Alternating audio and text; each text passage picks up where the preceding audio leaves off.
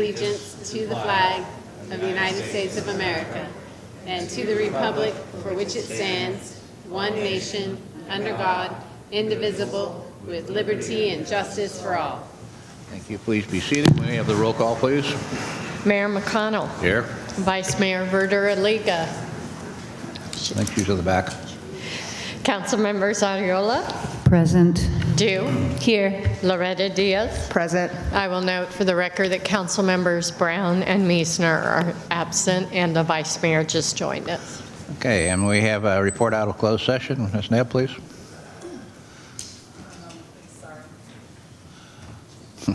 We snuck up on you, huh?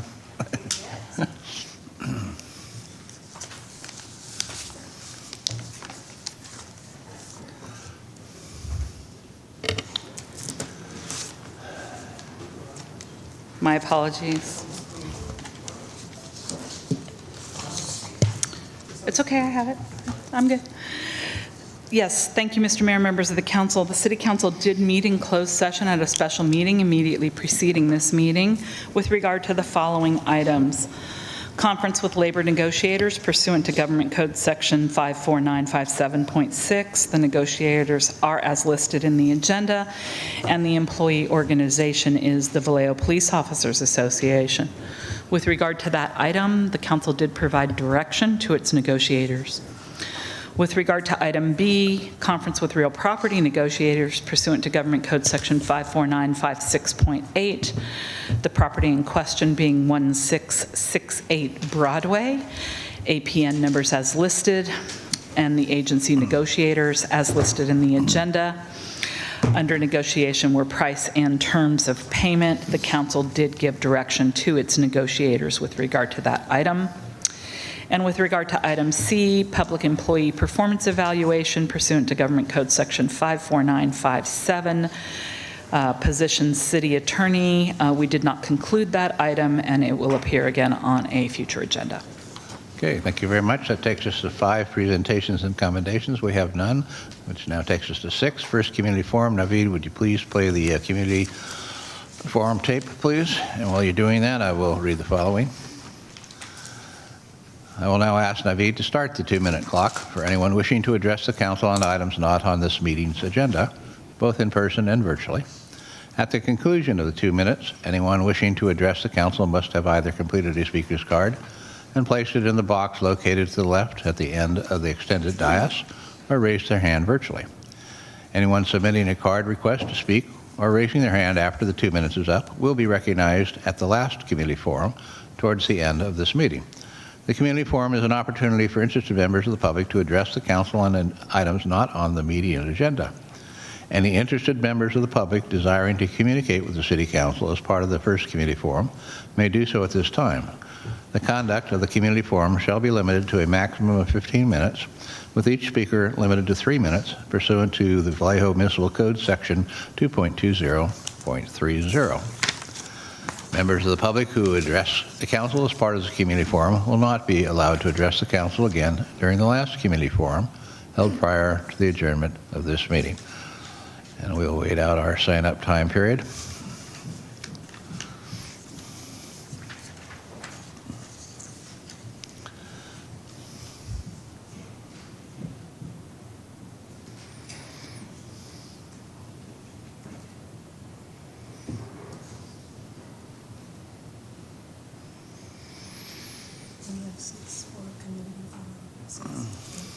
Mm-hmm.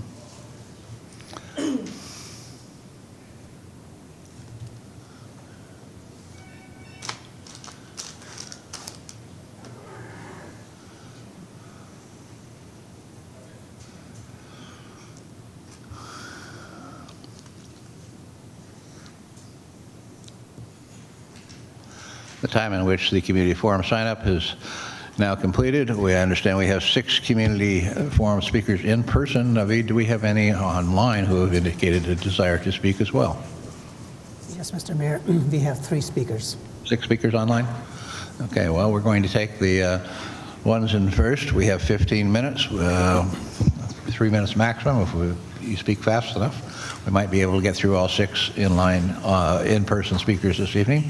So Madam Vice Mayor, would you please call the first three speakers? Yes, Mr. Mayor. First speaker is Daniel Galinsky, followed by Ryan Masano, and then Lily Hurd. All right.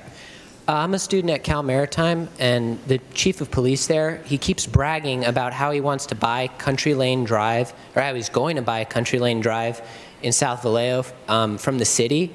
And they say it's part of their master plan to expand the campus, but that makes absolutely no sense.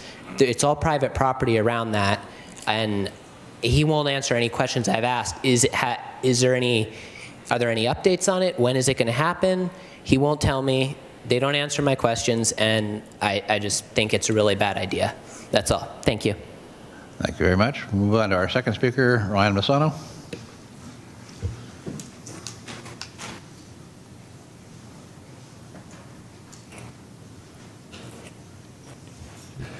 Good evening.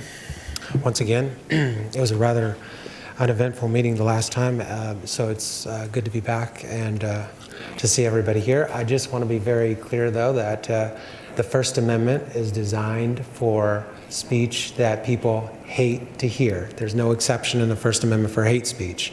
So, by the way, the hate speech laws were created in communist Russia, where 40 million Russians lost their lives being persecuted for saying things the government did not like.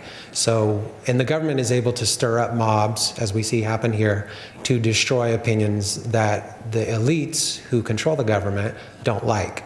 So it's a very dangerous precedent when the audience is allowed to interrupt. None of us in Vallejo elected kings and queens to sit in the audience to determine what all the rest of us can hear. None of these people are elected.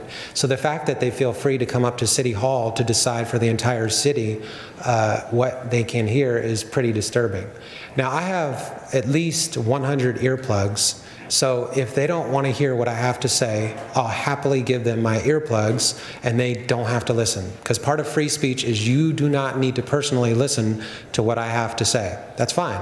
I kind of tune out some people myself, and they're free to do the same. But the line needs to be drawn when they interfere with other people's ability to hear opinions that they don't like to hear.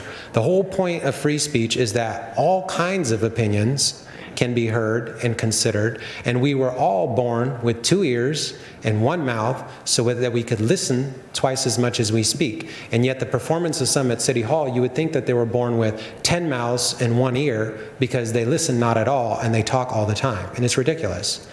The other thing, we were warned about what was going to happen if we don't have free speech. If the freedom of speech is taken away, then dumb and silent, we may be led like sheep to the slaughter. That was from George Washington. Freedom of speech is the one gift you must give to your worst enemies in order to keep it for yourself. So I don't think the people who try to sit here and silence me will realize that if my free speech is taken away, all of our free speech can be taken away. None of our free speech is safe, because if a large enough mob and a dangerous enough mob shows up and says that they don't want to hear what you have to say, every single one of us in this room, of all races and of all genders and of all opinions, can be silenced by a large enough mob. And that is exactly why the First Amendment was designed, so that a Jesus and a Socrates would not be put to death for saying things that the mob did not like to hear, that the elites disagreed with. And that is a lesson that has got to be understood, because it's a very dangerous thing, and I've been facing mobs for the past 10 years, at the risk sometimes of my life, and I don't really care, because without liberty, you don't have anything. So it's either liberty or death. So I hope this council could do a better job in the future, and thank you for your attention. Thank you, Mr. Sano. Ms. Lily Hurd, please. And Vice Mayor, would you call the next three speakers after that? Yes. Number 4 is Mishel, Ms. Hurd. Mishel Deniz-Adolph, Kimberley Nunez Brandau, and then Andrea Sorce. Go ahead, Ms. Hurd. Lower that down, please. Yeah, thank you. She was just calling the next speaker. Hi, my name is Lily Hurd, and I'll have to congratulate myself. April 1st, 52 years, Section 8 landlord in Vallejo. Every time I come, I always have something to say. This time I'm going to direct it to the police department. Those that have homes know the game that the squatters play. Thanks to you, sir, when you got my little write-up, you immediately sent it to Shawnee Williams, right? You know the game. You didn't even call me to ask me to explain anything. You know the game. So with that being said, I have to really rush through this. Mr. Cooper has been my tenant for about 3.5 years, been very, very, very ill. Had one chore provider. Let me clarify something. Mr. Cooper, married to a white woman, 7 children. Black woman, same amount. White woman, son was to be the chore provider. He was negligent in his duties. I didn't want to go into all of this, but now I have to, because I'm not going to be played, okay? In that time, when he wasn't there to take care of the old man, he would ask this one, come wash your booty, do this, okay. So to say that I did not know this gentleman, when I called the police, I had gone by to tell him to get out. Mr. Cooper, he's dead, get out. And he pushed me. My friend called the police. Instead of the police paying me attention, there were 4 of them, by the way. Why 4 of them? I'm a little 87-year-old nerd here. 4 police. So they listened to the squatters, didn't care anything about me. And the one squatter, he's done this before. I have a lease signed by Lily Hurd. All he had to do was say, where's the lease? I said, he does not. Oh, yeah, Lily Hurd let me move in here a year or so ago. I said, I did not. So who does believe? The squatters. Okay. I waited and waited and waited. I went down and wrote this, and as I say, thank you, sir. You caught on to what I was trying to say. I never heard from Shawnee until I called this man today. Thank you, sir. Then Shawnee called me. I tried to tell him I should not be here. You should have addressed this issue before I come and expose you, but he wouldn't listen. Time is running out. But all I have to say is all landlords that's listening to me don't have the police tell you to go to civil court. I want to see that in writing, y'all. I have to take somebody to court that I didn't tell her to stay in my place. I bought this house when I was 18 years old, and I've been buying property to help the downtrodden, and I will not let squatters and so forth tell me they can stay on me free. The money that was squandered by Judy Shepherd Hall and city manager, get that money back and provide for these folk. I think I've said enough, don't you? Waiting to hear from Shawnee tomorrow and anybody else that wants to address this issue. Time. Thank you, Ms. Hurd. We'll move on to our 4th speaker, Mishel.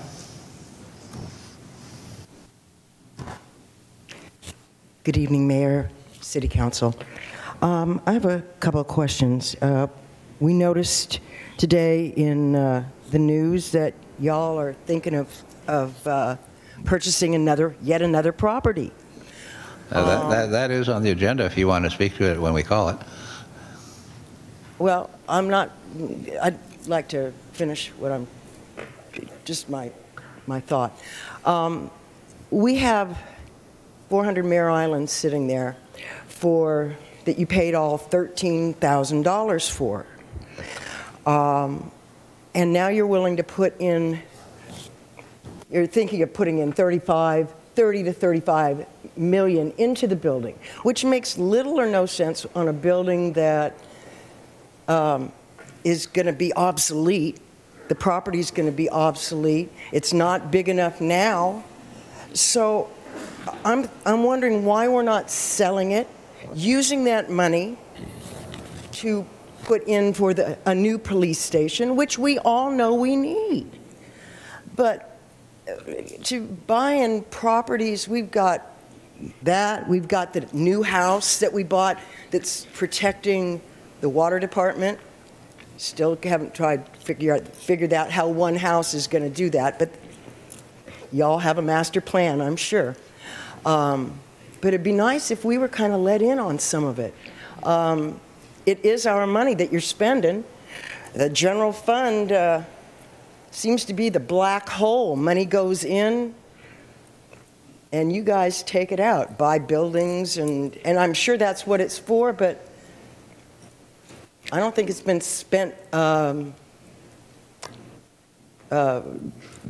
correctly.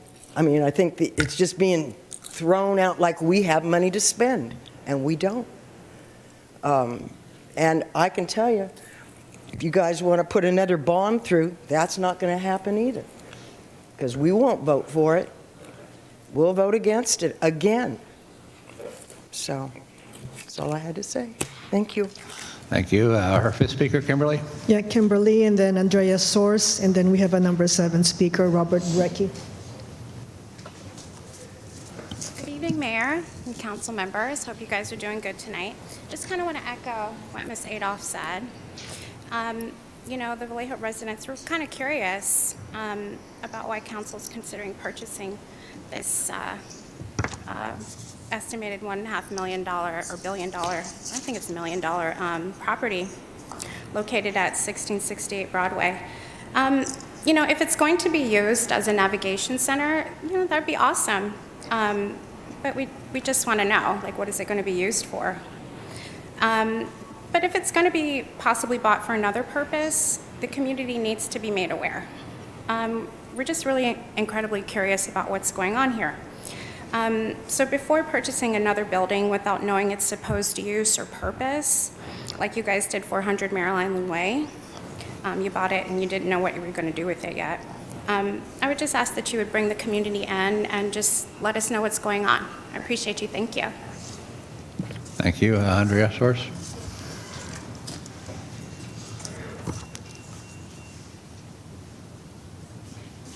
Hi, Council. I wanted to focus on two things tonight. They were part of the list of items that I gave at the past couple of meetings, things where I really think we could use some follow-up and some clarification. And the first one has to do with the Bent Badge report. I believe now that it was 3 meetings ago that the community requested an update on the Bent Badge report. It may have been 4 meetings ago now at this point. It was the March 8th when the Mare Island Way item was up. And we actually asked for verbal confirmation from the city manager and the city attorney that they plan to bring back that item at the next meeting, and we have yet to see that item. And so I was asking for your assistance, Council, in ensuring that that item gets agendized at the next meeting, or that you can request that update as part of the city manager and the city attorney's report here. The other item that I would request that you agendize for future meeting or ask for clarification during the council and city manager and attorney reports would be Project Broomkey. And I understand that this is a difficult situation with the city and the county and the state, but the news just keeps coming out. We had 5 people die. A lot of this was under the city's watch, under care of the partner that we had contracted with. We at least need to know, the community at least needs to know the facts of what happened, when, who knew, who was in charge, who was responsible, who was supposed to be doing those checks. When the couple of residents asked for wellness checks, when family members asked for wellness checks, why weren't those done? If the party responsible was Unity Care, what did we do to hold them accountable? Did we give them their full payment? Is there any recourse on our end? And then regarding the meetings that happened in December and January, when we were discussing the future for the Project Broomkey residents, I would genuinely like to know why the staff that presented that item, our city manager and assistant city manager, didn't bring up the fact that people had died in the program and we had those issues with management, because to me that's misleading council and misleading the community to present that problem or that program as a success when in fact it had been really an abject failure. And I'm not saying that people were not at risk in that program. I'm not saying we're responsible for the deaths themselves, but when you have a body decomposing in a hotel room for so long that we can't determine the cause of death, and you have families that had actually asked for wellness checks, that had been aware that their loved ones were in peril and weren't able to get into those rooms, I think somebody needs to be held accountable for that. And if the people that should be held accountable are no longer with the city or no longer contracted with us, at the very least we need a presentation of what happened, who was in charge, and a detailed plan of how we're never going to let that happen again. Thank you. Thank you. Mr. Robert Brekke. Yeah, we have time for one more. Robert. Let's get last one.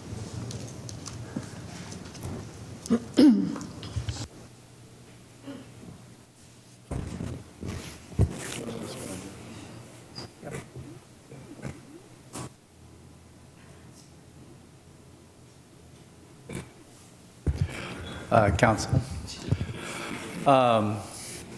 City Manager, everyone, public. I'm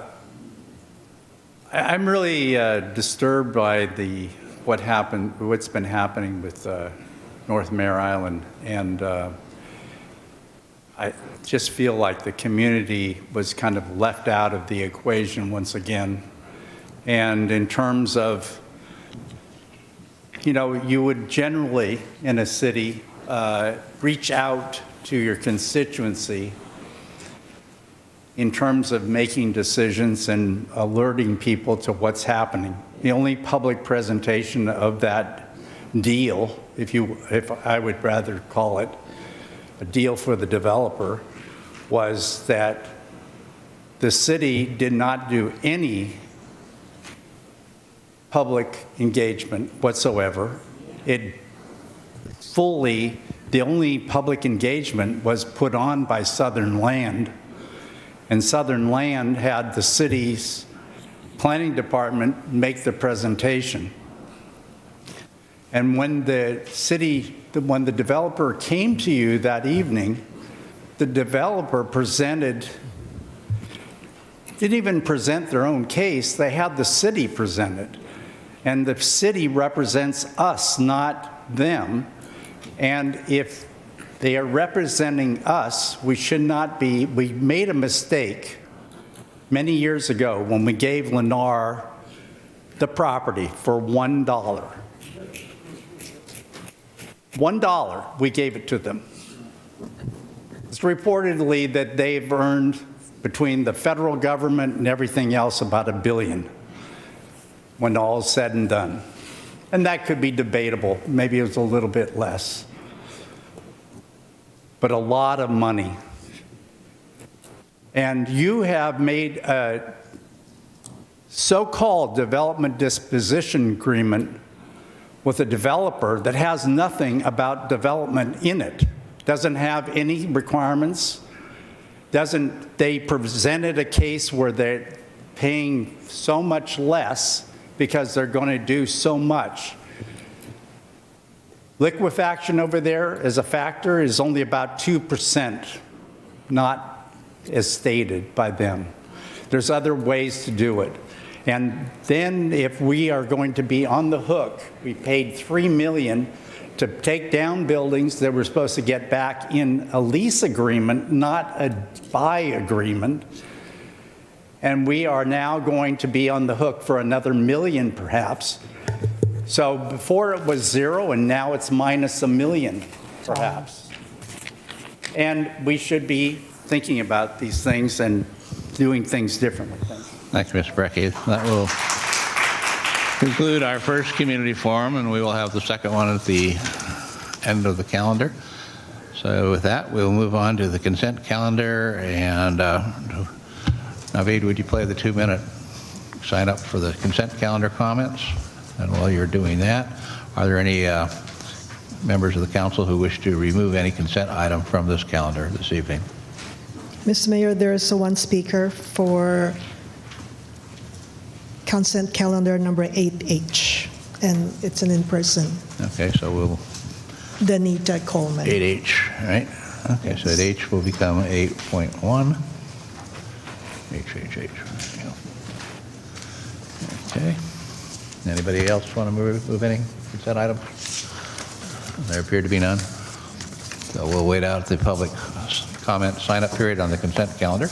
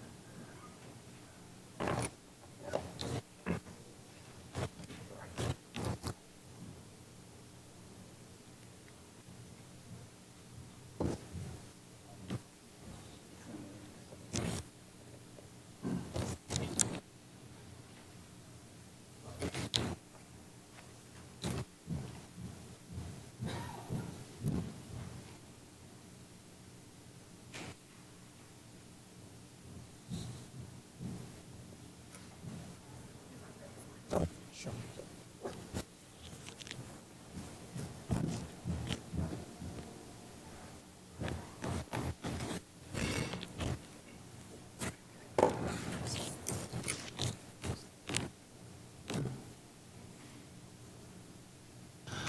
right, the time for the sign up for public comment on the consent calendar is now past. Naveed, do we have anyone who wishes to speak on the consent calendar?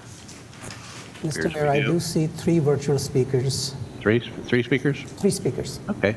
Well, we have one who wishes to speak on 8H, and do we have another one, Vice Mayor? Mr. Brekke on item 8.1, 8I. 8I, okay. All right, well, we'll call 8H first. And who's the speaker on that? Danita Coleman for item the H, 8H. And that is the proclamation recognizing the age-friendly community. Okay, you have 3 minutes. Please proceed. All right. Good evening, Mayor and City Council members. I am a member of the Solano-Napa County Advisory Council on Aging, and we were working with County Supervisor Monica Brown and others to get the proclamation for the age-friendly designation for the city of Vallejo. So I just wanted to, first of all, I'm here to just say we are very, very grateful that we're going to be able to obtain that, especially for the month of May, where it's, Older Americans Appreciation Day. So, and I also wanted to acknowledge there were a couple of other people that were instrumental in helping us. Eric, I'm not sure how to say his last name, Romp, your executive assistant, was very, very helpful. And I recognize you, Vice Mayor Verda Aliga, and your, I don't know if that's your assistant, but... My husband, yeah. Your husband, excuse me, your husband. He's my assistant, too. Yes, so he was very responsive as well. In addition, County Supervisor Aaron Hannigan was able to give me the contacts and the names that I needed to help me. So I just wanted to publicly acknowledge all of you for helping us obtain this initiation. We think it's going to be really great for the future of seniors as we plan for our city here in the near future. So thank you so much. Thank you for coming here and your comments. We appreciate it. And we'll move on to 8I as an iota. We have a speaker on that. Mr. Brekke.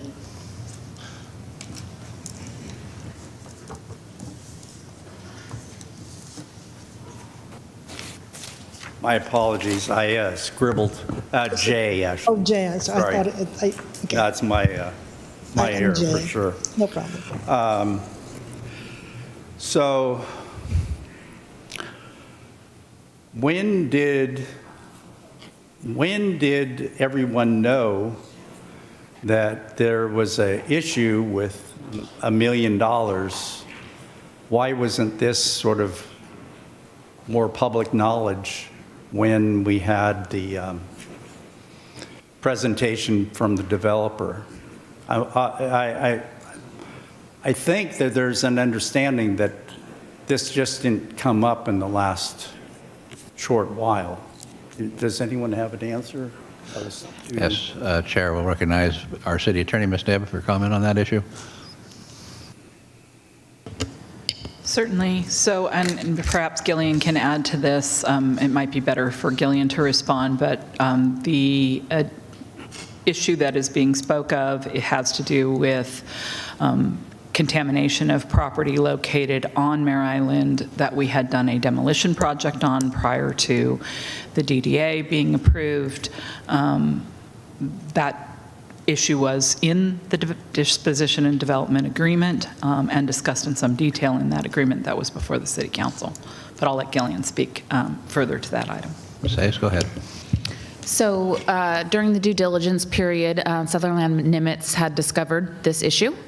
We daylighted it at the public meeting and also at the DDA public meeting. One of the exhibits to the DDA was a remediation plan and agreement with the developer. The estimate at a high level at that time was $600,000 to $800,000. We moved forward with council direction, and our not to exceed on this contract is $1 million to cover that. Just to add a little bit more context to this issue, as a result of the contracts that we had entered into with multiple different contractors associated with this demolition, we have sent letters to the contractors and their insurance companies related to this issue. We don't have anything further to report at this time, but it's an ongoing question. So the next question is then, if this was done improperly, was the contract to do it improperly written or not? In other words, why isn't the contractor on the hook for it? Well, I think that's probably what the lawsuit might be all about. So that remains to be seen by and determined by a jurist. Okay, so the next thing to say is that I don't understand, again, why these things are not, they're just, under Nyhoff, grade Nyhoff, we just abused, in my opinion, the consent calendar. And why aren't these things being discussed, whether it's buying a house for water department, whether it's doing all the different things, water contracts worth of $36 million or something. Why are these things not being discussed and fully sort of recognizing what the public is into it for? Because ultimately we are the people and we are the taxpayers, we are the citizens, and we are the stakeholders, and we should be in the know, and it's helpful for us to know, and it's helpful for you to know, and it's more responsible, transparent, democratic government, and not just things being lorded over. And I recognize my time is up, I know, in one way, but I asked a number of questions that took some of that time. But you should be paid for your efforts. You make a lot of, you work hard at your jobs, and you work hard at your jobs. But we have to be more accountable to the citizens of Vallejo. That's all. Thank you, Mr. Brekke. I believe your concern has not fallen on deaf ears, either with council members or with staff. Do we have another consent item speaker? Okay, that's it. So, somebody? Oh, virtual comments. Okay, go ahead. We have 3 of them. Call them in order, please. We have 2 now. So. 2 now. Okay. Melissa Swift, go ahead, please. Yes, I'd like to request that you pull 8J from the consent calendar, because I think that the community deserves to hear a presentation on why we are paying the $1 million to clean up a mistake or that the contractor made. Like, why are we paying that? Ms. Swift, that was the subject matter of Mr. Brekke, and I believe it was just answered. Well, actually, it wasn't answered because, again, I mean, like most of the questions that are asked by the community, they're just kind of kicked down the road and we don't hear an explanation. And why is it on a consent calendar? Why don't you pull it off so that we can hear what's actually going on and then vote on it that way? It has been pulled. That's why we're discussing it now. Are there any further comments from staff or on this? Are there any further comments concerning Ms. Swift's concerns? Well, I think it's just a simple the issue, and again, Gillian may be better to speak to this than I, but the issue is that relative to moving the project forward, cleaning up the property and getting the contamination addressed is an obligation both of the law and the city as the holder and owner of the property at the time that the contamination occurred. The reasons for the contamination are still an ongoing issue that we are looking at. And as I said before, we did have multiple contractors involved in the demolition of the previous buildings that were on the site. We have notified them of the issue. We are moving forward to continue investigation and further action with regard to that. If there is further action with regard to that, we may be able to recover some or all of the money that we spend in cleanup, but that does not dismiss our obligation to move forward with the cleanup. Okay. So again, why are we paying for it and not the contractors? Well, because it's yet to be determined. There might be some disagreement on the side of the contractor.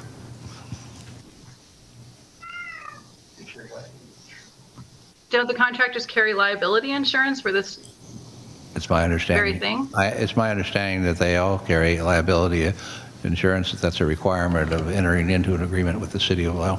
So perhaps the speaker did not hear, and I'll reiterate one more time.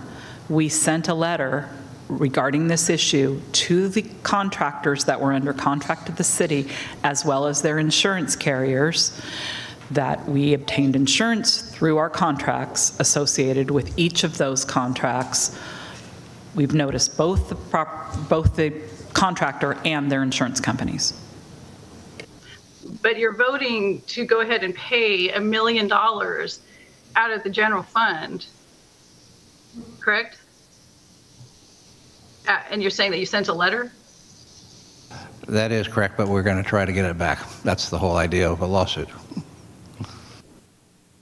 Okay, I see the time for that speaker is now completed. Do we have any other virtual speakers? I believe Yes, we do. one more, Mr. Mayor. David Haldane, go ahead, please. Evening, Mayor and Council. Sorry I couldn't make it in person tonight. I'd like to speak on 8J and 8K, picking up where Melissa left off.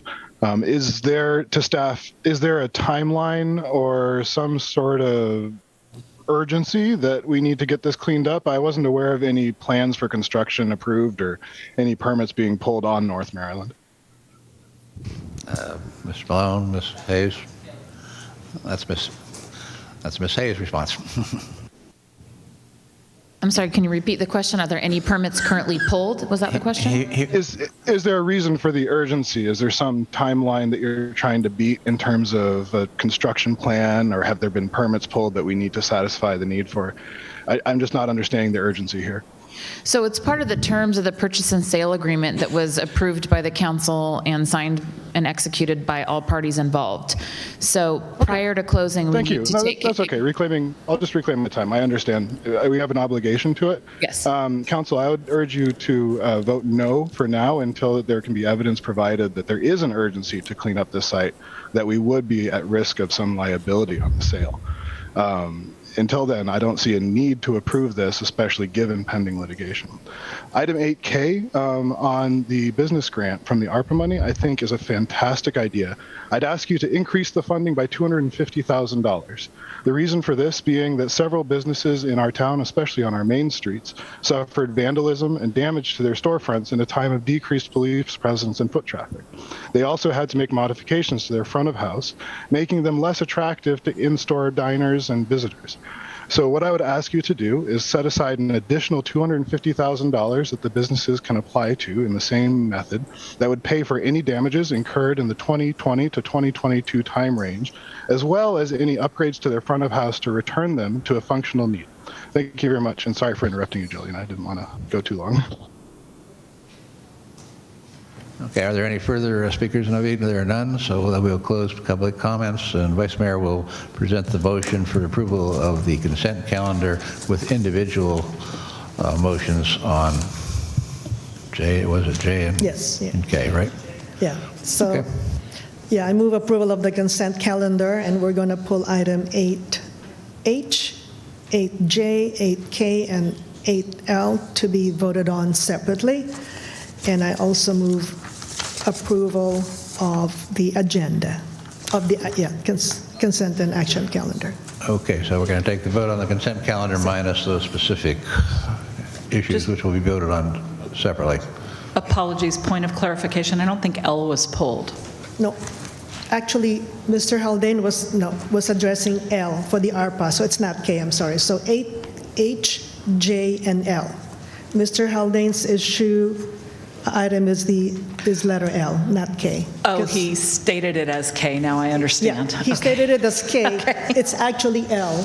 So we're happy to oblige everybody by voting separately on those pulled items. Yes. So this is on the consent calendar minus those items. Okay. Madam Clerk, can we take the roll or put the vote block up? You can start voting now.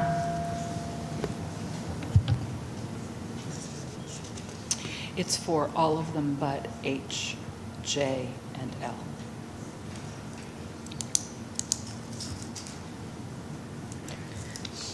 Motion carries with council members Brown and Meisner absent. Okay. Vice Mayor, would you present the motion on 8H? Yes, I move approval of item 8.1 was 8H. This is the proclamation on recognizing the age-friendly community.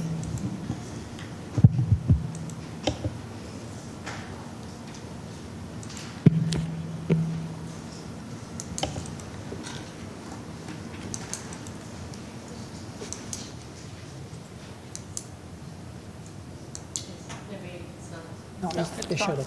Good. Motion carries unanimously with Councilmembers Brown and Meisner absent. Thank you. Vice Mayor? Yes, the next item is item 8J, which is now item 8.1, and this is the amend the fiscal year 2021-2022 capital improvement project budget.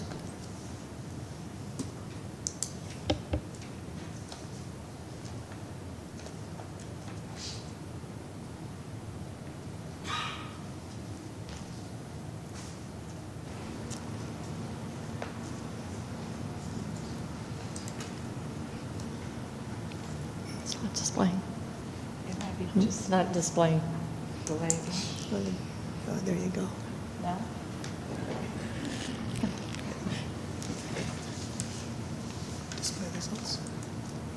There it goes. Motion carries with council members Ariola and Loretta Diaz opposed. Raised to a point of inquiry, there are 3 yes and 2 no's. I believe our rules require an affirmative vote of 4. Is that not correct? Even if we have a less than a full quorum or full council? I think so. Mr. Mayor, I don't believe so for an item that is not, well, let me look at this. That item is just the notice of intent, so no. It is not the adoption of the resolution amending the budget. It's just the notice of intent to amend the budget. So the answer to your question is no, it can pass 3-2. At the next stage, that would be a different, potentially different story. Okay, point well taken. Thank you. And Madam Vice Mayor, the last item? Yes, the last item is the item 8L, which is adopt resolution authorizing the city manager to execute an agreement with the Workforce Development Board of Solano County to implement the Vallejo Small Business Pandemic Recovery Grant Program and the Vallejo Restaurant Resiliency Program using $500,000 of ARPA grant funds. Mayor, if I may, I'd like to make a substitute motion. Yes. State your substitute motion, please. Yes, my substitute motion is to add, as Mr. Haldane said, $250,000 additional for these business owners. I have a question. Okay, that's the substitute motion. Let me ask staff, do we have that money available, or will that be a stretch? I'll have to do it. It's not budgeted for. I would have to find that money. I don't think RICA is available to give an indication where it would come from. Okay, could we further increase the amount at a later time if we do find those funds? Yes, we could do that. I see Mr. Kelley on the screen. Did you want to make a comment, sir? No, I was going to make the very comment that you just made. We could proceed with it now, recognizing the council's desire, and come back with you with an enhancement if we can find the right resources. Okay, substitute motion is on the floor. Would you please vote yes or no on that? So that's, what the substitute motion is for her to add $250,000 now, or should we wait until we find the money? No, the motion was $750 now. But we don't have the money yet. Well, they said they hadn't found it yet, yeah. They haven't found it yet. So how can we vote for it? Well,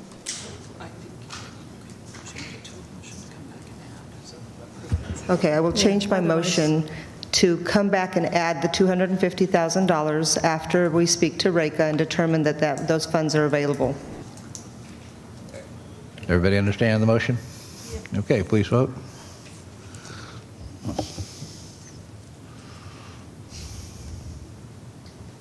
Motion carries unanimously with council members Brown and Meisner absent. Okay, so that will conclude the consent calendar. We'll now move to the action calendar. And Naveed, would you start the 2-minute time clock going on that? And while you're doing that, would the city clerk please announce that item?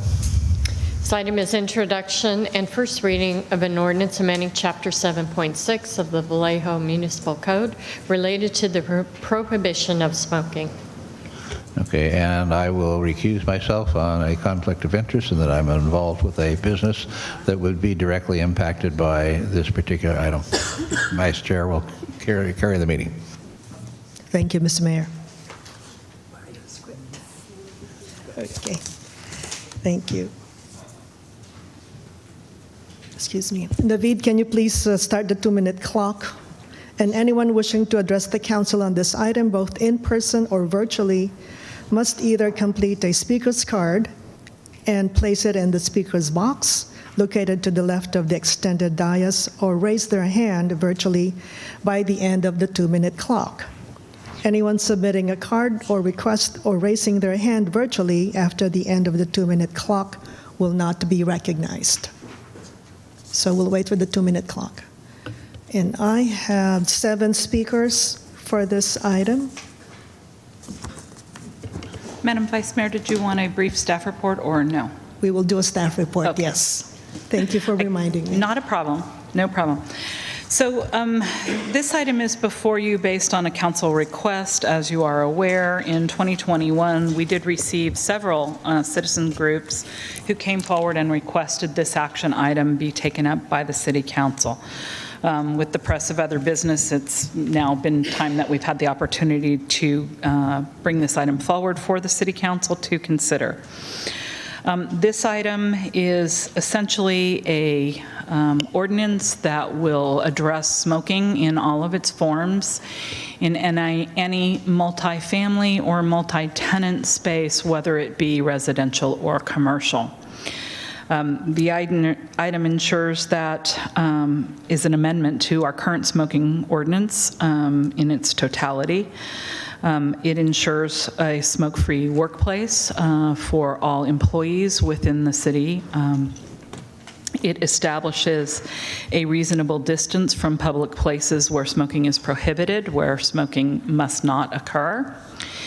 The ordinance likewise restricts outdoor smoking to designated smoking areas if they are places of public accessibility, such as common areas of shopping malls, etc., common areas of hotel buildings, and other common areas where the public is invited.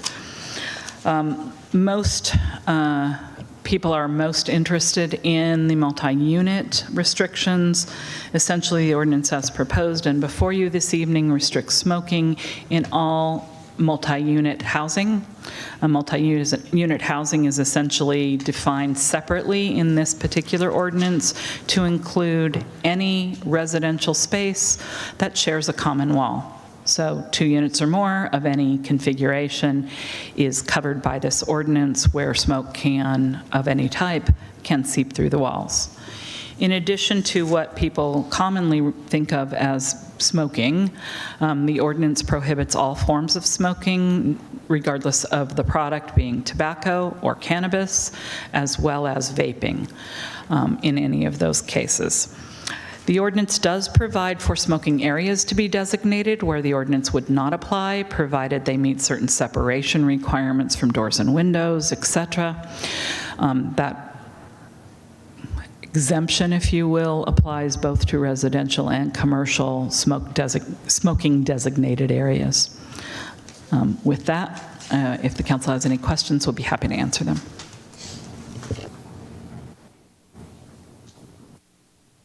Thank you, Veronica. I'm going to call on the speakers next, and then we'll take public comment from the council. Okay, I'm going to call you, let me see. First speaker is Joseph Hayden. Next, Tony Bowles. Number 3, Kimberley Nunez Brandau.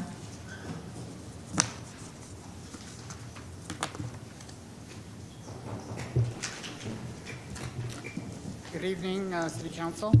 My name is Joseph Hayden, and I'm a father and concerned citizen here living in Kelley. I want to start by thanking you for bringing. Microphone, please. Oh, sure. I want to start by thanking you for bringing the ordinance to the agenda.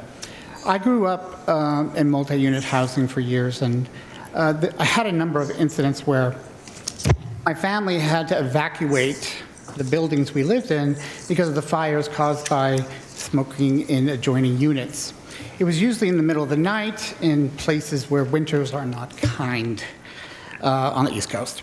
So as a father, I believe that our city's youth deserve the same quality air as kids in other jurisdictions, particularly in the era of COVID and wildfires, when we have enough compromising the respiratory systems of children, some of whom have asthma, ear infections, and other side effects that are proven to worsen or be directly caused by secondhand and drifting smoke. Combustible products are what lead to fires, carcinogenic smoke, drifting through pipes, electric sockets, not to mention through windows from balconies of neighbors, compromising the health of innocents and other immune-compromised citizens. Oftentimes, children in multi-unit housing are underinsured or uninsured in comparison with their counterparts in single-family dwellings. That does not mean they deserve less safe home environments. This is not only a public health issue, but it is a social justice issue. Ordinances of this nature are widely adopted in the Bay Area and throughout California. We are not reinventing the wheel here. There are safer and healthier non-combustible means to ingest these smoking products, which is the right of adult neighbors. So to argue for exemptions is a detraction from the intent of the ordinance. This is about smoke and inhaling. Anyone who cares about health equity and the vulnerable in our society should support this ordinance to make all home environments as healthy as possible. Up to 65% of air in an apartment can come from other units. I urge that you vote yes on smoke-free multi-unit housing. Thank you.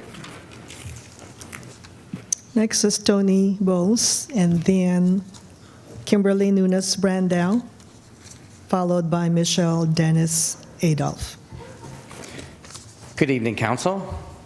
My name is Tony Bowles. I am a resident here. I am also the chapter chair for Americans for Safe Access here in the Bay Area. We are the largest national member-based organization of patients, medical professionals, scientists, and concerned citizens promoting safe and legal access to cannabis.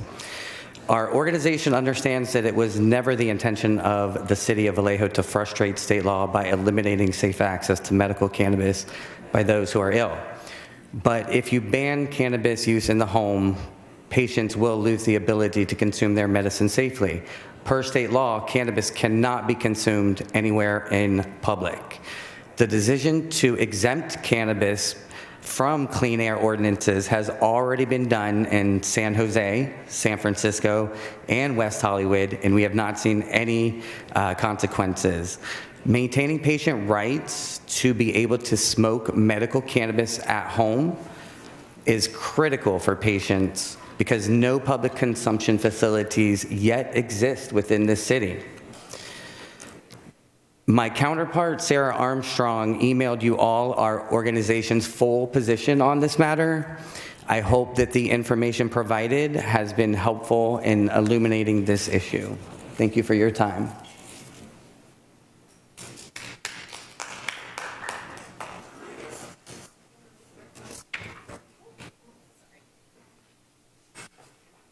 Good evening, Council. I am aware of the current citywide smoking ban. However, what you're trying to add to it, I'm not really feeling. I do not think it was your intention to include cannabis consumption, especially by medical cannabis patients, but inadvertently you have. A smoking ban would include vaping cannabis and could allow a private citizen to take legal action to stop their perception of a nuisance. What it really is preventing medicinal cannabis patients from being able to consume their medicine. What I'm asking is to make an exemption for cannabis use in homes. State law dictates that cannabis can't be consumed in public spaces. If cannabis use is prohibited in the home with a citywide ban within the smoking ordinance, medicinal cannabis patients will lose their capacity to safely consume their medicine. We must maintain patient rights. Being able to smoke cannabis at home is absolutely necessary for patients because we do not have public consumption facilities here in Vallejo. Even if we had public consumption facilities, consider the medicinal cannabis patients who do not have transportation or another way to get there. Also, in addressing cannabis consumption during a symptomatic event, the patient, especially someone with a debilitating disorder, must utilize it within the moment, not run to where they can legally consume. Most cannabis patients rely and use whole flower cannabis in its smokable form. It's the most easiest to access and afford. Smoking cannabis allows patients to control their dose. Patients inhale small amounts until the symptoms have been relieved to their desired level. Vallejo allows cannabis patients to purchase and possess medical cannabis, but doesn't have a place that is authorized to consume it. As a cannabis patient, I'm aware that we still have a lot of struggles here in Vallejo that go against our patient rights. That's why, as patients, we have to continue to stand before you and other local and state officials and advocate. So I would ask you to please reconsider and exempt cannabis consumption in this ban. Thank you. Next is Mishel, Deniz-Adolph, and then Kelley, and then Andrea Sorce. City Council, I'm a patient, and I need to be able to smoke or however I'm going to ingest my medicine when I need to do it. There are no places for us to smoke here in town. Not only that, oh, my brain is gone. Okay.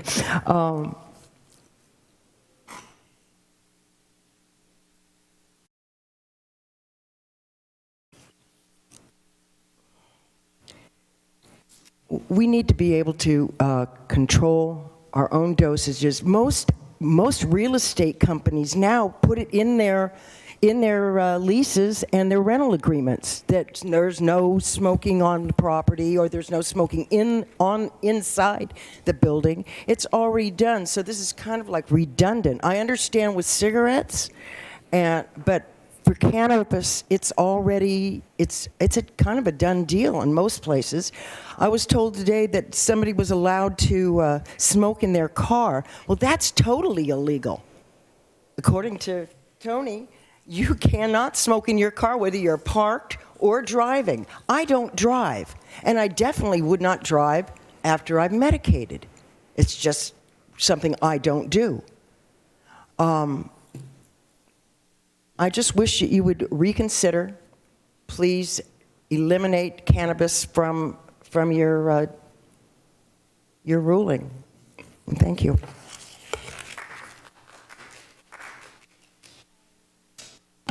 Kelley, and Andrea Sorce. Good afternoon, council members.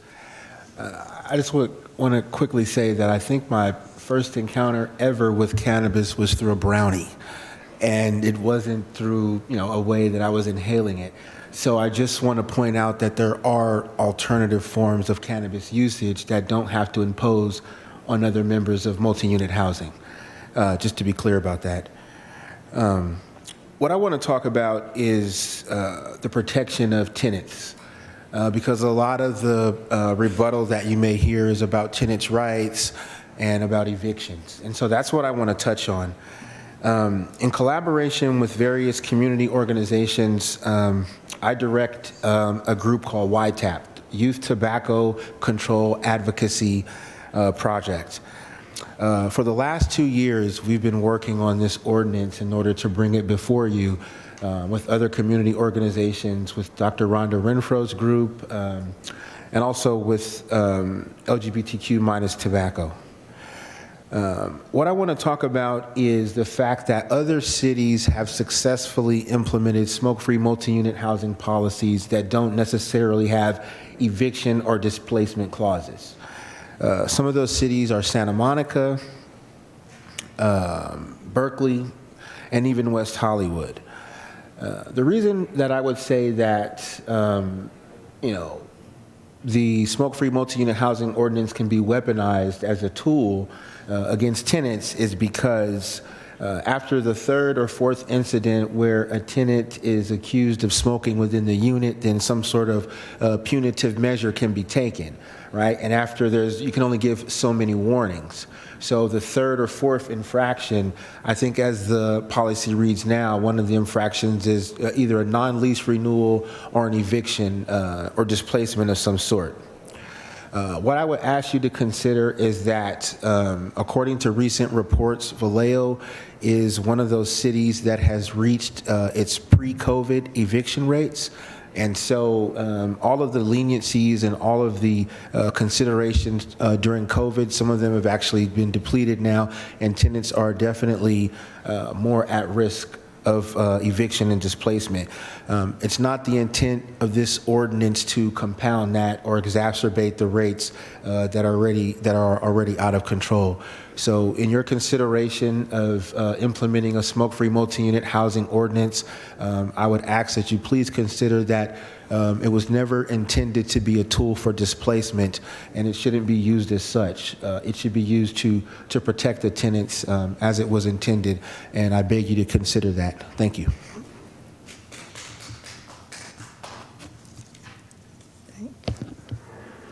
Andrea Sorce, and followed by Ricardo, Willis, and Daniel Galinsky. Yeah, hi. I think a lot of the great points have already been made, and I think this is a fantastic discussion, and we absolutely should have a conversation about cannabis and see what other cities have done so that we can find a way to try to protect our residents while also maintain the rights and the need for folks that need to use this for medical purposes and that don't really have any alternatives. I was actually going to speak about the eviction piece that the previous speaker mentioned, so there's not really much more to add to that except that I just wanted to ask you to ensure, maybe see a little bit more about what's in the ordinance so we can ensure that this isn't going to be used to evict people. If they're found in violation or they're suspected of violation, we have enough issues right now with housing and tenants coming off of COVID that I wouldn't want to give landlords any more fodder or any more weapon to be able to try and get people out of property. So I support, particularly with tobacco, I think we want to get this passed in some form, but we probably want to rethink the cannabis piece and make sure people can't get evicted because of it. Thank you. Ricardo, Willis, and Daniel Galinsky.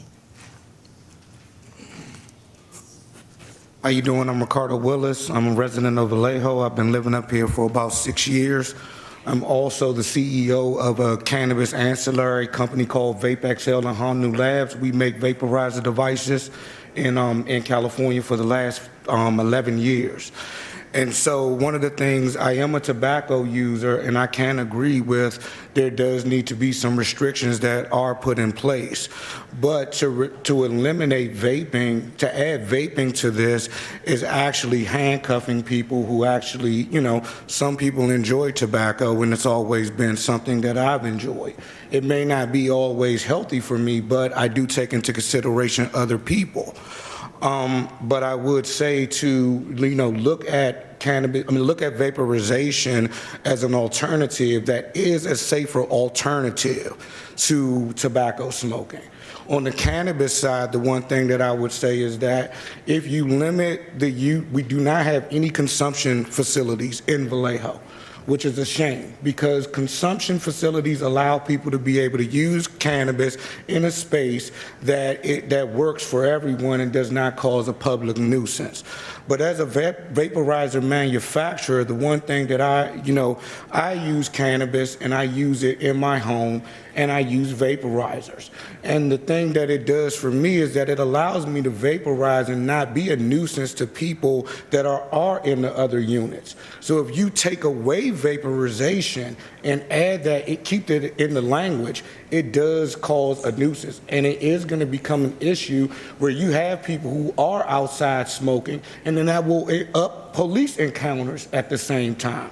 So I think that it's important to take into consideration that as a cannabis user, I'm not someone that's coming and saying, hey, just for medical or just for recreational. I'm saying as a cannabis user that you put people at risk when you threaten them with eviction. You put people at risk when you handcuff them and don't allow them to consume cannabis inside their homes. We can't consume it in the city in any locale. And so what does that do? We go into a dispensary, we spend our money, we pay an obscene amount of taxes for it, and what do we get? We can't even consume it. Because as someone said, if we're sitting in the car, then we end up with a DUI or some other serious infraction. And I at this time don't want to have that type of encounter. And while I understand that edibles is something that is an alternative, as someone who suffers from high blood pressure and diabetes and who just was an Emerald Cup judge that judged 83 different edibles from around the state of California, I can tell you that there are not a lot of options that are out there for people with compromised immune systems, and they're full of sugar. They don't work well with cancer patients, and a lot of the people who use cancer are using it for medical. Thank you. Thank you. Daniel Galinsky. Yeah, he hit on pretty much everything I was going to say. Yeah, my big problem is that you're giving the police the power and private citizens to bring legal action. That's a problem, and that could cause it's going to be enforced selectively. I've vaped on the street, and no one's, the cops have driven by and not, if I look different, that could have ended differently. Yeah, I agree that vaping should be excluded. That's a way a lot of people quit. That's a safer alternative. A lot of people transition from smoking cigarettes, cigars, smoking to vaping, and it's an improvement. I don't think we should be discouraging it. Also, banning it outside, people are going to smoke it inside more. It's going to get in the walls. It's going to make them harder to sell their homes, even if it is a private residence. Yeah, I think this needs to be looked at. Thank you. Thank you. Those are all our in-person speakers. How many do we have virtual speakers, Navid? Yes, Madam Chair, we have 17 speakers. 17? Okay. We'll give them 3 minutes. Can you call the first one? Yes, Amaya Wooding. Go ahead, please. Thank you. Good evening, Council. My name is Amaya Wooding, and I'm here with the Tobacco Free Solano Coalition. Breathing in smoke or vape emissions has impacts beyond the immediate users.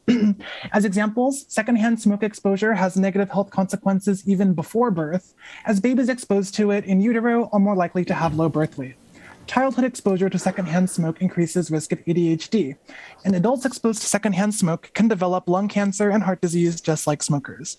Map this on to residents of multi-unit housing who are more likely to be low income, be people of color, be uninsured, and have less than a high school diploma, and that is a recipe for a social justice issue.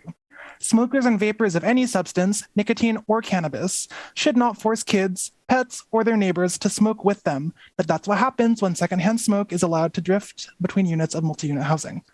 And beyond secondhand smoke, there's even thirdhand smoke, which is what happens when smoke in the air, all those nice particles, settle on walls, in furniture, in toys, in clothes, and on hair and skin.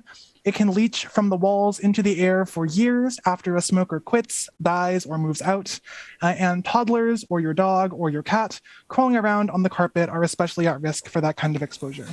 Benicia and 70 other cities and counties already protect multi-unit housing residents from secondhand smoke.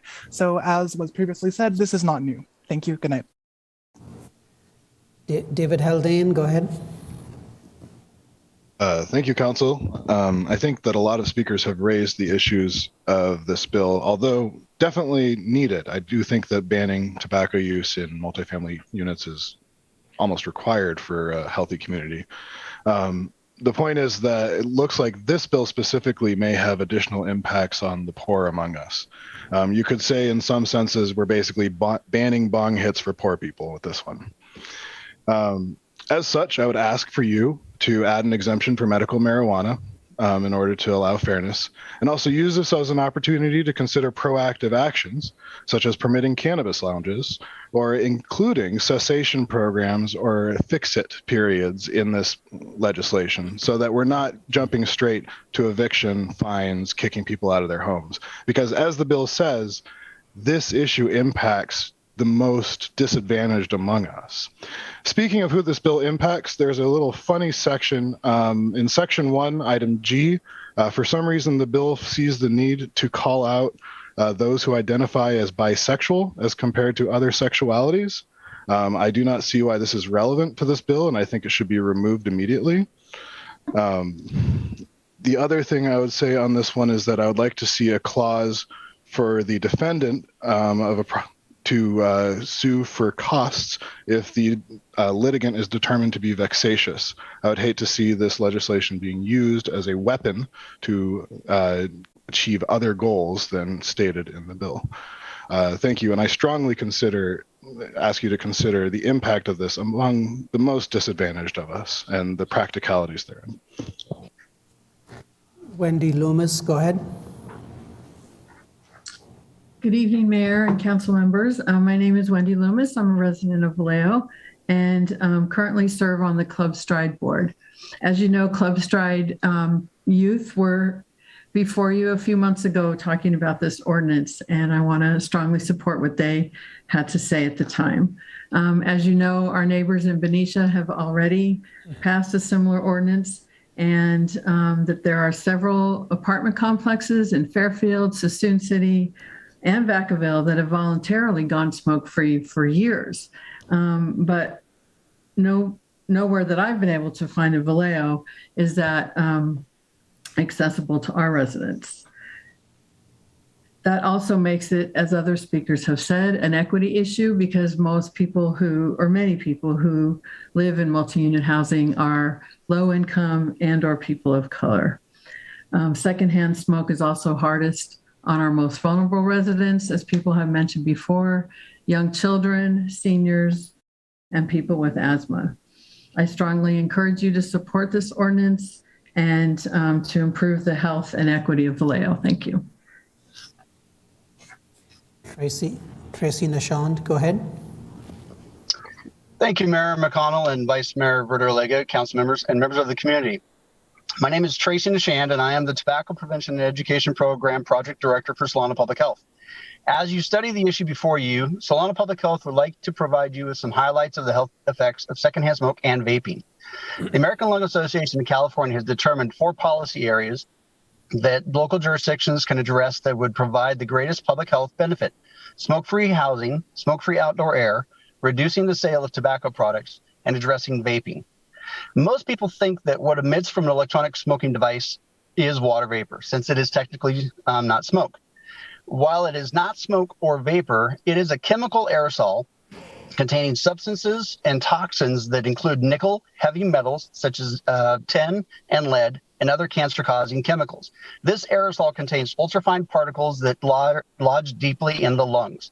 While the research lags in the area compared to secondhand smoke exposure of cigarettes, we see so far on vaping indicates that exposure to vape aerosol emissions can exacerbate respiratory ailments like asthma and may worsen heart disease.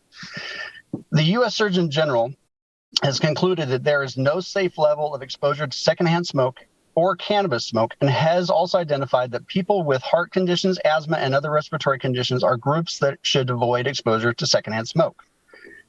With the COVID pandemic and young vape epidemic causing harm to lung health, this is the perfect time to increase protections for residents and visitors in Vallejo. People are sheltering at home more, and when home is not safe due to the secondhand smoke, what are they to do and where are they to go? With the lack of affordable housing and high rates, many families, seniors, and children who are exposed to secondhand smoke against their will do not have any recourse, cannot afford to move, and cannot find different housing. Cities that have implemented smoke-free multi-unit housing ordinances have reported that local property managers say it is easier to go smoke-free when the city requires it. The CDC states that secondhand smoke annually in the U.S. among adults who do not smoke results in 34,000 premature deaths from heart disease, 7,300 deaths from lung disease, 8,000 deaths from stroke. Exposure to secondhand smoke causes multiple health problems in infants and young children, including ear infections, respiratory symptoms, coughing, wheezing, and shortness of breath. As the project director for tobacco prevention in Solano County, I will commit to work with your staff to answer any questions you may have and to assist in providing education, referral for residents who may want cessation services, or to provide assistance with education needed for the implementation of actions you may choose to take on this topic. I thank you for your time and for your consideration, the information that I have provided you tonight. Thank you.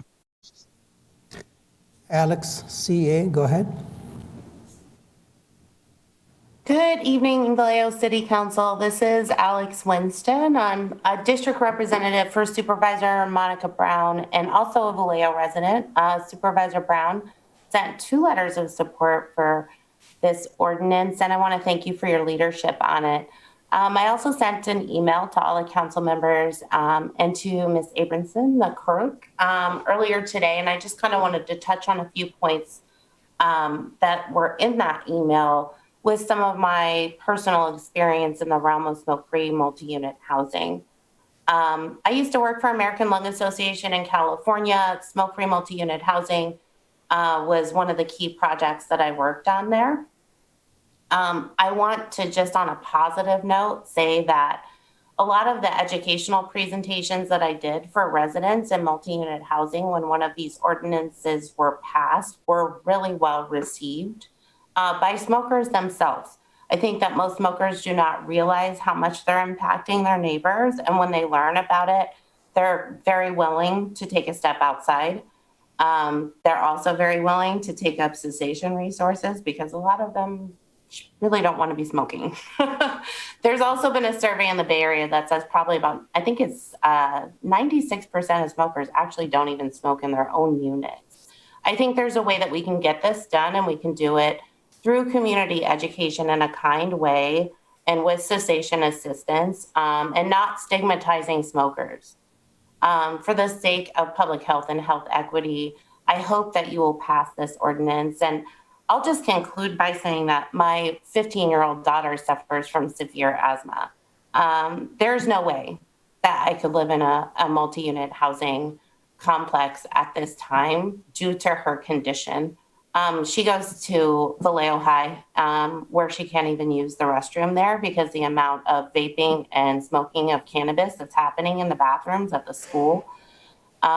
She actually goes to her guidance counselor's office and uses the teacher's restroom because she cannot breathe, and she breaks out into an asthma attack. And that's also another issue that I hope that the council will take up through tobacco retail licensing, is the youth uptake of all of these products in the future. So anyway, thank you for letting me share my comments with you as a resident, and it's always good to see the supervisors and the council members supporting one another. We saw a lot of that in today's board meeting. It has been a long day. Thanks for hanging in there with us. Good night. Brian Davis, go ahead, please. Good evening, council members. My name is Brian Davis, and I run a project called LGBTQ- Tobacco. Lesbian, gay, bisexual, transgender, queer, and questioning people in California are exposed to higher rates of secondhand smoke than the general public. I am one of those people, and I also suffer from chronic lung disease.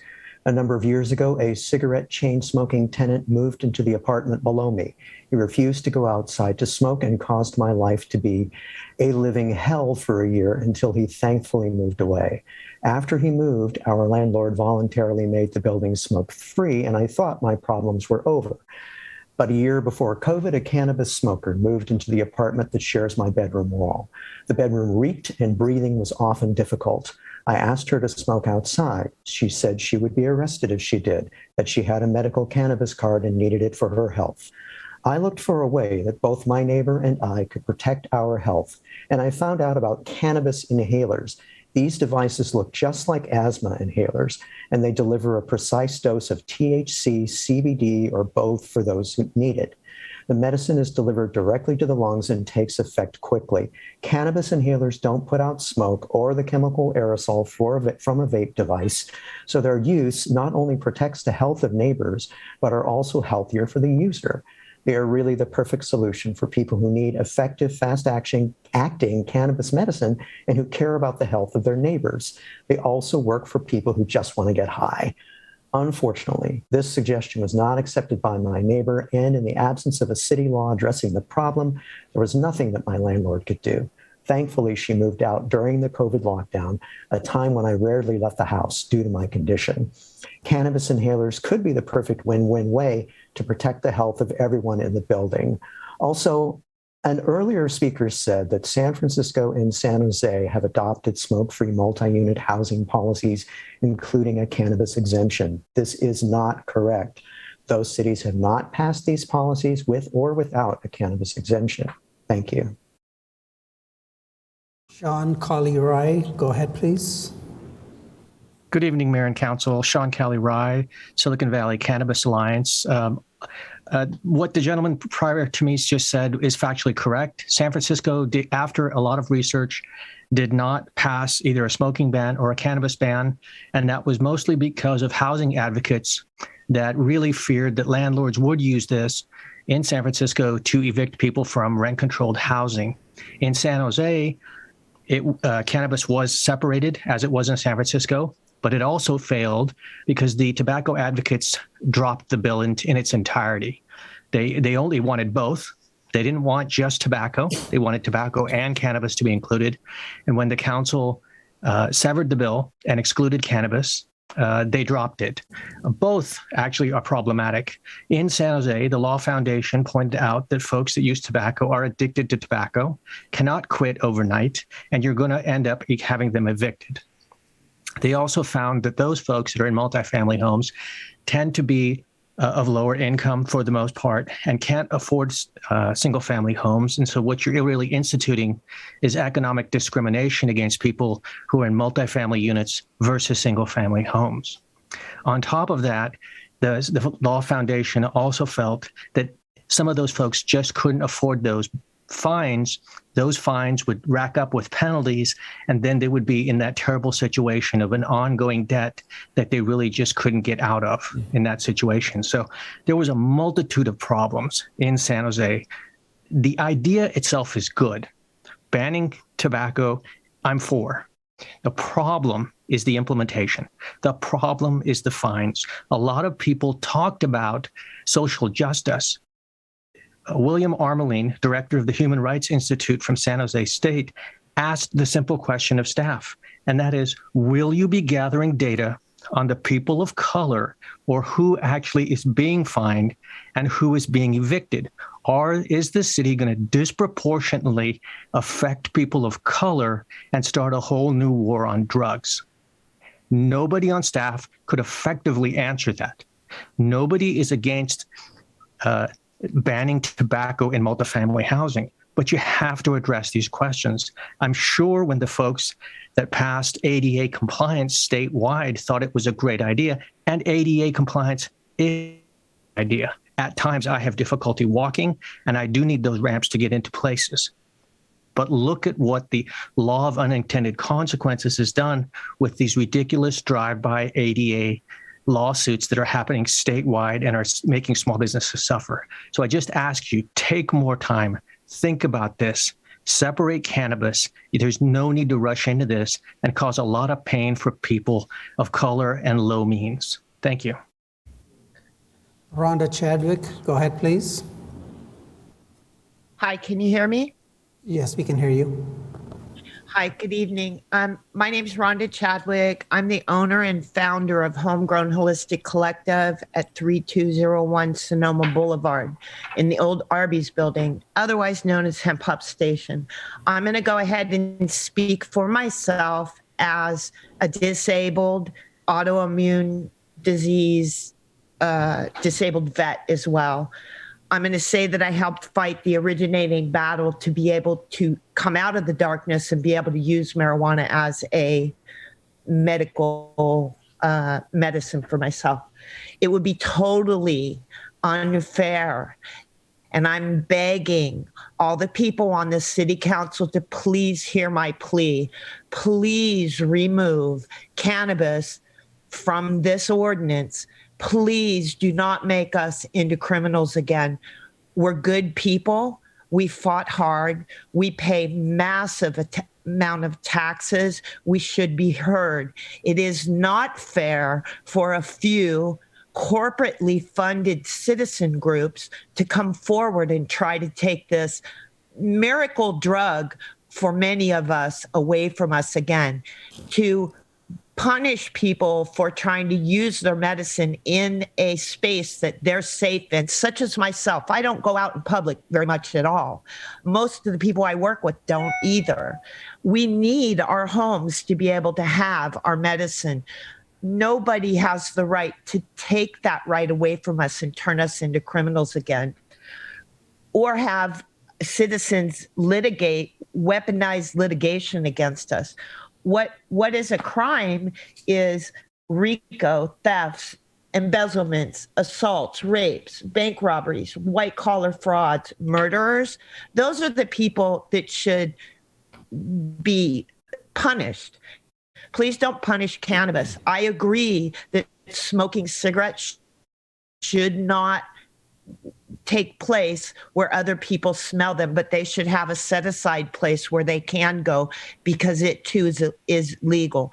Anyways, I appreciate this moment, and I'm again begging on behalf of all of my patients and all the people that fought for this right. Please don't criminalize us again. Thank you. Have a good night. Genesis Miguel, go ahead. Good evening, Vice Mayor and members of the council. Thank you for giving us the opportunity to speak. My name is Genesis Miguel. I'm a Vallejo resident and senior attending Vallejo High School. I'm a youth advocate pushing for youth to succeed in Vallejo.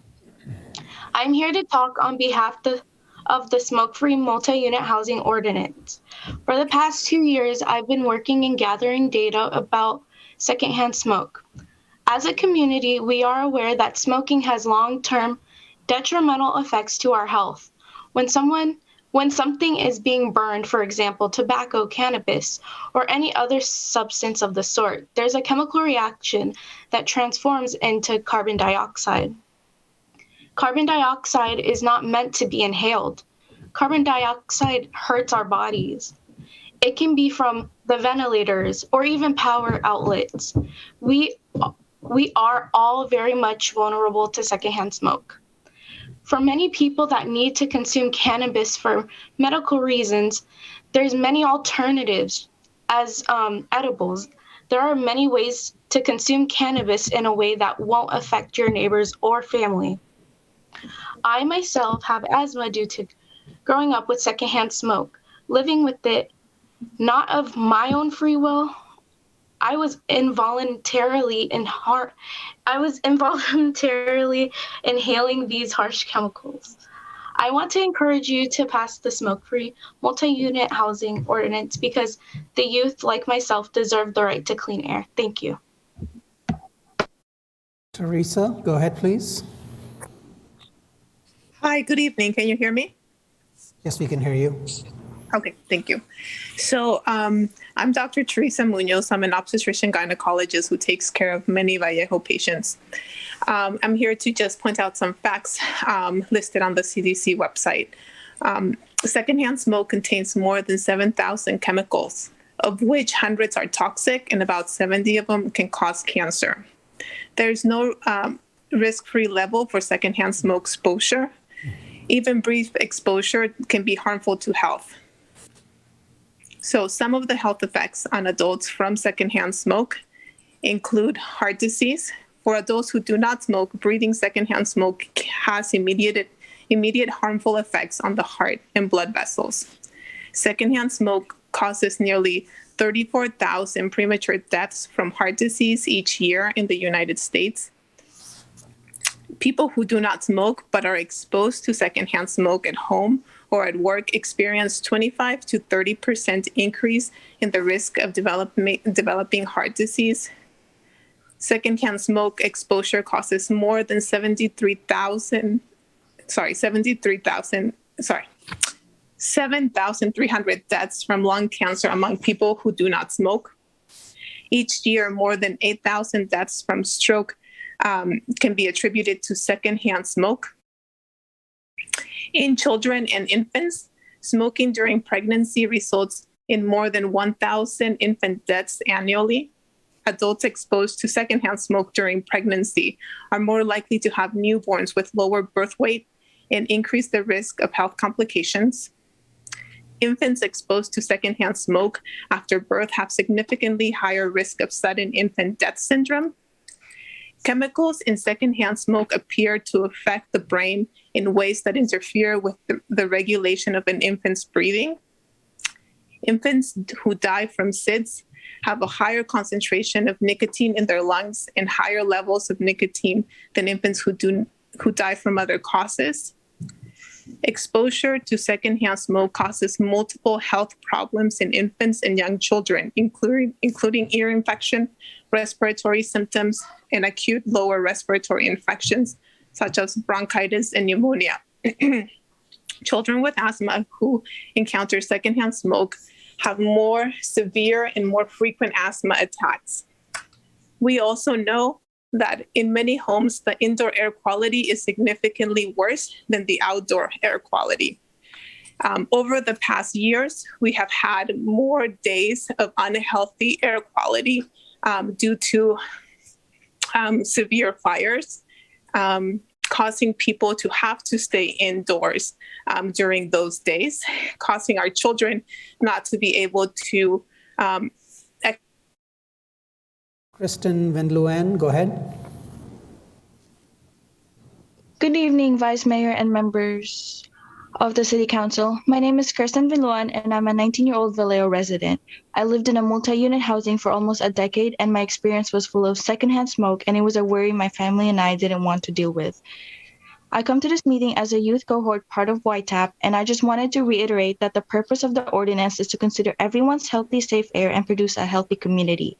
I want to readdress that we do not suggest eviction as it would contradict the healthy city we want. We define healthy in all terms, such as decreasing homelessness. We do not ignore any other issues, and we refuse to contribute to more problems. We recommend to make it a requirement to have a designated smoking area near units for those who rely on cannabis for medical purposes and to those who enjoy any other form of smoking. We can create more spaces for everyone as a compromise. It would be unfair for the youth to continue to keep breathing smoke, tobacco, or vape. Thank you for listening, and we appreciate your time and work for our city. Good night.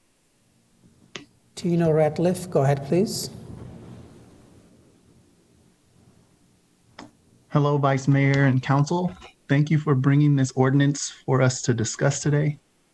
My name is Tino Ratliff. I am a member of the Tobacco Free Solano, and my family and I live here in Central Vallejo. We love our city, and we care for the health and well-being of all of our residents and our neighbors and our family members. And I know that secondhand smoke or drifting smoke affects all those who come in contact with it, no matter if they're smoking or not. And the effects remain long after the person who smoked has finished due to third-hand smoke on the walls and furniture and clothing. This is a health equity issue. Those who are most impacted by secondhand smoke and the effects of tobacco products are often low-income folks and people of color. When it comes to medical cannabis, smoke-free multi-unit housing doesn't ban cannabis consumption. This has been mentioned earlier. We're just talking about the smoke specifically. We know that cannabis can be consumed in other forms, such as edibles, which were mentioned earlier. Again, we're not saying no to cannabis. The ordinance is not saying no to cannabis, but it's asking to help protect those who aren't smoking from being impacted by smoke in any form. Smoke-free multi-unit housing will protect residents from drifting smoke that can impact their health and their family's health. There is a way for the ordinance to not be used as leverage for evictions and not have police as the enforcement for this so that we don't have to increase police encounters, especially for those of us people of color. We know that other jurisdictions have done this, and we ask that you look to those jurisdictions for guidance on how they've enforced it. The goal of smoke-free multi-unit housing should be to protect the health of all residents to breathe clean air. I heard earlier someone speaking about like vaping and switching from that. And I just want to say that for every one person that quits tobacco by vaping, 20 go back to smoking tobacco products. Vaping has not been approved by the FDA as an effective quit smoking strategy or tool. We don't know the long-term effects of vaping either, but we do know the short-term effects aren't good, and we want to protect our community from that. Thank you very much. Mara Cruz Laureles, go ahead. Good evening, Vice Mayor and members of Council. Thank you for giving us the opportunity to speak. My name is Mara Cruz. I am a Vallejo resident in District 2. For the past 2 years, I have been gathering data and interviews with residents about their experiences with secondhand smoke. This is a worrisome issue for me because Solano County has one of the highest rates of asthma, and being exposed to secondhand smoke does not help us. Our air quality is already compromised due to the refineries we have around. I'm only 19, and I already have a niece who I care for and want to protect her environment and have her grow in a healthy and strong household.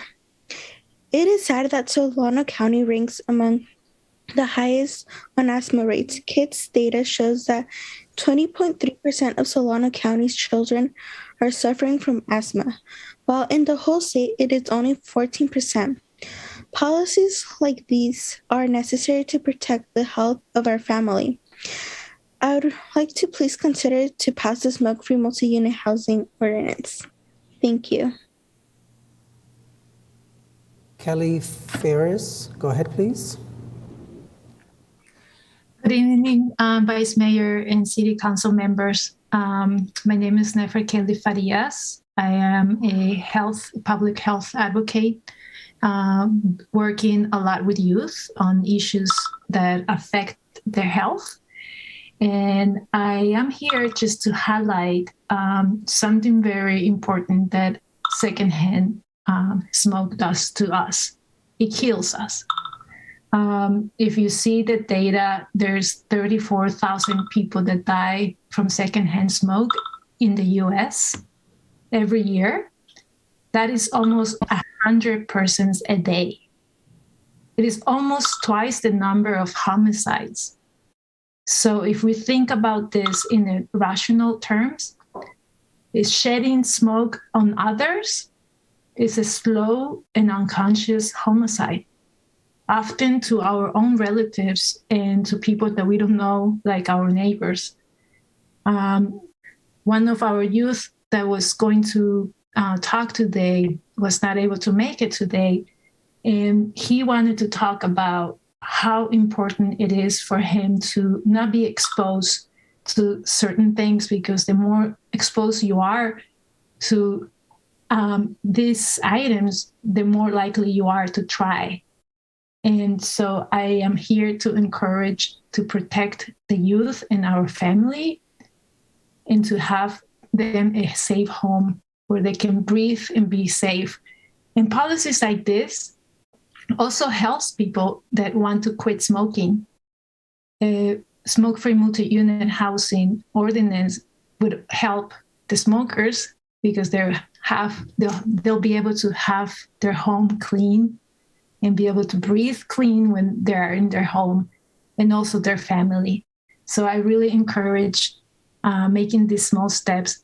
And as somebody else had mentioned earlier, I think it was Tino, that I encourage you to look at other models that have made it possible to make this ordinance. Thank you. Rhonda Renfro, go ahead, please. Good evening, Mayor, Vice Mayor, and Council. Thank you for this opportunity to speak with you today about this very important issue. I am the Executive Director and founder of Club Stride Incorporated.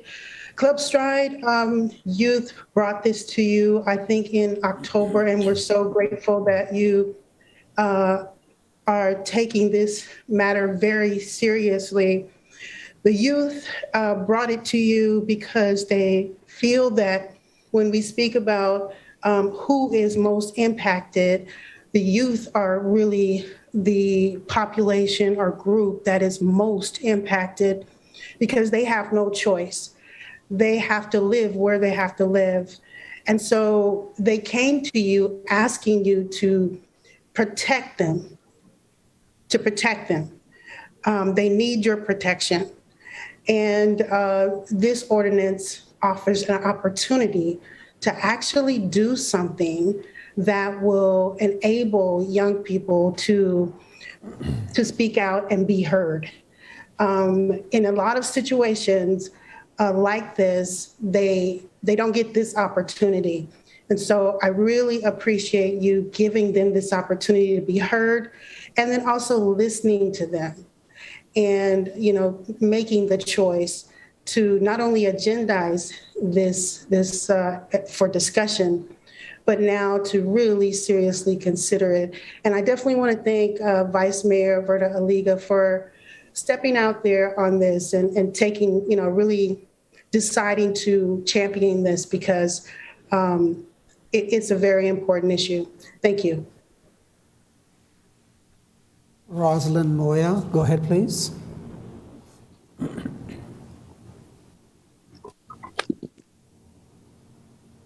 Hello, City Council. Can you hear me? Yeah, we can hear you. Go ahead. Okay. Hello, City Council. My name is Rosalind Moya. I grew up in Vallejo. I went to Dan Mini Elementary School up to Vallejo High School and proud of it. Smoke is smoke, be it tobacco or marijuana. If you smell it, you smell chemicals.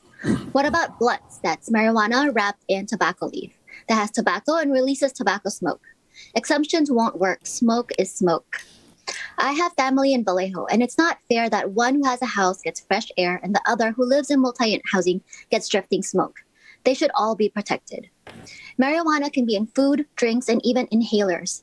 Smoking marijuana is a preference. People are talking about patient rights. What about my nephew who has asthma and didn't prefer to have asthma? Our lungs are so important. Between fires and COVID, it's time that the city acts to protect our lungs, whether it's for persons who live in a house or apartment. Thank you for your consideration. Jamila Hanif, go ahead, please. Hi. It's been interesting hearing the concerns of the community on both sides of this situation. I just want people to go deeper. I keep hearing about what people are experiencing, have to experience in low-income communities, and it's the people of color that's suffering and everything. But I really want people to think about, because I hear mentioning heart disease is what secondhand smoke causing. Cancer is causing secondhand smoke. Lung cancer. If we go deeper, trauma causes all of this stuff. When we have these people that are in these different conditions of these communities where it's trauma-filled, trauma creates toxic stress. Toxic stress creates all these heart disease, cancer, lung disease. When people are smoking this marijuana, when people are smoking the tobacco, these children are vaping, all of that is a response to trauma. So what we need to do is really focus on access to, more programs of mental health or healing or finding healthier ways to cope. That's what we need. Is deeper. I wish people would go deeper. You guys can go deeper, and you guys can learn more about how to go deeper. Show up to the Empress Theater on May 4th. Doors open at 5:00. And you will hear more about how all these issues you guys are talking about, all these public health issues, this crisis we're having, all has to do with trauma. That's all. Madam Chair, this concludes all the virtual speakers. Thank you. We have one more in-person speaker, and then we will take a 10-minute break. Ryan Masano.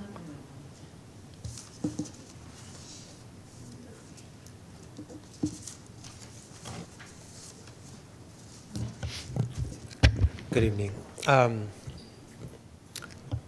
10 years ago, this was a controversial issue that faced the city. I think 3 or 2 of the council members that are here now were there back then, and it was a huge issue that really shook the city. But I think, zooming out on this issue is important, because when you zoom out and you look at China, had a 3,000-year dynasty, and they introduced opium, and within 100 years, by 1948, Mao was installed as the communist leader of China because that country was so wrecked by drugs. They lost 2 wars. The Sassoons, funded by the Rothschilds, imported those drugs. And also, it was the Rothschild-funded Communist Party that took over, and 60 million Chinese died under that. So just be aware that when you see drugs flooding this nation, we have the same sources that are sending them here because it weakens us. A nation that is awash in drugs is a weak nation. Its men are not able to defend the women and children. It's easy to conquer. So China right now, interestingly, they ban hard drugs. They don't allow drugs at all. Matter of fact, they had to institute the death penalty to get rid of opium, but they did it. I hope we don't have to do that here. But I'd be very wary about allowing a lot of this stuff right now. If you just follow the money. I don't care if it's the media, I don't care if it's drugs, I don't care if it's television, I don't care what the issue is, follow the money. There's one group of people that get to print out money in this world, and it's not any of us in this room. If we print out $5, we go to jail. These people print out everything. So when you look at the media, you do Google searches and DuckDuckGo searches, and when you listen to your radio and you turn on your television, just remember, the same group of people are controlling all this information that you get. When you went to school, the victim groups, where's that money coming from? Just follow the money. Most of it's very secretive, and they get very defensive when you start questioning where they get their money. But the other part of it is, as has already been stated by numerous speakers, it is a health hazard.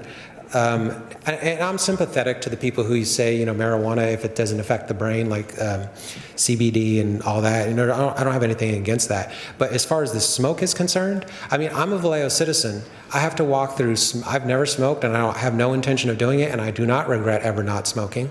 But I have to walk through smoke-filled environments when I'm out for a run, I'm jogging, and my lungs get full of marijuana smoke, which I don't need a doctor to tell me that's not healthy.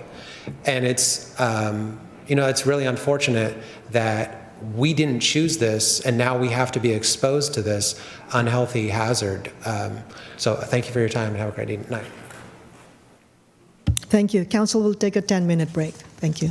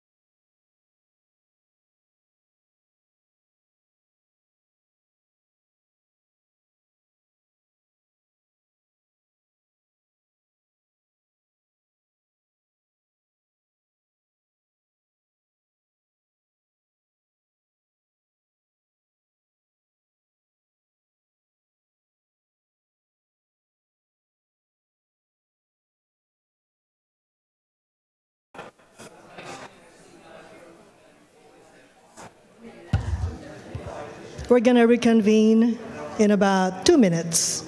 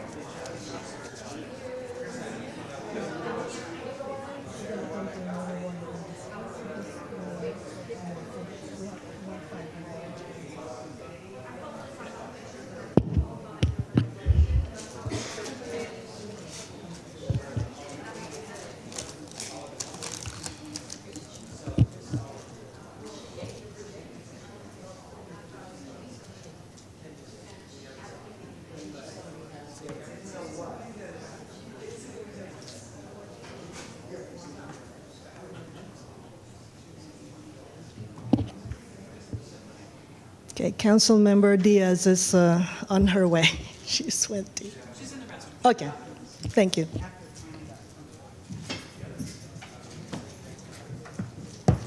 There you go. I'm calling the meeting back in order. Thank you. Ladies and gentlemen, thank you for all your comments, for those that are here in person, and for all the speakers that spoke through our virtual platform. This is what we're going to do.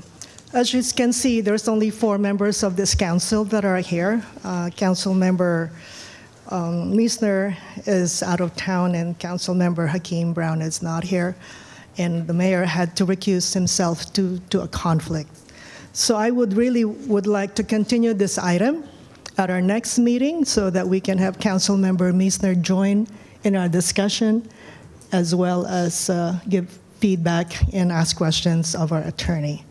So if that's okay with the council, we will go ahead and continue this item at our next meeting. Do we need to take a vote?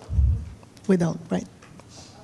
Do we have to take a vote to continue the item? You don't, technically you don't, but it won't hurt if you do. The item is not subject to a public hearing at this time, so it doesn't have to be continued to a date certain, but certainly if the council wishes to continue it to the next meeting so that we have clear direction, you can take a vote on that. It's fine. Okay, so I'll move that we continue the item to the next meeting.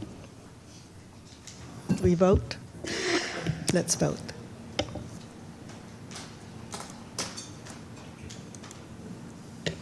That motion carries unanimously with Council Members Brown and Meisner absent and the mayor abstaining due to a conflict of interest. Thank you. So now Mayor McConnell will take over.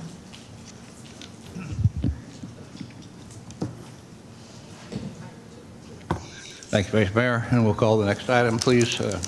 Madam Clerk, will you announce that? And David, would you start the 2-minute clock? The next item is the Vallejo Draft Fiber Optic Master Plan 2022 recommendation.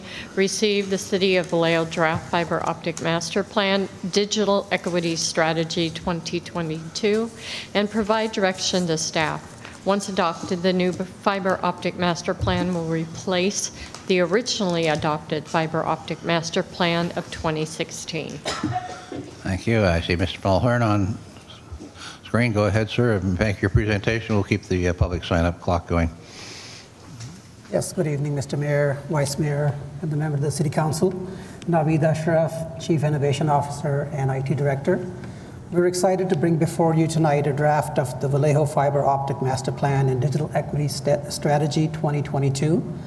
This report for your consideration tonight has been in the works for the last several months, and it is built upon city's adopted fiber optic master plan from the 2016. Very pleased to report to you that we have identified several investments and improvement opportunities in this plan to improve the broadband situation in our city. Patrick Mulhern, Senior Project Manager from CTC, is with us tonight and will walk you through the highlights of this report. After our presentation, both Patrick and I will be available to answer any questions and seek your input and seek public input as well. So Patrick, passing it on to you. Hey, Navid. Good evening, Mayor, Vice Mayor, members of the City Council. Patrick Mulhern. I'm the Director of Broadband Policy for CTC Technology and Energy. And I've been working for the past several months on an update to our 2016 Broadband Master Plan. If we could have the next slide, please, Navid. Just very briefly, I'll provide some highlights of what we'll be discussing here in this presentation. I'll go over some of the updates in this 2022 report, some highlights of our community engagement that inform the report, the findings of our community broadband assessment, the highlights of the proposed infrastructure designs and cost estimates that we're looking at, and then some programmatic policy and process recommendations. Go into a little more detail about federal and state funding opportunities, and then we'll look forward to questions and input from the council on our recommendations and how you'd like to proceed. May I have the next slide, please? So a lot has changed since 2016. Our initial report was written in an environment where the broadband discussion was focused mostly on private sector profitability. Broadband infrastructure projects were mostly reliant on private investments or public debt in order to build them. And so a lot of the options for public entities were very constrained. One of the major factors that has changed this entire discussion, of course, has been the COVID-19 pandemic, and then the federal government and state of California's responses to some of the gaps that have been exposed in people's access to online connections and the importance of online connectivity in pretty much every facet of our daily lives. An initial federal response, the American Rescue Plan Act, or ARPA, provided state and local fiscal recovery funds to states and local governments to address issues related to the pandemic. The city of Vallejo, for example, received $13 million last year in state and local fiscal recovery funds, $2.5 million of which you set aside for broadband projects. Following that, late last year, the federal government passed the Infrastructure Investment and Jobs Act, which redefined a lot of the conversation around broadband, and in fact brought a concept called digital equity into play. More than just building broadband infrastructure to serve people's entertainment needs, for example, or whatever ancillary business they may have. This act, specifically the Digital Equity Act of 2021, laid out specific criteria, populations of people who should be considered when building new infrastructure projects, but it also expanded the scope of the types of considerations that should be made beyond infrastructure. Under the Infrastructure Investment and Jobs Act, digital equity is supported by 4 pieces: access, which covers infrastructure; affordability, which we all know is one of the limiting factors to people's connectivity online, is how much broadband subscriptions cost; access to devices for then also participating in online activity; digital literacy, which is a somewhat nuanced premise where it's a question of how well people can navigate online safely, whether it's with cybersecurity threats or knowing how to respond to phishing attempts, to doing simple things like sending an email or paying bills online. These are all everyday functions now for a lot of people, but there are many more people in the United States who are unable to participate online because they don't understand just some of the basic functions of online living. The Infrastructure Investment and Jobs Act has laid out several new funding streams, allocating billions of dollars to address each of these components. There's infrastructure money, but then there's also money for the states and eventually local governments to address other issues of digital equity that aren't related to infrastructure specifically. We'll talk about some of those later this evening. This report then is written in an entirely new policymaking environment. So we've tried to address all of the various new features of this world that we're living in our new report. It's completely updated, written from the ground up. And some of the other new features we did in our last report provide high-level infrastructure designs and cost estimates, but we've fully updated those for this report, updated the fiber ring design and cost estimates for that, an updated design and cost estimate for connecting city facilities that aren't currently part of the municipal network, updated design and cost estimates for connecting community anchor institutions, and then a citywide cost estimate for fiber deployment. So our previous report was very much focused on business cases, specifically on enterprise service for businesses.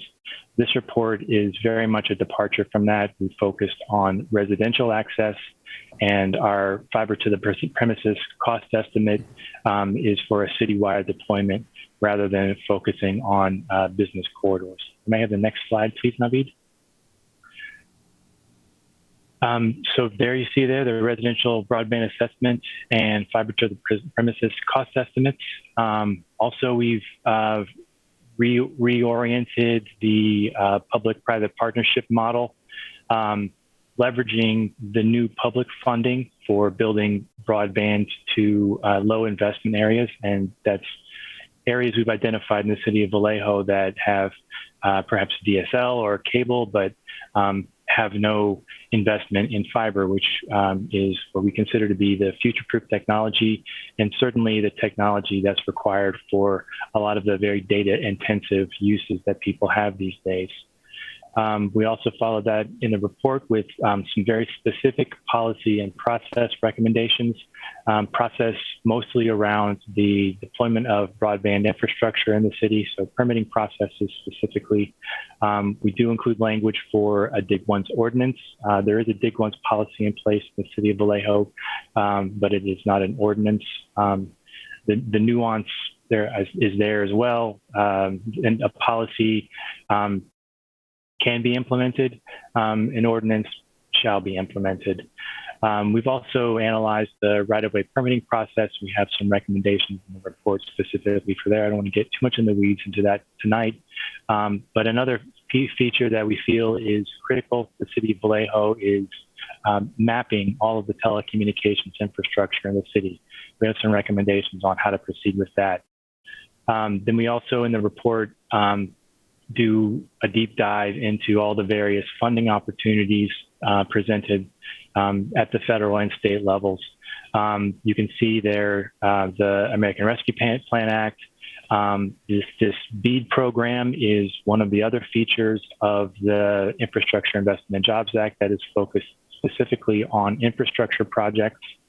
Then there's also the state urban last mile funding. The state of California has set aside $2 billion, $1 billion specifically for urban last mile projects.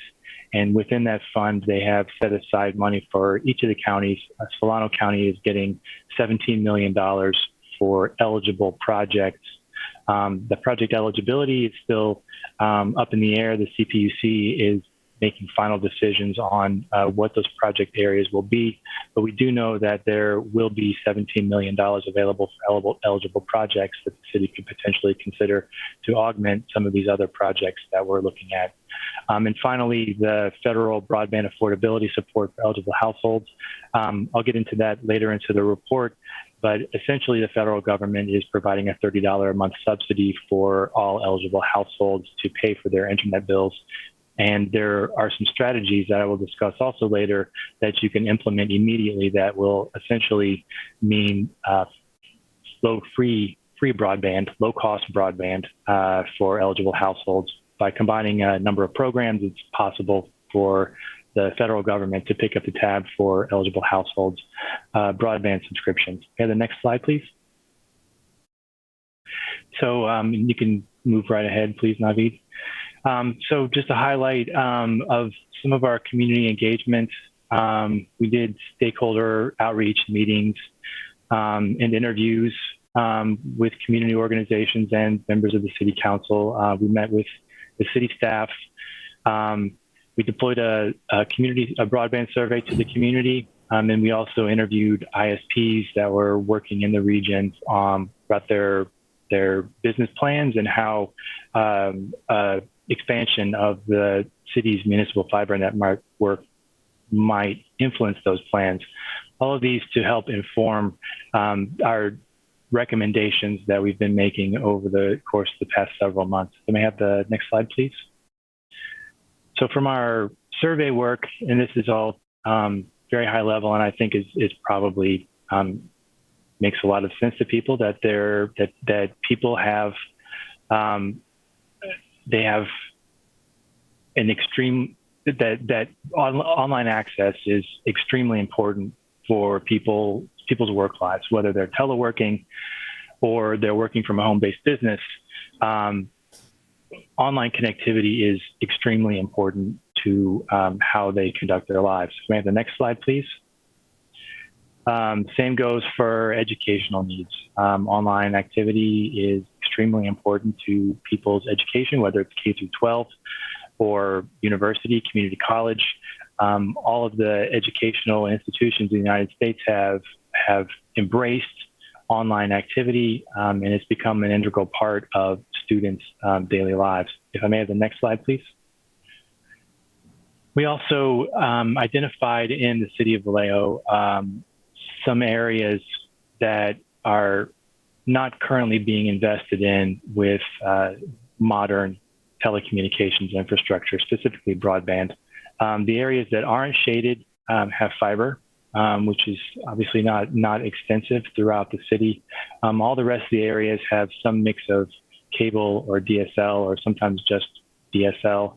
There is some fixed wireless up in the northeast corner of the city. But it's essentially, these are limited technologies. The speeds and data transmission rates for these technologies aren't what we consider future-proof. Some of the design standards that are being recommended, especially at the CPUC for some of these urban last mile projects, for example, are going to require speeds up to 100 megabits per second, both download and upload. The 100 megabits per second download is available in a lot of places in the city of Vallejo, but the 100 megabits per second upload is cost prohibitive for most people.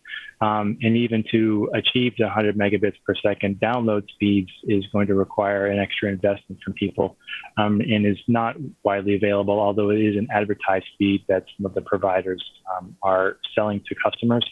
It's not widely available in the city, certainly not universal throughout the city. I'll take a moment here to talk a little bit about the equity issue. We at CTC obviously view broadband as a utility, and access to broadband should be universal at the same quality, the same standard. Every household should have access to whatever the highest quality data transmission infrastructure that's available. That isn't currently the case in the city of Vallejo, so we've tried to develop strategies that can help the city achieve ubiquity, certainly not alone, but in partnership with private internet service providers. There are going to be opportunities for investment that could absolutely include the entirety of the city. May I have the next slide, please? So all this information informed our recommendations. And we'll start with the public-private partnership model that we've considered. It essentially divides the project scope into areas that a private company might be interested in investing in that would make that they can make a business case for. Certainly profitability factors into that. But what is possible in areas that don't necessarily make business sense for private companies? Now there are funding opportunities available to the city to build infrastructure in areas that wouldn't necessarily be profitable. So areas that most likely would not be invested in, certainly not in the near term. The city can now step in with a partner and provide more ubiquitous coverage even in areas that wouldn't necessarily make business sense. Also, our design and cost estimate encompasses fiber for city facilities. Most of the city facilities are connected to the municipal network, but there are still some outliers that are not. Also, new design and cost estimate for connecting community anchor institutions, the fiber to the premises, obviously, and then there was also a request from the city to include free public Wi-Fi in public spaces. So we've included that analysis as well. The RFP that we are considering and that will be released, will be before you for approval rather, on May 10th, is designed to be flexible for potentially various respondents, multiple respondents rather, to respond to various components of the RFP. So we have high-level strategic considerations, definitely projects that must be considered, but we will design the RFP such that multiple entities could respond to various pieces of it. So for example, a company that specializes in public Wi-Fi deployments could pick up the Wi-Fi piece. Another company could potentially pick up the management and development of the city's municipal network as an open access network. So what makes business sense for each of the various potentially small providers to come in, you wouldn't necessarily have to have one entity that was capable of responding to all of the various pieces of this RFP. If I may have the next slide, please. So this is kind of a confusing map, but this is the existing and proposed fiber routes. The light blue are the routes that we've designed in our infrastructure design and cost estimate. You can see over on the northwest corner is one of the fiber loop connections, and over on the east side of the project area, those light blue lines are the fiber ring that we're proposing. Our initial report in 2016 recommended a fiber ring. We're recommending it again this time, and we have the estimated cost is around $700,000. The difference this time, of course, is that you actually have funding set aside to build broadband projects, and so this becomes a lot more feasible. If I may have the next slide, please. And then one of our other priorities was to design a project that would connect the remaining unconnected city facilities. So you can see that the total for connecting the remaining city facilities is just over $460,000. If I may have the next slide, please. And then we have this draft connections to community anchor institutions. We anticipate that this cost, which is approximately $650,000, is accurate. We are running the numbers again because there was some disparity between what we had analyzed in our 2016 report to our current analysis. We're trying to determine whether it's the cost of the infrastructure or perhaps our design is taking a different route. We also wanted to confirm with the city that these are priority community anchor institutions that you might like to consider for fiber connections to the municipal network. The total cost for all of these projects for completing the fiber ring, connecting the municipal facilities to the network, and then also connecting all of these community anchor institutions to the municipal network is $1.8 million. As I said before, the city has set aside $2.5 million for broadband projects, so it falls well within the money that you have allocated for broadband in the city of Vallejo. If I may please have the next slide. So that's the infrastructure side is I think what people consider most when they think about broadband, but there are a lot of other factors that go into making broadband feasible in a city. So we have recommended here some digital literacy programs, for example, to help with some of the digital equity issues in the city. Again, digital literacy is people's ability to function and participate online safely and fully. So we have spoken with several nonprofits and agencies in the area, all working out of the Bay Area. Some of them are national. Senior Planet and Everyone On are national campaigns to help improve people's understanding of online activities, how to function safely, how to do things like emails, or what is even what is crypto is a class that Senior Planet puts on. Internet for All Now is a program of the California Emergency Technology Fund. Digital Literacy Rocks. This is Solano County Computer and Digital Skills Center, so very local. Tech Exchange is working out of the city of Oakland. All doing very similar programs, all designed around teaching people how to function safely in an online environment.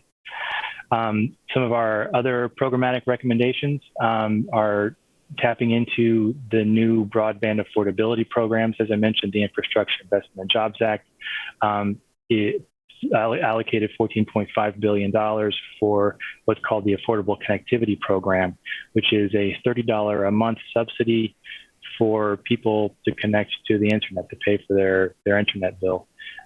It's only for eligible households. There are a whole host of programs that that participants are immediately eligible for this program for. So, for example, SNAP is one, Medicare is another one. If they are participating in any of these federal programs, they're automatically eligible for the Affordable Connectivity Program.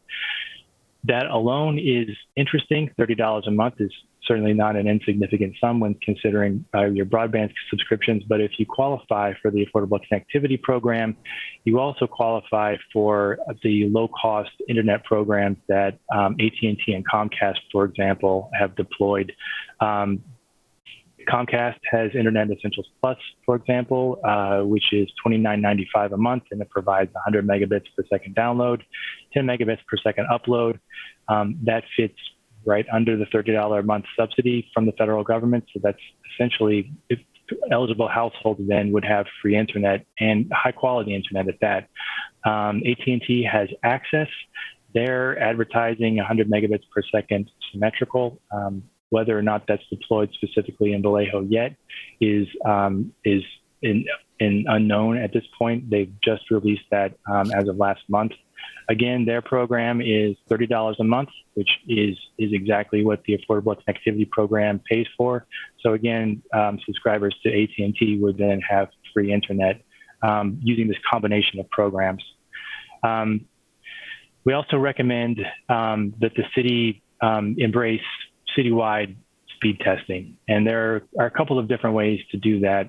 One of them is that there are free online speed testing services.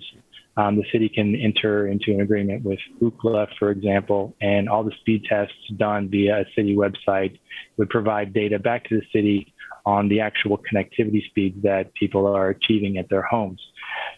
This is important because a lot of the broadband infrastructure monies that are coming online are defining eligible households under terms of their connectivity speeds. So, for example, the BEAD Act, which is the infrastructure money that's coming through the Infrastructure Investment and Jobs Act, specifically defines an unserved house as a household where they can only achieve the 25 megabits per second download speed. So the 25.3, which is very common in the United States, the FCC had defined that as broadband, quote unquote, the 25.3 connection. Under the Infrastructure Investment and Jobs Act, specifically the BEAD Act, that's now considered an unserved location. They've also defined underserved as not being able to achieve 100 megabit per second downloads. What this means is that all of the new federal grant programs are going to be defining eligibility in terms of actual connection speeds. Part of the complication with that is that the maps that the federal government intends to use for those programs are going to use data that is self-reported by the internet service providers. So one of the ways that the city could be more engaged with how these programs are being defined is by having data on what your community members are connecting with the internet at. What will happen is when they define what the eligible areas look like, the federal government will declare that this is the speed for an area, but if the city is able to rebut those claims, it could open up new avenues for infrastructure funding for the city. We also recommend a Dig Once ordinance. We've provided model language in there. Dig Once is it's great for a couple of reasons. One of which is it means that there are fewer breaks in the pavement. So, for example, every time any entity wants to get into the right-of-way, it could potentially degrade the right-of-way. There also, I believe that the city participates in a moratorium on right-of-way projects like this. Regardless, having an opportunity for everyone to get into the ground whenever the ground is open to install telecommunications infrastructure, whether it's a PG&E project or there's a water project, would help proliferate the broadband infrastructure throughout the city.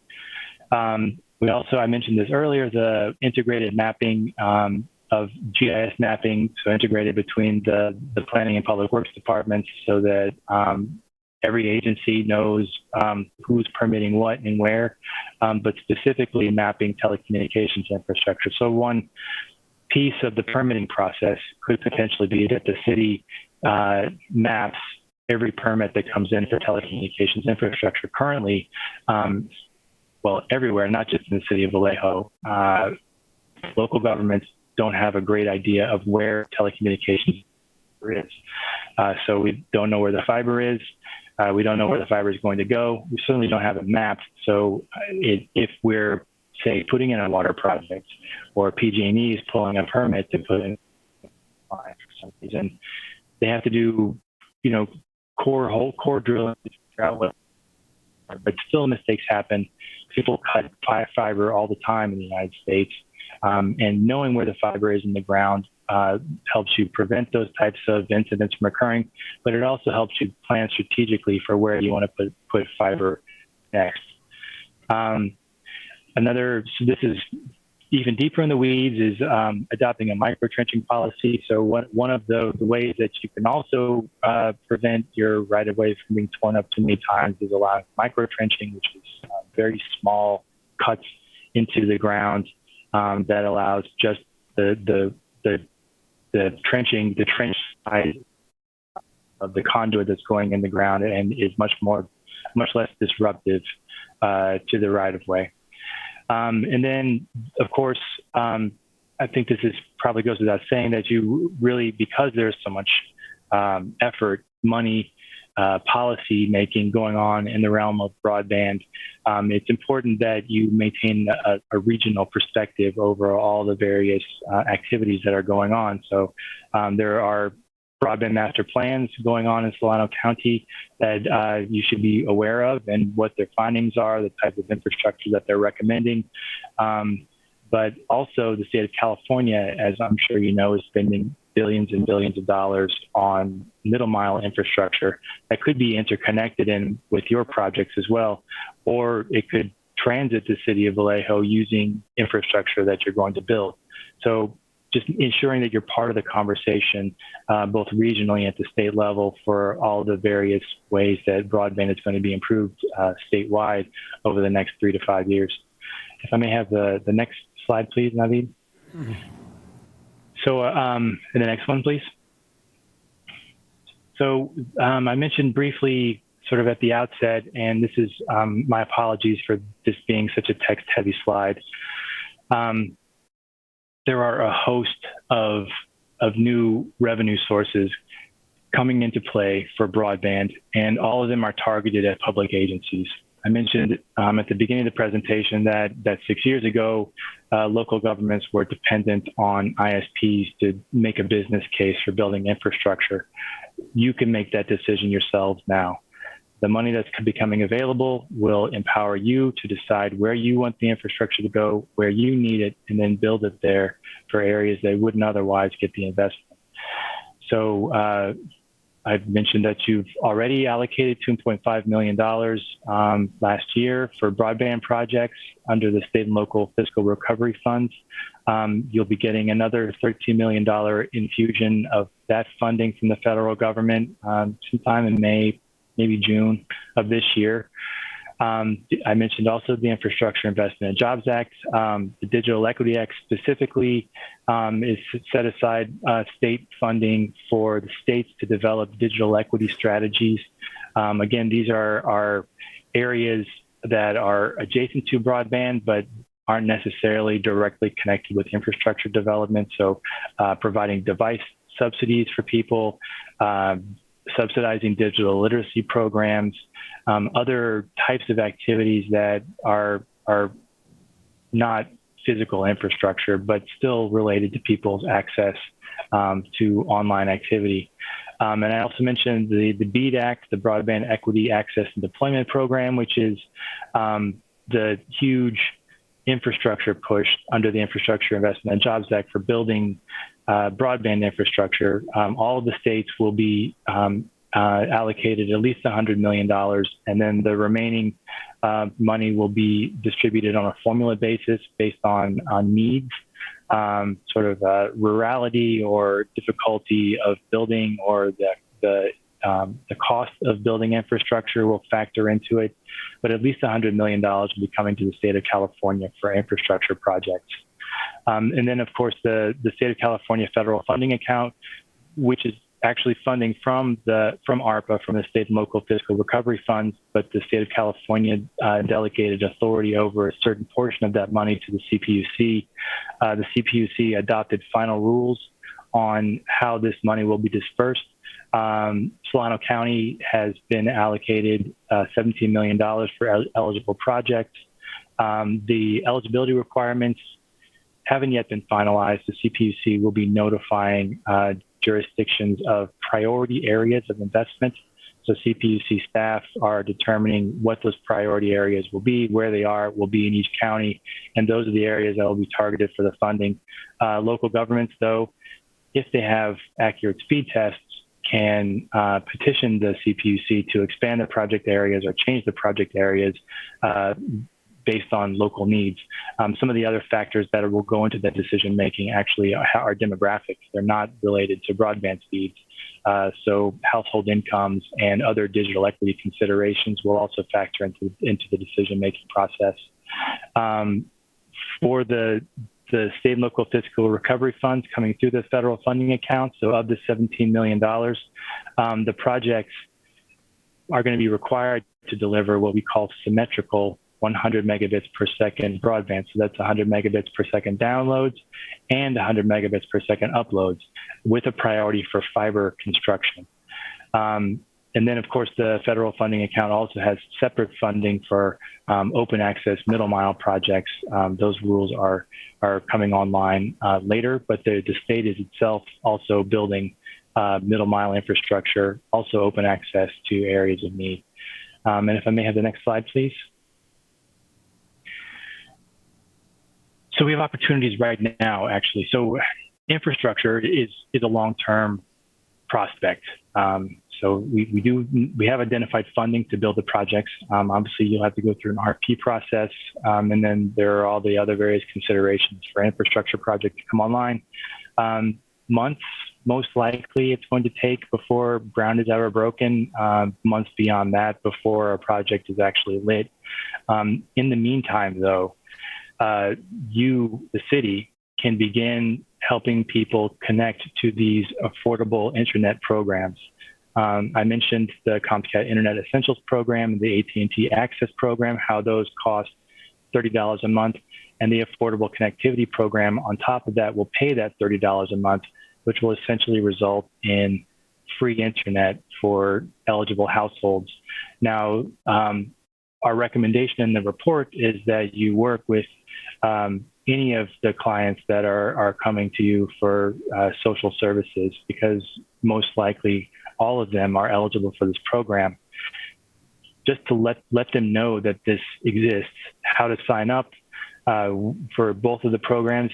AT&T and Comcast have made it easy. If you go to their website to sign up for their Internet Essentials program or for the AT&T Access program, there's a button right there on the page that takes you to the Affordable Connectivity program sign-up page. So it's a one-stop. They can sign up for both programs at once. And then the issue has just been that people don't know that these things exist. So the easiest thing for the city to begin immediately is just notifying eligible households either through your own programs or preferably with community partners that deal with affected or eligible households, rather, to let them know about this so that they can get the word out to their clients and constituencies, because this money exists and it is absolutely undersubscribed nationwide, and it's all because people don't know. They don't know that they can have free internet if they would just sign up for these programs. The $14.5 billion for the Affordable Connectivity Program obviously will eventually run out. We anticipate that it'll last for 3 to 5 years. But during that time, all of these households will be saving whatever their costs are for internet, and they will be able to connect. If cost was ever prohibitive for them to connecting to the internet, then that will no longer be a barrier to the connectivity. And then up next, we are currently working on language for the RFP. Once you have approved our draft plan, we'll move forward with that. We anticipate having an RFP for your consideration May 10th, and then to have it released mid-May. Let it stay out there. We're hoping for 45 days out amongst the various potential respondents. Review the responses and hopefully have a final decision for potential partner or partners for implementing the RFP sometime in June. Again, the RFP is focused on flexibility and ease of implementation while achieving the city's goals. And may I have the next slide, please? So thank you very much. I realize it's very late, and I really do appreciate your attention, and I look forward to your comments, recommendations, and any questions that you might have. All right, thank you very much, sir. Let me now close the public comment sign-up clock, both for Naveed and in person, and ask how many speakers do we have in person? None in person. Do we have any virtual? Yes, Mr. Mayor. Here comes one in person. We have 2 virtual speakers. We have two virtual? Yes, please. Okay. Well, let's go ahead and take the comments of the 3 speakers now. We'll start with Mr. Brekke in person and go to our virtuals. Mr. Brekke, you got 3 minutes.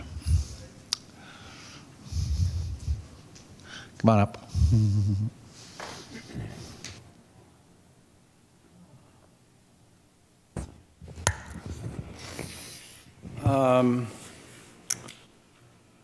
Well, you know, we did this exercise 5 years ago, I think it was, right? And I just hope that this time around that we had a lot of these same recommendations.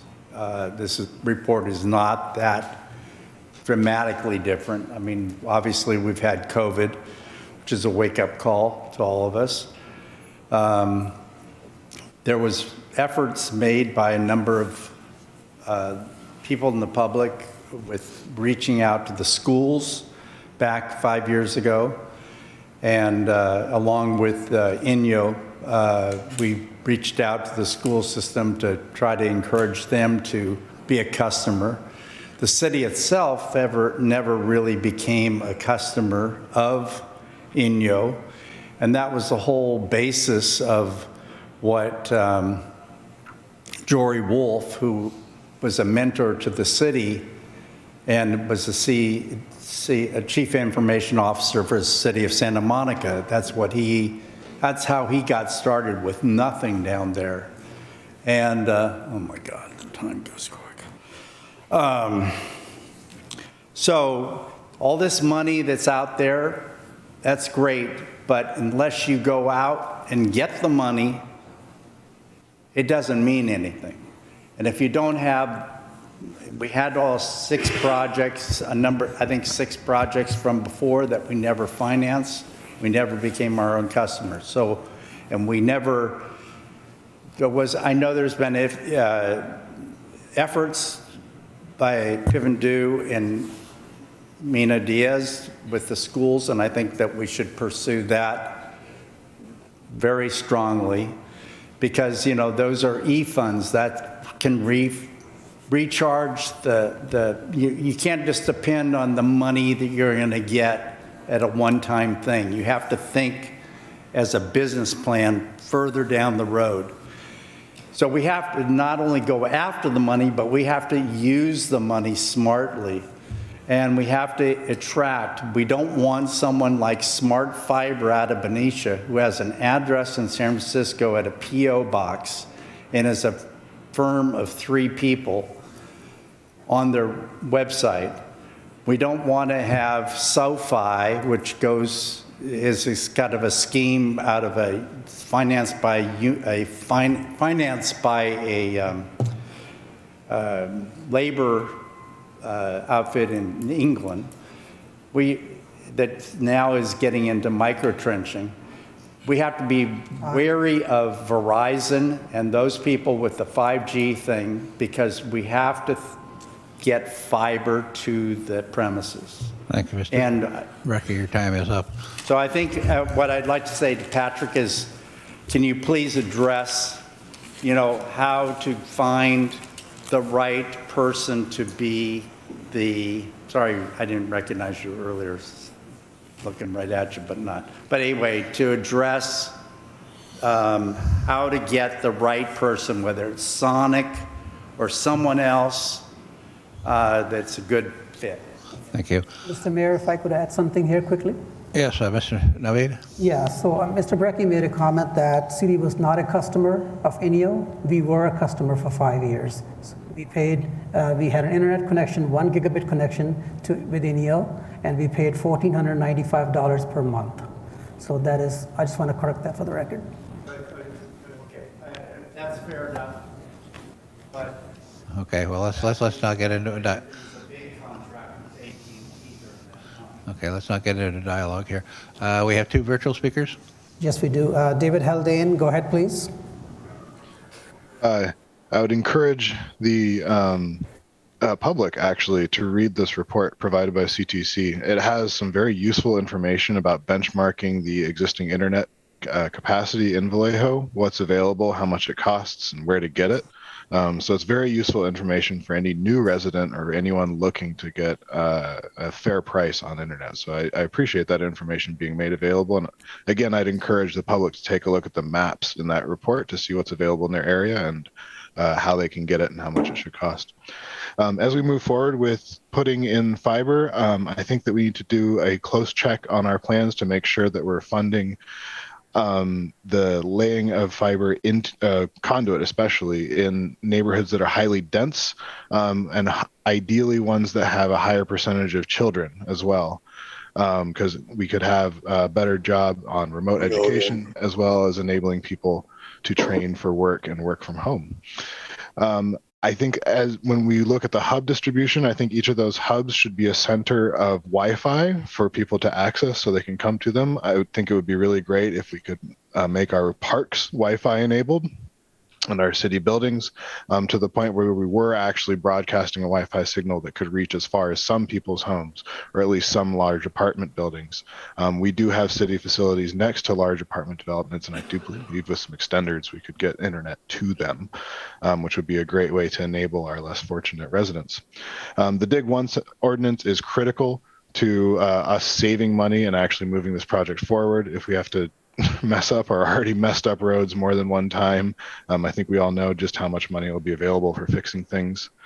And finally, just looking at a very specific item on the fiber connection plan, I would encourage CTC to modify their map to include Federal Terrace Elementary. It seems to sort of dodge around that, and that's actually a pretty dense neighborhood. Again, it would be great to enable that elementary with a high-speed fiber connection and that area where a lot of kids walk to school with Wi-Fi. Thank you very much. Thank you. Our 3rd speaker, Naveed. Chris Platzer, go ahead, please. Mr. Mayor, can I get 5 minutes because I represent the Fiber Advisory Group? No, you get 3 minutes like everybody else. All right, fair enough. So here we go again. 5 years ago, we got the exact same presentation, the exact same report. Nothing has substantially changed. The resilient fiber ring was exactly what was presented 5 years ago. What's different today is you decided not to spend the money to do what the plan said. The plan is not even substantially different from what it was before. It's amazing to me that you got a 1.5-page memo from Patrick Mulhern that gave you the differences between the 2016 report and the 2022 report. And nothing in it changed. It even got worse. You want to do residential fiber? Good luck with that. You've got a 1.5 pages in a memorandum from the consultant that's about 250 words that you paid $170,000 for. You want to compete for residential fiber.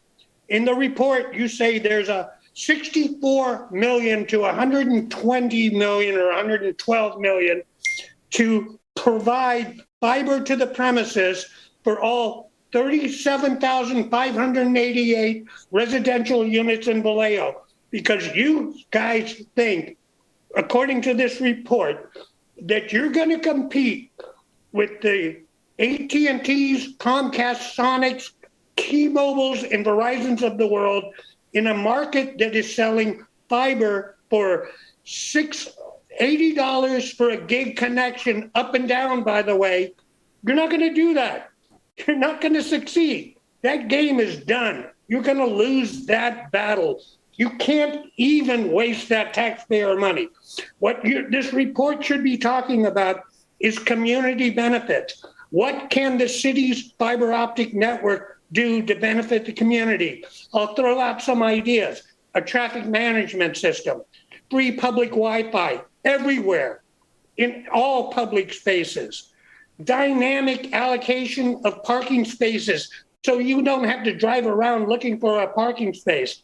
This is the same report that you just wasted $170,000 of taxpayer money on, and I can use all the acronyms that Patrick Mulhern has used. And you think there's money out there just hanging low that you can pick off that tree? Good luck with that. Thank you for your time. Thank you, Mr. Platzer. We have questions from council members. Anybody?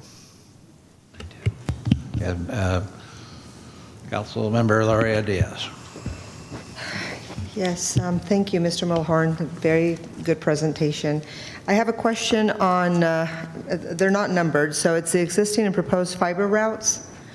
If you can pull that screen, Naveed. Yes. Help me understand this. I don't see a lot of these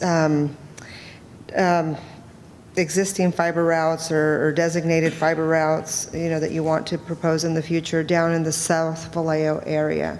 And to me, it's really important to have that area covered. We have a lot of people that live there that don't have access to the Wi-Fi and to the internet services. There's a lot of children there that attend our public schools that are being disadvantaged by not having access to that. So when doing this, I'm going to recommend that you add a couple more routes, if possible, to make sure that, because I see the cutoff there on a little bit past Benicia Road, and then it goes into Glen Cove, which is my district, and I'm very pleased of that. But then I'm looking at, there's a section on 5th Street that has it, but there's so many areas around 5th Street. The elementary schools that we have out there, again, have people that have been overlooked for a very, very long time. So if we can add that, that would be great. It's very important for me that all the kids have access. It's the only way that they're going to progress, and we're going to be able to have kids that move on, and be productive citizens. The other thing is also, and one of the callers mentioned it, to have public Wi-Fi in different parts of the city, such as city parks, especially outside of City Hall and in the downtown area, which hopefully we can revitalize soon, and have some, internet cafes and things like that where people can hang out and be able to work at the same time. And then the last thing is, you mentioned the AT&T and Comcast, affordable connectivity programs that they have. If you could send some more information on that to me, where I can find this, because I put a lot of information on my site that's translated. There's a lot of folks out there that don't speak the language that, if you speak English and you don't know it's out there, if you don't speak English, you're not ever going to know it's out there. So send me what you can so that I can post it and make sure that people know what's out there and what's going to help them out. Okay? Mr. Mayor, if I could. Yes, absolutely, no problem. Thank you. Mr. Mayor, if I could answer Yes, some of these David. questions. So Councilmember Laura Diaz, thank you for your comments. The map that you see before you is actually the existing traffic signal network that is there. So we're proposing kind of shoring up that network, and yes, we will expand more in those areas, and whether with a physical conduit or through a Wi-Fi, and provide the internet access. And then you talked about providing public Wi-Fi, and that is definitely in the plan. I want public Wi-Fi in our waterfront, in our city parks, in our downtown, and every city building should have a public access Wi-Fi, and that is part of the plan, 100%. All right, Naveed, you get it. Thank you. Thank you. Thank you. Councilmember Arroyo.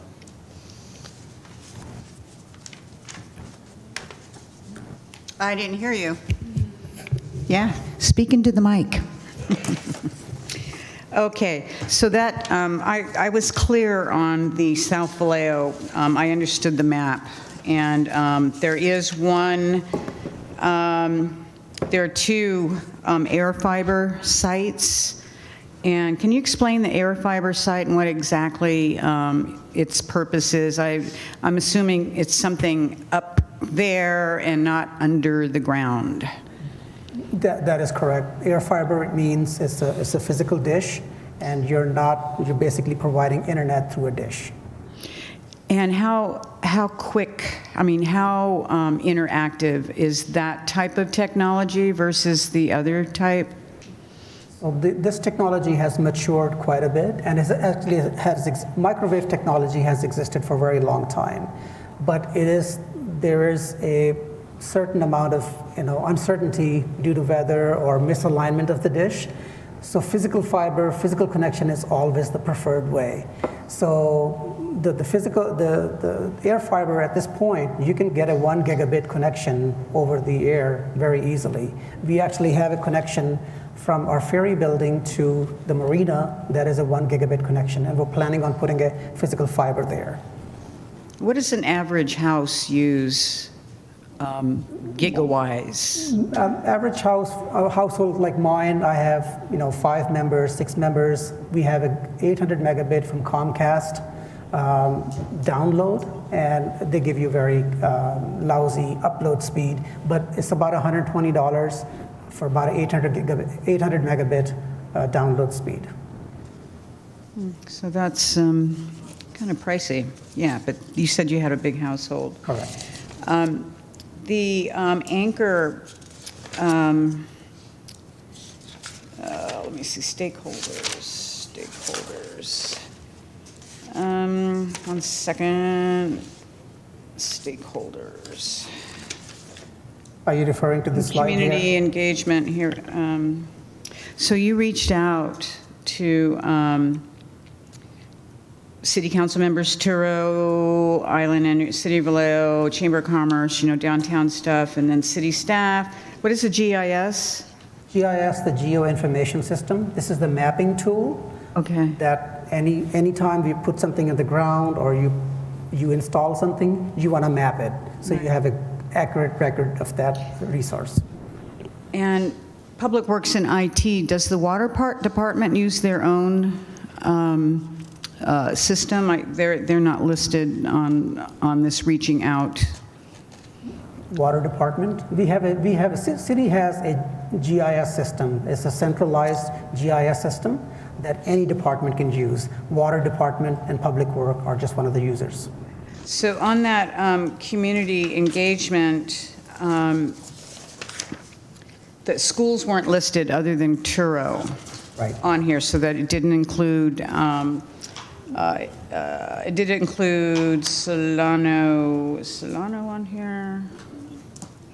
No, it's not. So Turo was the only school. So Cal Maritime, Solano College,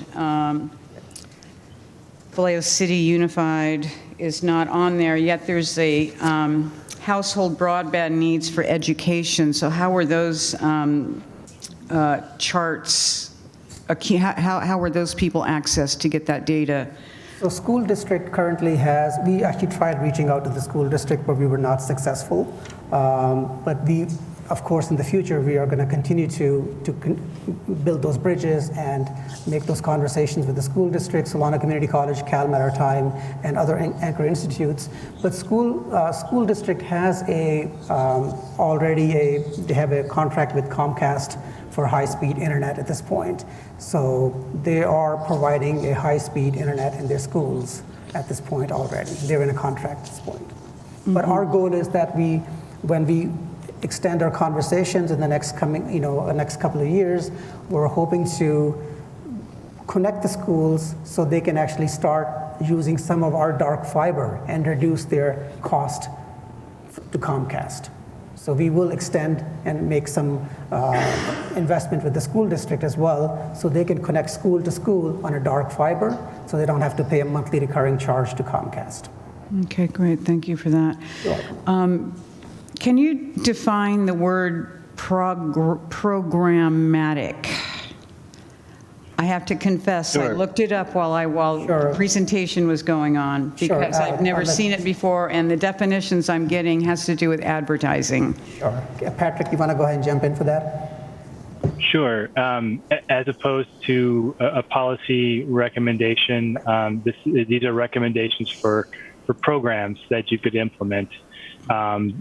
So a Dig Once ordinance, for example, is a policy recommendation, but doing outreach to connect people to some of these affordable internet programs would be a program that you could potentially implement to affect or reduce people's barriers to online connectivity. Okay. And then regarding those programs, the digital literacy program and outreach partnerships, the ones that are listed at the top of that slide, how are these classes accessed? Do they go to a community center? Does somebody go to their house? How do they access those classes? It depends. So Senior Planet does have in-person classes that they produce at community centers. Everyone On is an online program. Digital Literacy Rocks, though, is, and I thought that this was most interesting because it's right in Solano County. They do both in-person and online. I think that the outreach then would be to let people know that these programs exist and work with some of these partners to help get the word out. Tech Exchange also does in-person and online coursework. When we spoke with Senior Planet, they said that their clients were very happy with the online offerings because once they taught them how to get online, they could access the programs at their convenience. But they also said that people like getting together to learn about the digital literacy programs because during the pandemic, everyone has been so sequestered. This was an opportunity for people to congregate, and so they enjoyed the sort of the community that began to develop around there. But there are various too, and this is just a sample. The list in the report is much more comprehensive, with links to their programs, and then a more robust description of the types of programs that are being offered by each of these organizations. Yeah, terrific. All right, just have a couple more. I don't know where I heard this, but I thought we already had a Dig Once policy, and that went back to, the alleyway or somewhere downtown, and that was in place. Are we now doing another Dig Once? No, we do not. So you have yeah, sorry, go ahead, Patrick. Yeah. Oh, no, it's okay. I'm sorry. You have a policy, which is discretionary. An ordinance would provide clearer and, I guess, less discretionary direction to staff on when to implement it and how to implement it. Okay, I totally did not understand that. Could you say that again? Sure. As far as the So dig once ordinance. You have let's say, so the policy is an internal decision-making process within the Department of Public Works, and they can implement it or not depending on a case-by-case basis, let's say. An ordinance then is a law that's on the books, directing staff to do a specific activity. And we've provided model language in the report that can help guide your policymaking process.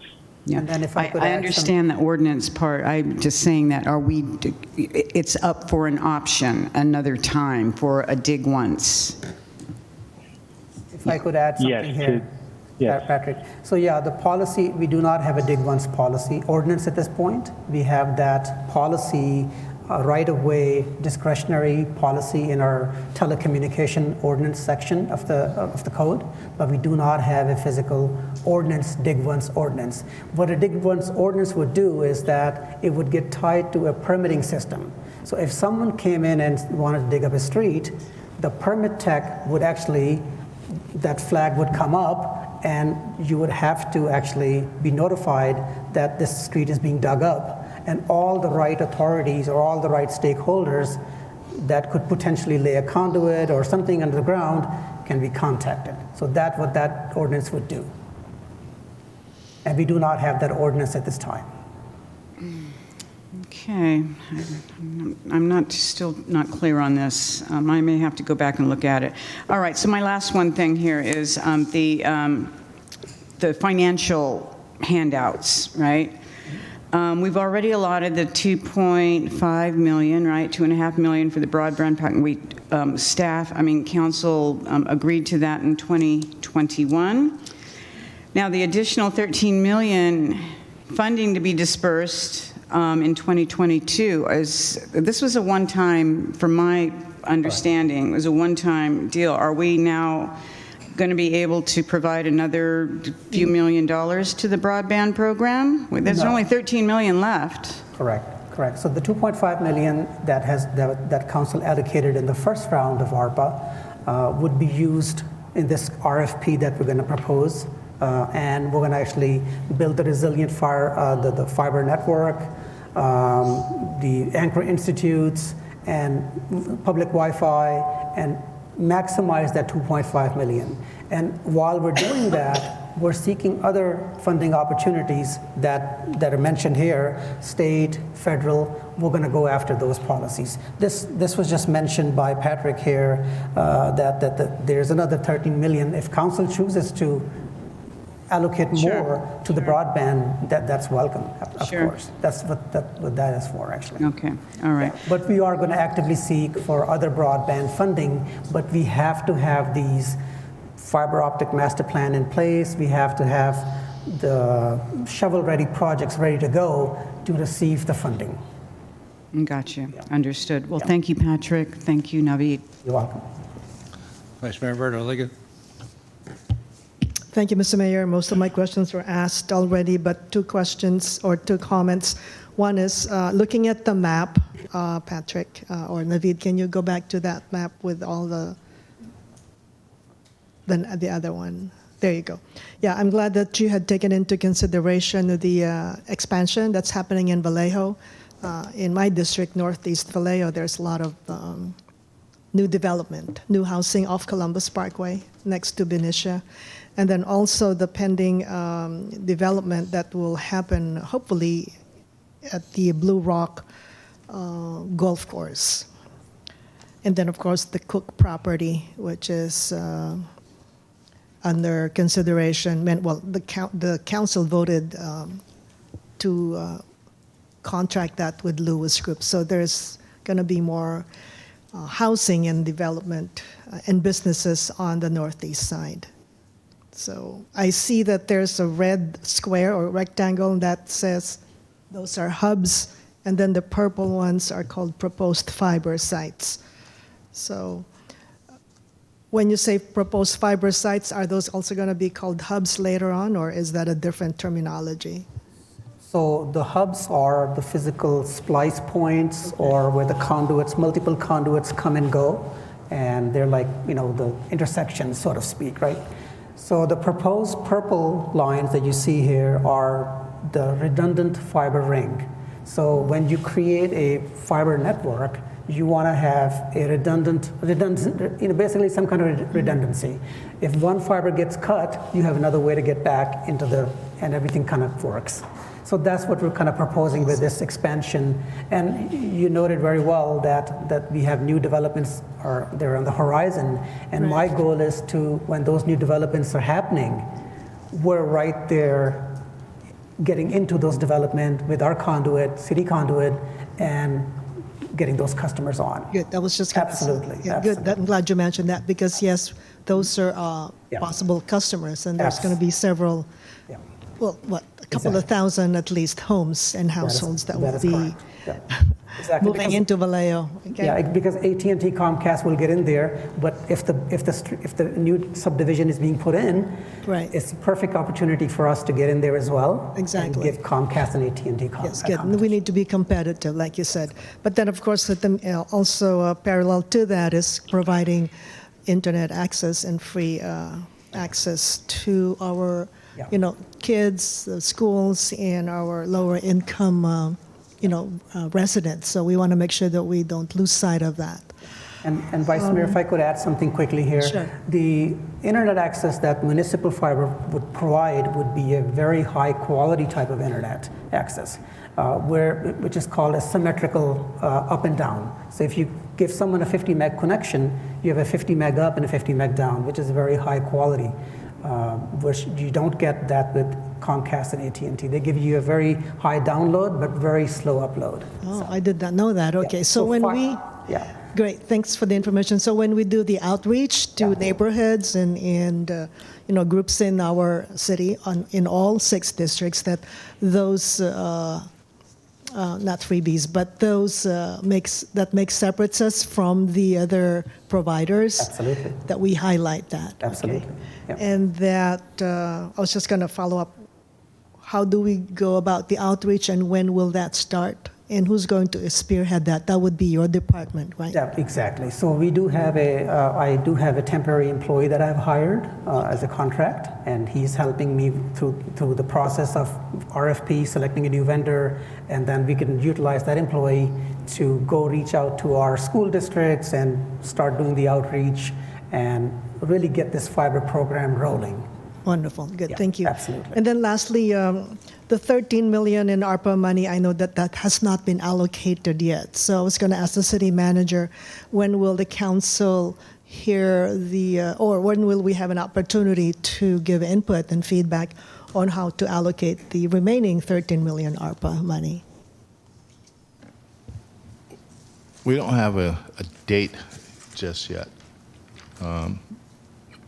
Was actually talking to Rika about that the other day, but we'll get a date to you soon and get it on the calendar. Okay. It's probably going to be on one of the special meetings that we have. Okay, yeah, set because aside.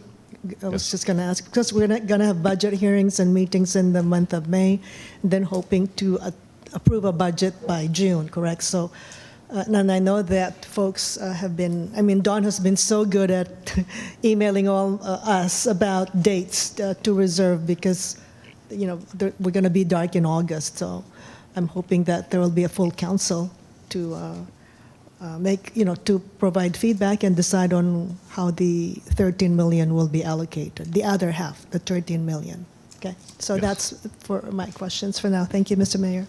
Thank you, Councilmember Dew. Thank you, Mr. Mayor.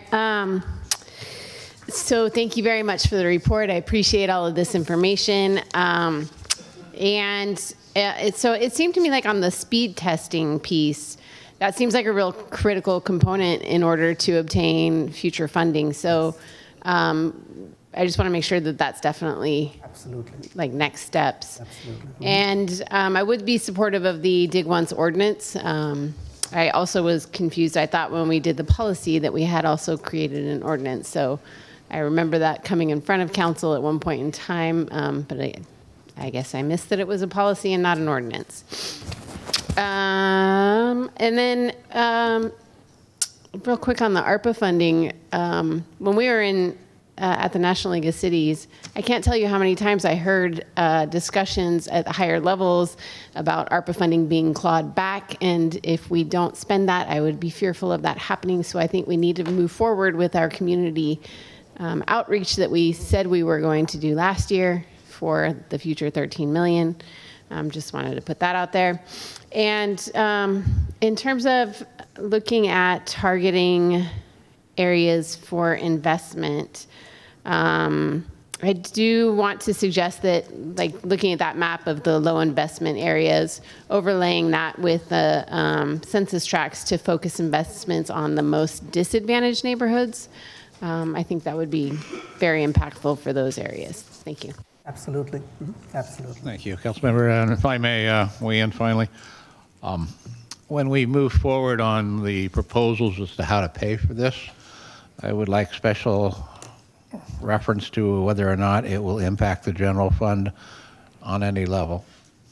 That, for me, is an extremely critical consideration. I'm glad to see the emphasis being given to reaching our disadvantaged neighborhoods and to residential, but as much as that is desirable, it is clearly not my intention to abandon the need to provide attention to our business community, because I think the business community's needs are what will lead and help lead to economic development. And this whole proposal started, at least in the downtown, with the idea of trying to bring businesses to the downtown. And if we abandon that, I think we're making a terrible mistake. One of the biggest problems that this city has faced is in getting the cost of bringing that final mile connection into the building. It's been cost prohibitive. And we have a substantial number of small businesses in this community that simply would like to have this service but have not been able to afford it. And if this program going forward does not address that financial need of those many businesses, to my way of thinking, it's going to be a colossal failure. So I can't overemphasize the need to pay attention to servicing our small businesses in town. And I've found through experiences in my business that more and more people are moving into this community from other communities where they are telecommuting, and they do need that high fiber connection because they're going to the office 2, maybe 3 days a week, and the rest of the time they're staying here, but they have to be working at a facility out of Silicon Valley, Marin County, Sacramento, even nationwide, Mendocino. I've had them all. And if we don't give them as much emphasis, which will be small businesses, then I think we're going to make a tragic mistake. And if this isn't tied into the need to flag this in planning, we're overlooking that possibility as well. When I look at this original conduit, it was designed to be a traffic flow system. And I'm not hearing much talk about that. So I don't want to abandon that as we move forward. And one of the proposals going forward is how are we going to use this in our traffic flow patterns around town?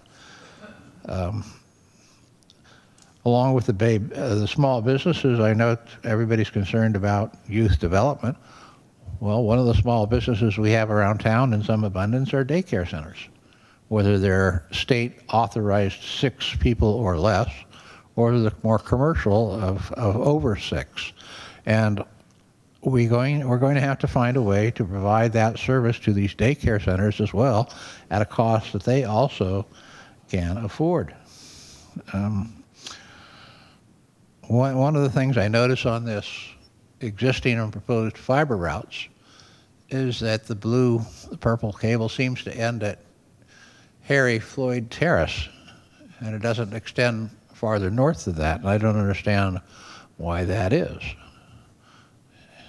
or what expense would be involved in bringing in more of a system that completely encapsulates the entirety of the city of Vallejo. I'm kind of surprised to hear this discussion about the dig once policy versus ordinance, because my impression at the time that we adopted it was going to be implemented.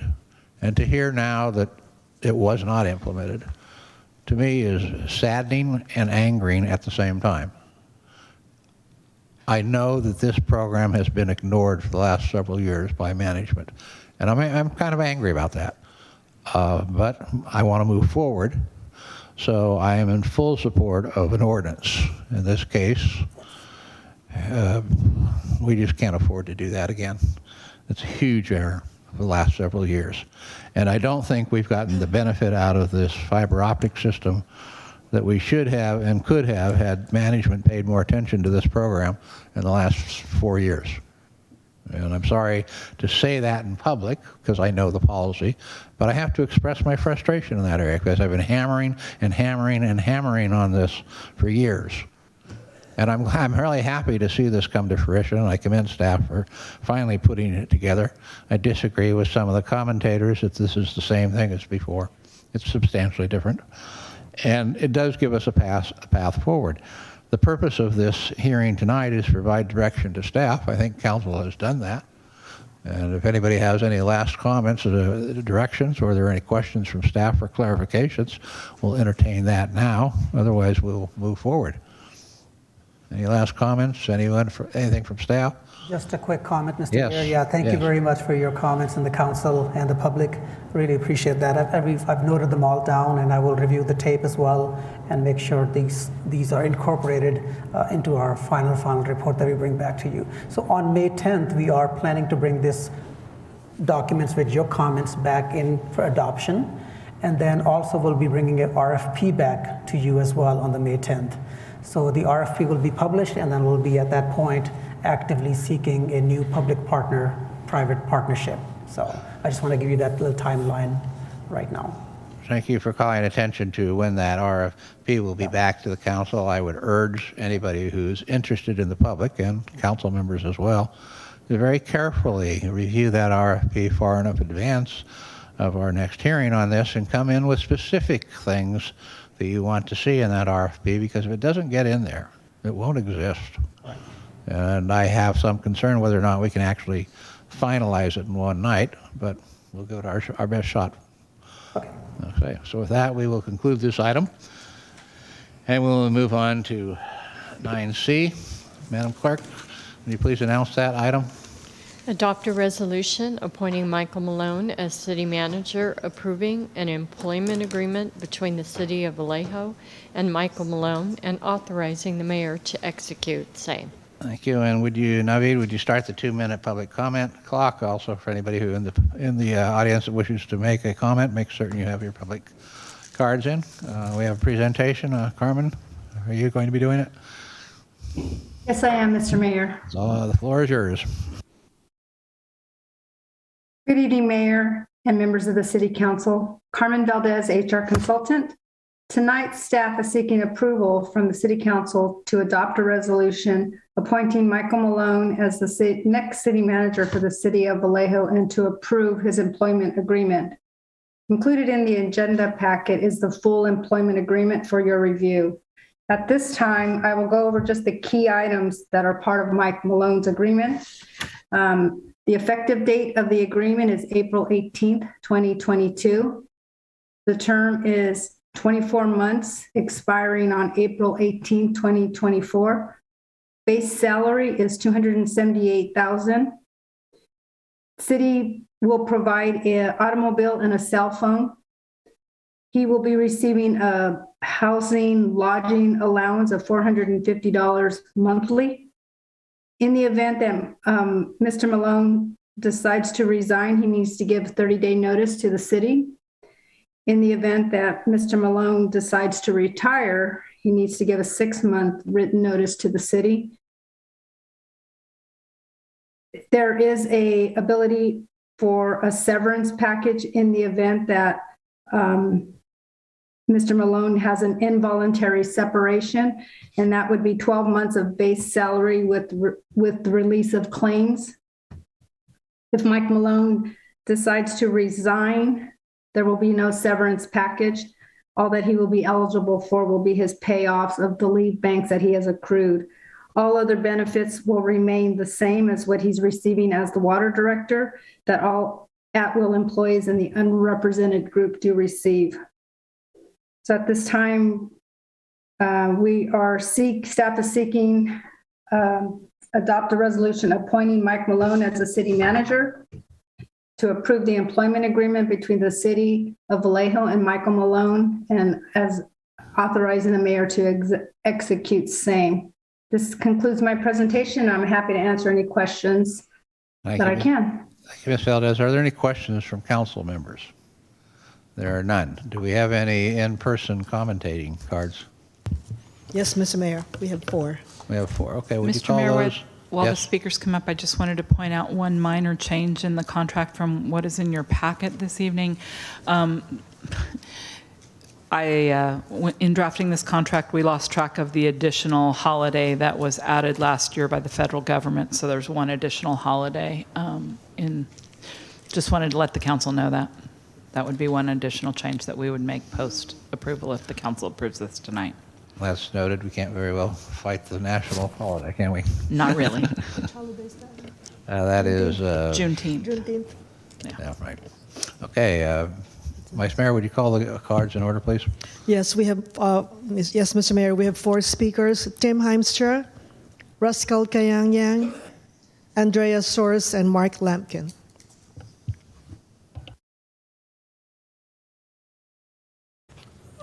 Andrea Sorce is on remote now. She's virtually. How about Mr. Kayangyang? Is he also on virtual? Oh, he's here. Okay. Sorry, I didn't see you. Tim, 3 minutes. Go ahead. All right. Good evening, City Council members. I'm here just simply to provide voice my support for Mr. Malone coming aboard as the city manager in this position. I think he's extremely qualified. I don't think you need to have a PhD in city management. In fact, I think if we did get somebody with that kind of criteria, he or she might be too boring or introverted to even get the job done. But what I have seen from Mr. Malone is that he does empower his department heads. He's got a cool head, and I just think he would be fantastic. He's got the leadership skills that we need, and I'd ask that you fully embrace and vote for that. Leadership is a big deal in branding our city, and we've got a great canvas to work with. Rosanna, you brought up what we've got going on with the Cook property, what we have going on Mare Island. We've got a full-blown medical school on Mare Island, 2 San Francisco ferry terminals, 6 Flags, the Gateway Shopping Center. I was at that this morning before I started my workday. I stopped at the City Sports Athletic Center. What a fantastic place that is. And they had some things written on the wall that brought up about leadership. And I kind of wanted to share that with everybody really quick, because leadership is what we need in this town. And in this position. Let's see if I can find my little comments here. So written on the wall were the words invigorate, intensity, perfection, excellent, focus, and performance. And these are things that we need. We need performance. We need to make things happen. They don't happen organically. So with these projects that we have, distractions that we've got going on, we need to address it and streamline it and get through that and empower our department heads to do what they need to do with economic development, planning, and our building department. And I think we got some great department heads in there. Life is 10% what happens to us, 90% how we react to it, and and we just need we need great leadership. And I'm asking Mr. Malone that you really just give it your all, and because we've got such an incredible town here, and we bring more to the table than Walnut Creek and Petaluma, and I think you've got a great canvas to work with. And I just wish you the best of luck, because I'm confident you're going to get voted, sir. Okay? Thank you. Thank you, Mr. Heimstra. Next speaker, please. Rascal Kayangyang. 3 minutes. Good evening, Mayor and council members. Remember that TV show, 13 Reasons Why? Well, what is your reason and motivation for making the current interim city manager permanent? Well, I'll give you 5 reasons why we need to vote no on this. For the last 6 months, under the current interim city manager's watch, The city sold out North Mare Island, 157 acres of public land to a developer for a pitiful $3 million with no performance guarantees and no public benefits. Second, requesting a $30 million loan from the state for a partial retrofit of the Waterfront Police Headquarters, which we cannot afford and is financially irresponsible. Third, lobbied the city council last year to purchase an $800,000 house with no clear use, no clear benefit for the public, while residents are struggling daily to pay their water bill. Fourth, packing the council meeting agenda with over 30 items, especially on the consent calendar, with multi-million-dollar contracts with thousands of pages to read, but not giving the public enough time to vet all the documents. And finally, the public taxpayers have no confidence in the leadership. City statewide has successfully got the community involved to pick their next city manager. Just look at the city of Pleasanton to Fullerton. They've hired their next city manager. When you look at the total costs of this contract, you're raising the city manager's pay to $278,000. That is more than the governor of California, who makes $218,000. Has Vallejo turned around in the last 6 months under this administration? Did our streets get fixed? Last year, many residents, including myself, spoke out against this very same issue, and we wanted special turnaround specialists. Well, Vallejo is still in a crisis, and we still need to hire turnaround specialists. Please vote no on this contract. Thank you for your time. My name is Rusco Kayangyang, Vallejo resident. Thank you. Our next speaker, please. I'm going to call on Mark Lampkin, and then the next will be the virtual speaker.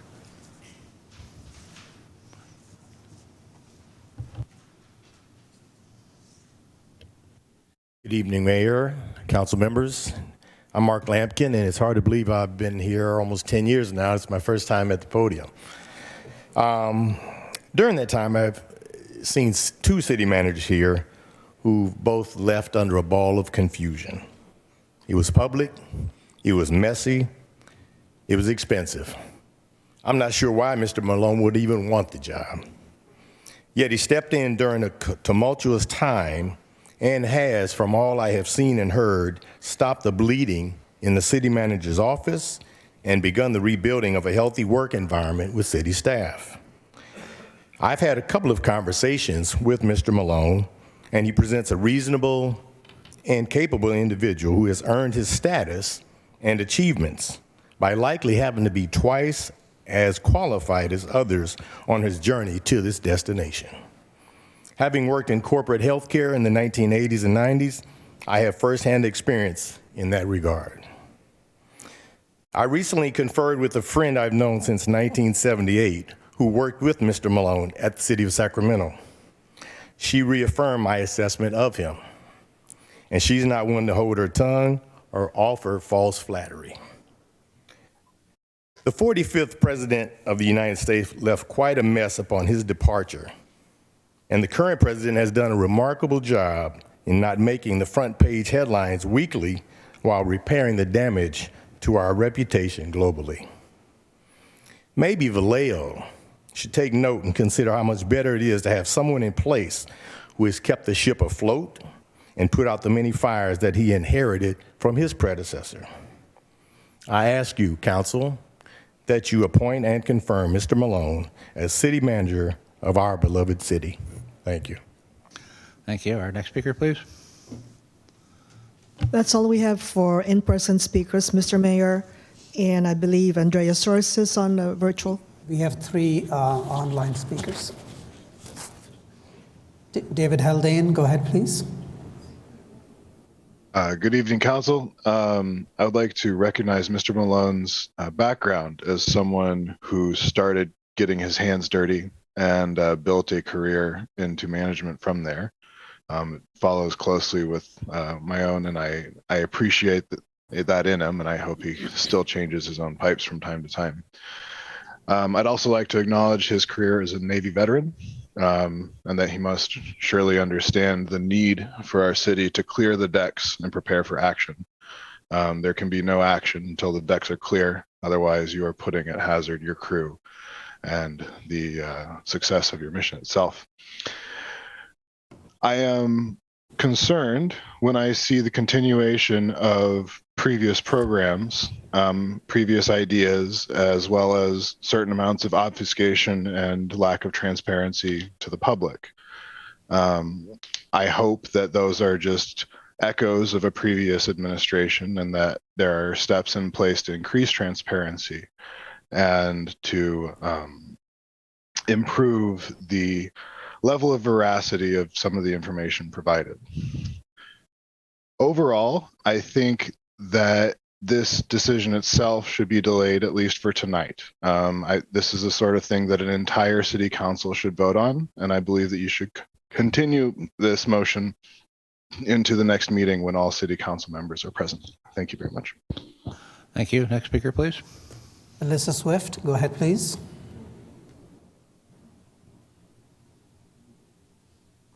Melissa Swift.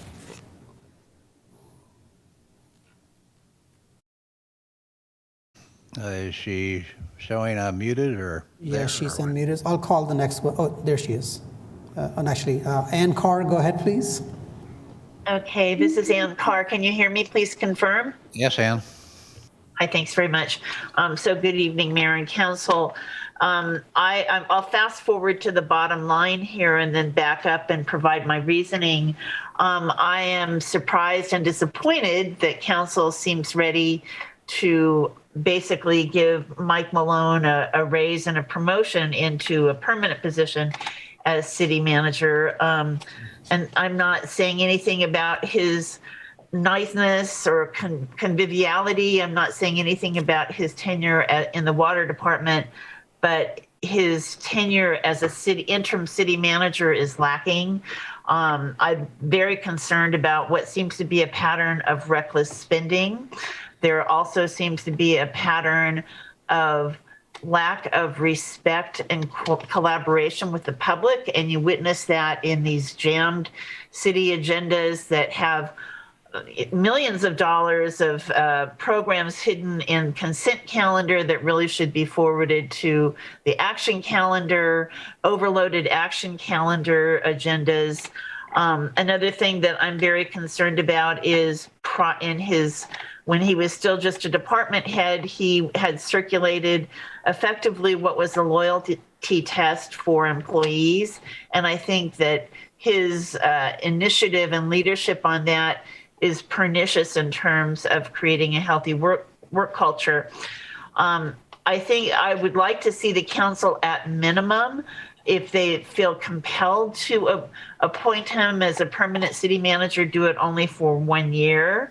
And I'm very, very curious as to what happened to our process for recruiting for a city manager. The last I heard, the community was supposed to be engaged. We were not. We never got a report about who the city had reached out to in terms of recruiting firms. I'm very curious. It seems like no one made an effort and no one seemed to seriously pursue the idea of a turnaround firm. I think that we need to look at what went wrong under Nyhoff, for example, and let's make efforts to correct that. Obviously, fiscal responsibility still needs to be key for us. We really haven't recovered from bankruptcy. We also need to have somebody with experience in leadership and innovation and new ways of doing things with, frankly, less resources. We don't have platinum budgets, so we need people who are going to be creative and ruthless about trying new things. So all things together, I don't think Mike Malone is the right person for this job, and I would really like to see Vallejo on firmer. Thank you very much.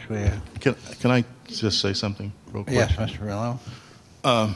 There's a couple of statements there that Ms. Carr made that I actually have to respond to. This idea of a loyalty test to any employees has absolutely no merit or no truth to it. Anyone that's worked with me in the water department or any other place I worked will tell her point blank that never happened. And this idea about innovation, creativity, I think if she had actually reached back and talked to the people in the water department, or talked to the people that worked with me in Sacramento, or talked to the people that worked with me at San Jose Water, they would all tell you that one of the things that I was known for was being innovative and trying new ideas, pushing technology and new approaches to getting business done. So I just felt like I needed to clear those things up. Thank you. Thank you, sir. Do we have another speaker? Yes, Mr. Mayor. Melissa Swift, go ahead, and please.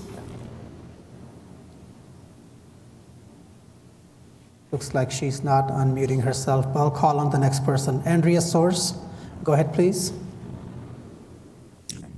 Yeah, hi. I do want to encourage you all to first just to keep the hand raise time open a little longer. I've heard from other people, and it just happened to me. I got kicked off the Zoom and had to come back, and then my hand was down. And so I just want to kind of alert everybody to be mindful of that. I want to clarify too, I believe Ms. Carr was referring to with the loyalty pledge, she was referring to the letter of support for Greg Nyhoff that I think was circulating in March or April 2020, right around the time of all those controversies. And I think that's really relevant and important now because we're looking for a strong pivot and a break from the previous sort of administration and a culture change in order to stop the exodus and get more accountability and transparency.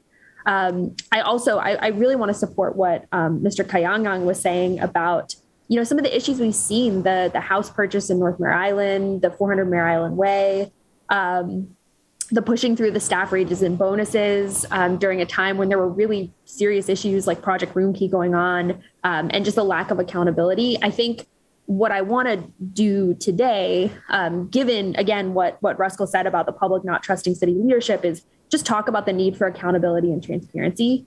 This is going to happen. And so I really want to stress to City Council the importance of leading and managing the city manager. If you're going to hire and appoint somebody, you need to be holding them accountable and directing them to hold staff accountable. I mentioned in my community forum comment the Bent Badge report and Project Room Key. Those are the two things we can do right now. We can agendize those for the next meeting. We've been putting them off for too long, and those were promised and haven't been delivered. We need to make sure that, again, you as council are directing Malone to hold staff accountable when we see these errors in staff reports or misrepresentation of information, money going missing, like what happened when there are housing departments, the HR violations and the turnover. We need to see people held accountable, which we know from, again, another report that we just heard, that was a big reason why we've had so much staff turnover over the past couple of years, especially in housing. This was all, a lot of folks were saying this is because of the toxic culture and management issues not getting addressed. So we need to make sure Mr. Malone addresses that. We had 80 people left City Hall last year, another 30 left at this first quarter while Malone was interim. So what is he going to do to stop that bleeding? We also need transparency. We need a change of culture where the city is responding to the community and not in an adversarial position against the community. And that's something that, again, the City Council can direct Mr. Malone to do. I would like to see, I only have a few seconds, but I'd like to see study sessions, actual conversations on these major decisions where we can have, we're not just limited to 3 minutes, but we can have real conversations about stuff like the smoking ordinance. We need competitive processes for recruitment for all of these other senior staff positions. Let's not just promote internally anymore. Thank you. Hanif, go ahead, please. I just wanted to speak in support of Mr. Malone. I believe he's done a great job being transparent. We always have the same oppositions that's, totally, I don't know why people don't want to see change. I just don't get it. So, like I said, I believe he's been doing a great job being transparent and innovative, and I believe that he will bring real change that we need. So I'm just in support of Mr. Malone being city manager. That's all. Thank you. Next speaker. Jimmy Jackson, go ahead, please. Yes, good evening, Council and Mr. Mayor. Hopefully you can hear me coming through. I'm Jimmy Jackson, president of the Vallejo NAACP. And in the last few months, I've had the opportunity to meet with Mr. Malone and find out that he had a very, very good effort in this community. He's worked well at the water department. He's done a very good job since he's been as the interim. We would like to pass on to the council that all of this community is in support of the activities of Mr. Malone at this point in time. If you look at his record, he has been one of the few people on the staff level that's reached out to the community. He's met with me, he's met with my staff, he's met with the people in my organization. And he is trying to bring some kind of seriousness and some empathy to the community of Vallejo. I feel that if we don't, at this time, take Mr. Malone to the staff and let him show us his abilities as a leader, then we're going to lose a good leader and a good city manager. So it is my recommendation that Mr. Malone be made the permanent city manager at this point in time. And if by any chance this city can get behind him, I'm sure we can have a successful 2 years under his leadership. Thank you. Thank you, Mr. Jackson. Next speaker. Mr. Mayor, we'll go ahead and try Melissa Swift. Go ahead, please. Seems like she's having some issues unmuting herself. Maybe she's dropped off. I'm not sure what's going on. Other speakers? She's the last speaker. Melissa, you're there? Going once? Going twice? Gone? All right, that will conclude the speakers on this matter. We'll take it back to the hands of the council. Councilmember Dew. Mr. Mayor, actually, somebody is trying to call in, and then they're dialing the number that's on the agenda, but it's asking for a meeting ID, and there's no meeting ID listed on the agenda. How do they access the meeting from? Let me put this up. Naveed? This is the meeting ID. It's on the screen. It's on the screen in front of you. Got it. 914-0075. So when we do our request for proposals on broadband improvements, this is one of the issues we're going to have to put into it. Yes.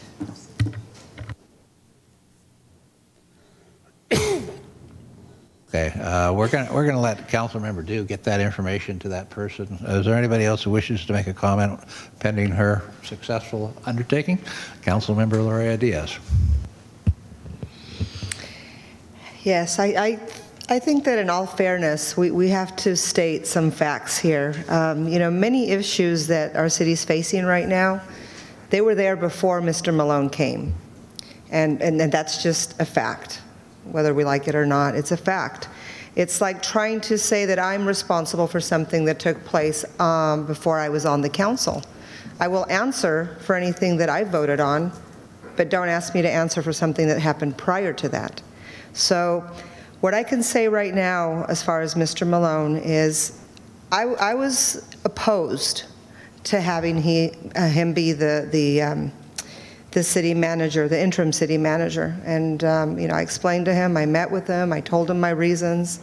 And I have been working with him very closely, okay? And one of the things that the city needs right now is stability. We can't operate a city by having an interim city manager. We have to have a person that's in place with a position that he can fully exercise.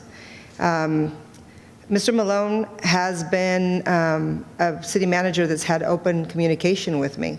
That did not happen when I first came on board and had a previous city manager. He has always met with me. He always answers my calls. And I have a lot of questions, and sometimes I do drill him, with my questions, but he answers them. And I feel comfortable with the answers that I'm getting because I do dig into it quite a bit. He's shown to me that he's dedicated for the city, although he does not live here, which a lot of our employees don't. He cares enough to be here whenever he's needed. He stays late, he comes in early, he's dedicated a lot of time to this, and some might and I know what some folks are thinking, he gets paid enough. Yes, he gets paid a salary, but some people get paid salaries more than that, and they don't stick around long enough, and he does. The community outreach, we're starting to do a little bit more. There's a lot more that can be done, but we're starting to do more. And I've approached him a couple of times. I use an example as the blood drive. It might not be important to some folks, but for others that depend on this blood, it's very important. And I reached out to him, and immediately he said that the city could move forward and have this blood drive. He's participating in different public events. He's out there at farmers markets. He's out there at festivals. I saw him during Christmas at the Mad Hatter Parade. I never saw the other city manager there. And not only that, prior city managers from before I was on council, you never see them. You see us sitting up here, just voting and so far distanced from the rest of you.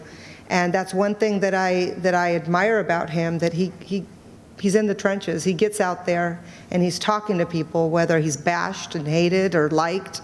He's out there, giving face. Change of culture. Oh yeah, we need change of culture, change here, the police department, everywhere. But you know what? That takes time. It takes time, and there's steps that have to be taken in order to get there. And if every time we start to get change, we have this opposition, we're never going to move forward. Give a person an opportunity. Give him, give me, give us an opportunity. We really aren't bad people. We love our city. There's a reason that we're up here. We're away from our families, we're away from our loved ones, and we're up here trying to do the right thing. I support Mr. Malone becoming permanent. And I don't take this lightly, because those of you that know me know that I speak my mind and I speak truth, and I don't care who goes down. That's what I was voted in to do. If I have to take you with me, I'll take you with me. He's doing a good job. Give him a chance. I will be voting for him to get this position. Thank you. Councilmember Dew, any success? I don't know. You don't know? You see anybody else? Who are you trying to contact? Osby wanted to speak. Osby? Yeah. Oh. Can he reach us? Can our former mayor reach us through telephone? Why don't somebody call him on their phone? We'll put it on speaker. There must be a way. Yeah, try that. Pending that, is there anybody else who wishes to make a comment? Or we'll just sit here. Or Osby, why don't you just come on down? It says he's in as an attendee. I don't know.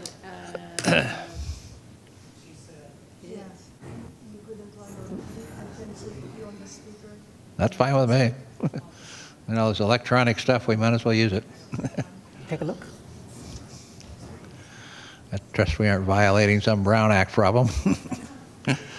He's in there as an attendee. That's her. No, Osby Davis is who she's trying to get on the phone. Yeah, we definitely need to put that into the request for proposals. It's over. Yeah, he's not in there.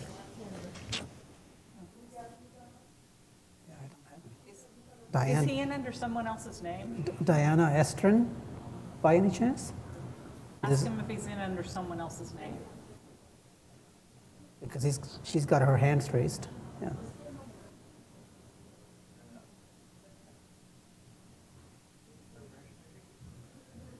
I'm sorry. No, I don't see it. Yeah, I don't.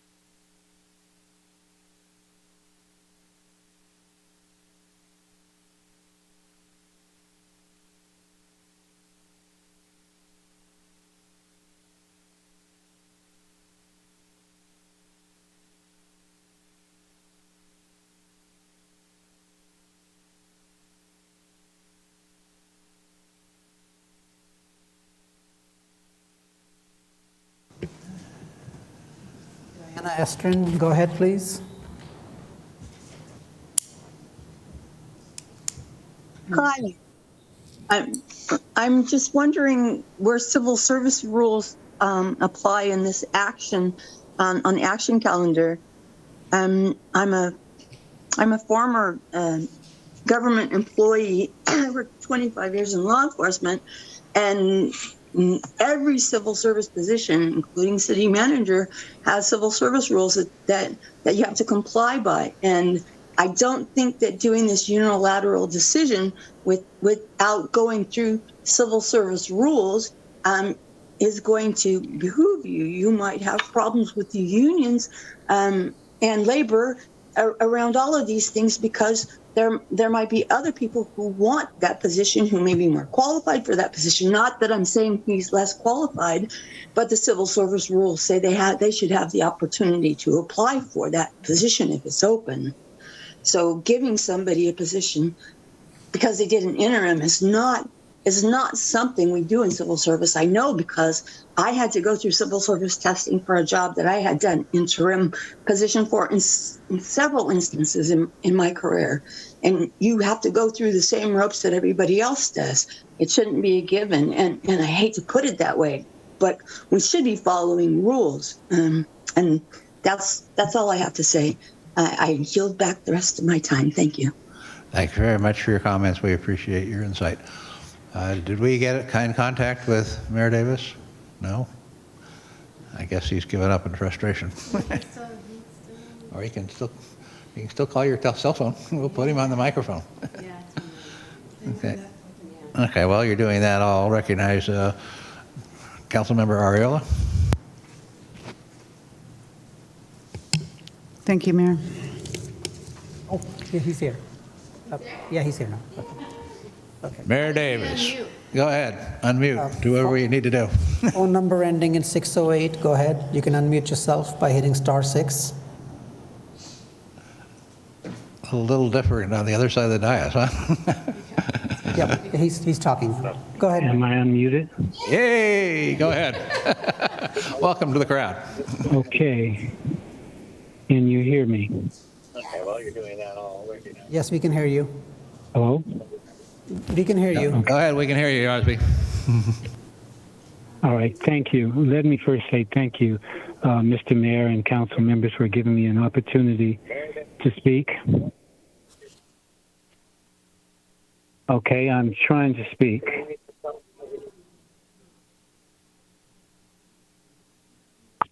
Yeah, go ahead, I hope. Really?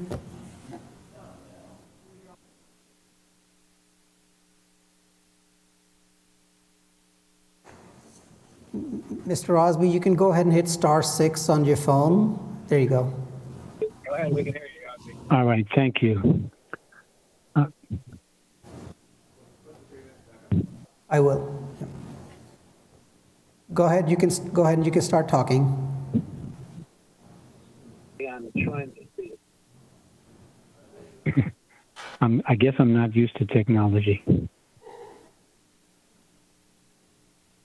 I'm trying. We can hear you. Go ahead. Start talking. Okay.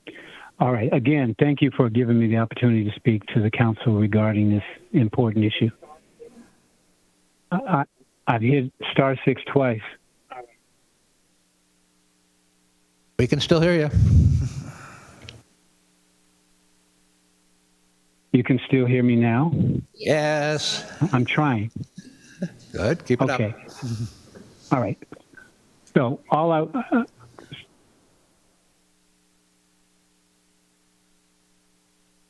it sounds as if I'm behind myself in speaking, but let me just go ahead and make the statement, and hopefully it all comes through. And that is that, I thank you for giving me this opportunity to speak on this most important issue. I just want to say to you, I think that it is a wise decision that you're making this evening for a number of reasons. First of all, we have gone through the headhunter process for hiring city managers for years and years and years. And as a result of that, we still come up with risk in trying to determine who is who and how we're going to merge the new city manager with the old employees. And what we end up doing is we end up having a change in manager and a change in employees, because every time we have a new manager, we have new employees. And so as a result, the city starts all over again from the beginning. So therefore, the new city manager has to get used to the projects and the things that are going on in the city. And in addition to that, the employees change to mirror the desires and the goals of the city manager, and the result, the city never goes forward. Mr. Malone is a good man. I've had an opportunity to meet with him and talk to him on several occasions. He's committed to the city of Vallejo. He's committed to his job. I can't think of a better opportunity that we have than to hire someone right now, as opposed to spending the money for a headhunter who's still taking the risk.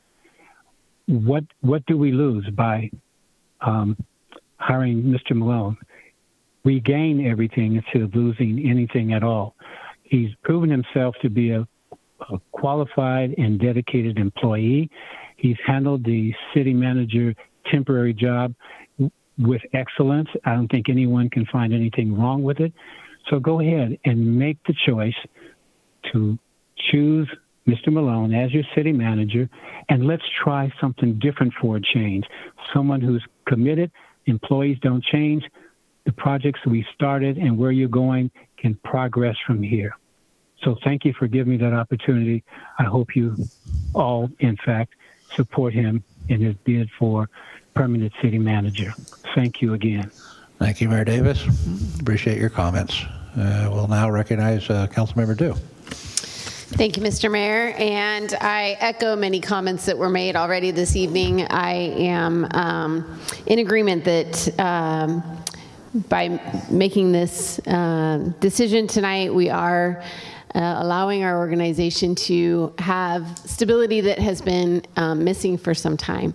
I really have noticed, as I may have mentioned earlier, how much the city attorney's office and the city manager's office have really been working well. That has not been present in most of the time that I've been on council. And it shows in the outreach to the community. We've been doing more community outreach in the last couple of months than we have done almost the whole 9 years that I've been here. And I'm really excited to see that. And I know that will pay dividends, for decades to come. So I'm very excited about this opportunity to support Mr. Malone in this appointment this evening. Thank you. Thank you. Councilmember Ariella, you had your light on earlier. Do you want to speak now? Yeah. Thank you, Mayor. So this is really a strange evening. We're missing council members, and this is being rushed down. First of all, Mike, I have always considered your mannerisms and your character to be very professional and courteous, and I feel confident when I'm around you, when we have our one-on-one meetings. The communication has been exemplary, and it's well appreciated. But going back, I think kind of know where I was in the beginning, and I got to stick with my convictions and be consistent with my voting. The red flag for me was the Phoenix Circle. It didn't make sense then, and it doesn't make sense now, and that's money that's gone. The other red flag for me was we're still without a housing manager, and we don't have an HR director. And those are two key jobs, along with yours, that, in my opinion, are of the utmost priority, especially the housing. We know that Gillian has been running that department with all her other hats, and it's not an envious job at all, with all the problems that we've had with Navigation Center and the missing money. The $30 million loan, innovative for 400 Mare Island Way. I'm not a fan of that, and that was another red flag. We still don't know about the fatalities that happened at Project Room Key. Their staff is owing that information to us, have not gotten that transparency that we were all talking about. The silence on the badge bending. Our agendas are on steroids. I would consider entertaining the idea of hiring Mr. Malone for a one-year contract with an option to renew, which time during that contract we could look and have plenty of time to look for a permanent city manager.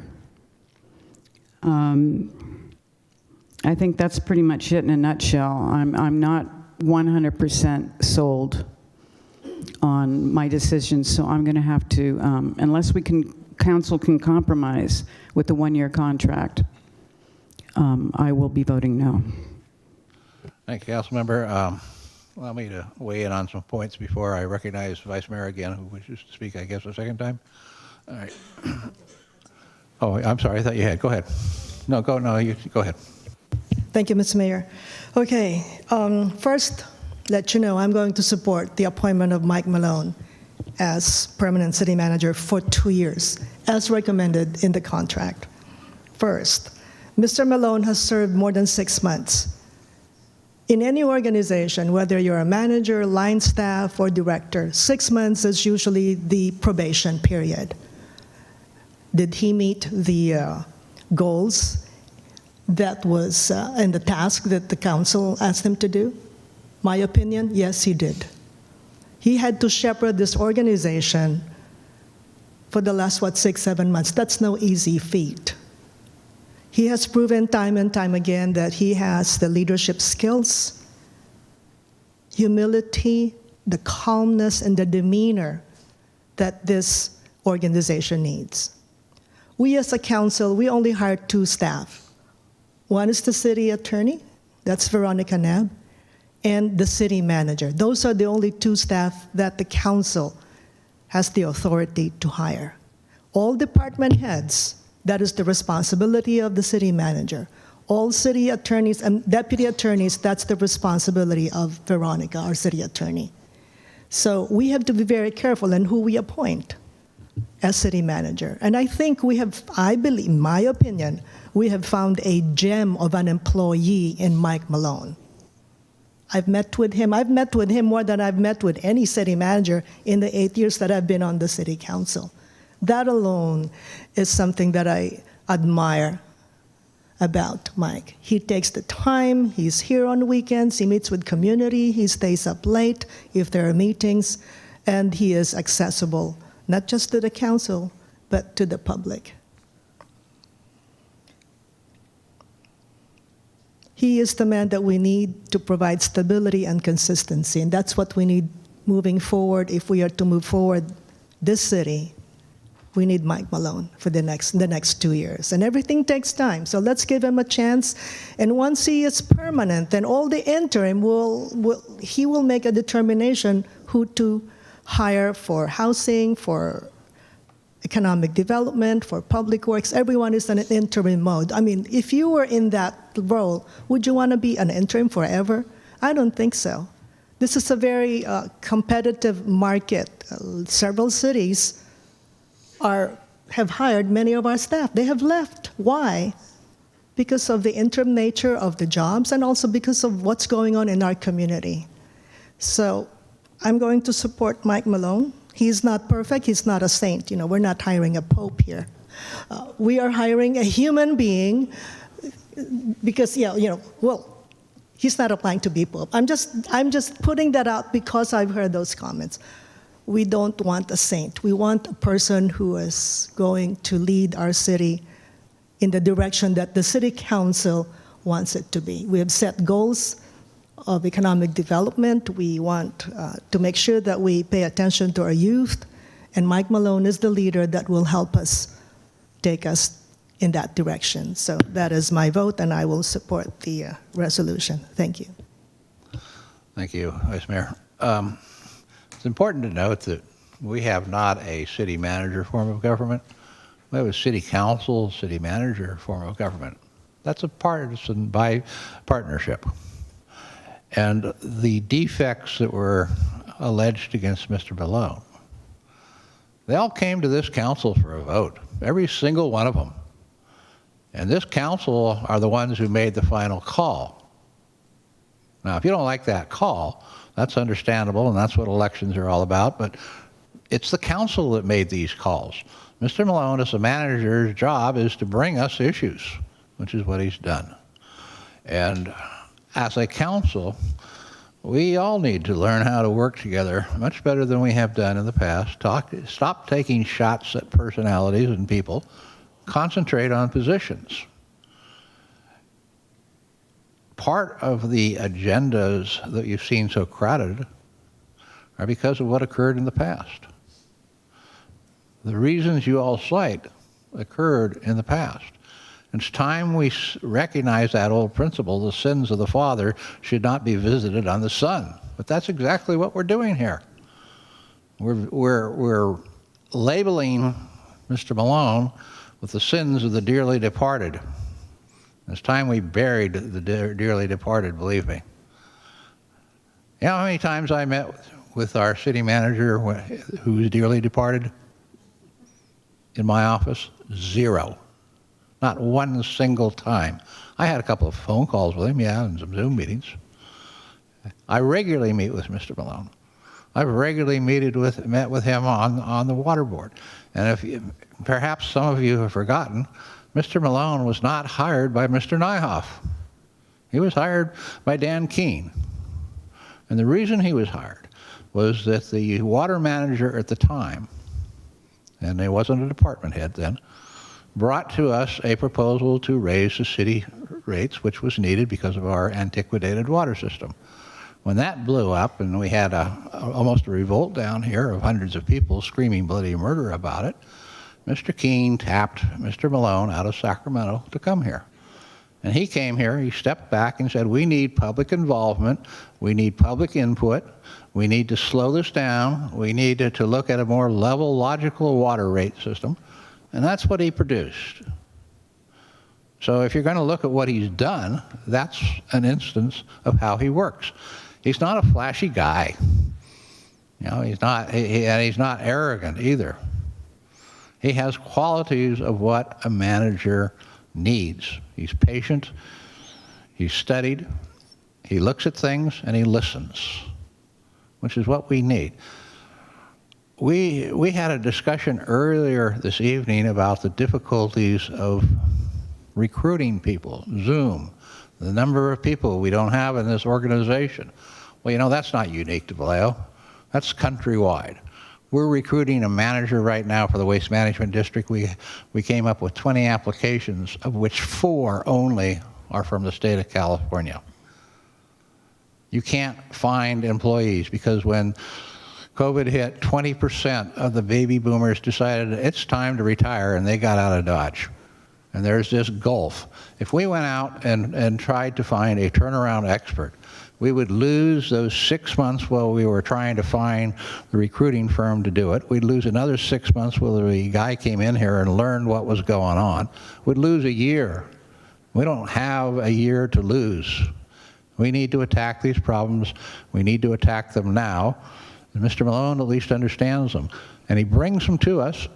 That's the job of the council. We say yes or no, or we say instead of this, we'll do that. And if we can't argue and obtain a majority vote, well, that's how representative democracy works. We don't shoot the messenger. He's the messenger. We're the decision makers. It's our call. And we need to move forward. We need to move forward not necessarily 100% united, but at least 100% listening to each other and responding to what the policies are that are under review and the pros and negatives of them, but not get into the personalities. And this is a big problem in the city of Vallejo. We all yak about personalities. He said this, he said that. And it gets built on social media to where all of a sudden there are comments out there about what somebody said that was never said. Well, this is where the buck stops on this dais. And it stops with the 7 of us. He's our employee. And Councilmember Dew is right. For once, the city attorney and the city manager are rowing in the same direction in the same boat. And yes, he's out there listening to the public, which is a lot more than some other city managers ever done. We don't need to have somebody in reality here every day of the day, every minute of the day. I mean, our last dearly departed was here. Where'd that get us? You know, now we have Zoom, we have cell phones. You can reach anybody electronically almost on any moment, assuming we have the adequate broadband. But you don't necessarily have to be here to do the job. And I'm not even sure it necessarily helps, because some distance gives you some objectivity once in a while too, and you don't listen to the palace gossip. And it's time we get out of this gossip thing and start working as a city, united. And that's what elections are for. We have an election coming up. Remember, who comes up here are the people who have to decide yes or no. And it's time for us to make that decision tonight. So, Vice Mayor, do you have a motion? Yes, Mr. Mayor, I have the honor and pleasure that we move to adopt a resolution appointing Mike Malone as city manager, approving an employment agreement between the city of Vallejo, Mike Malone, and authorizing the mayor to execute the same.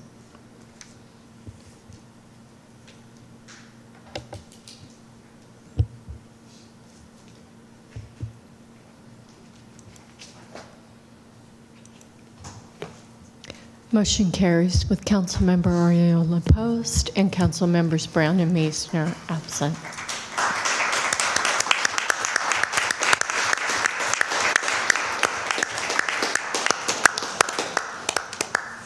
Congratulations, Mr. City Manager. Congratulations. Did you wish to say anything? Well, thank you first and foremost to council and to the community. A little bit about outreach. So we are planning to have more outreach as a city in the community. We will be at the farmers market starting in May, the 4th Saturday of every month. And we're planning more vigorous outreach to have all departments come out in the community over the summer. So you will be seeing us more in the community, listening and talking and getting information. Thank you.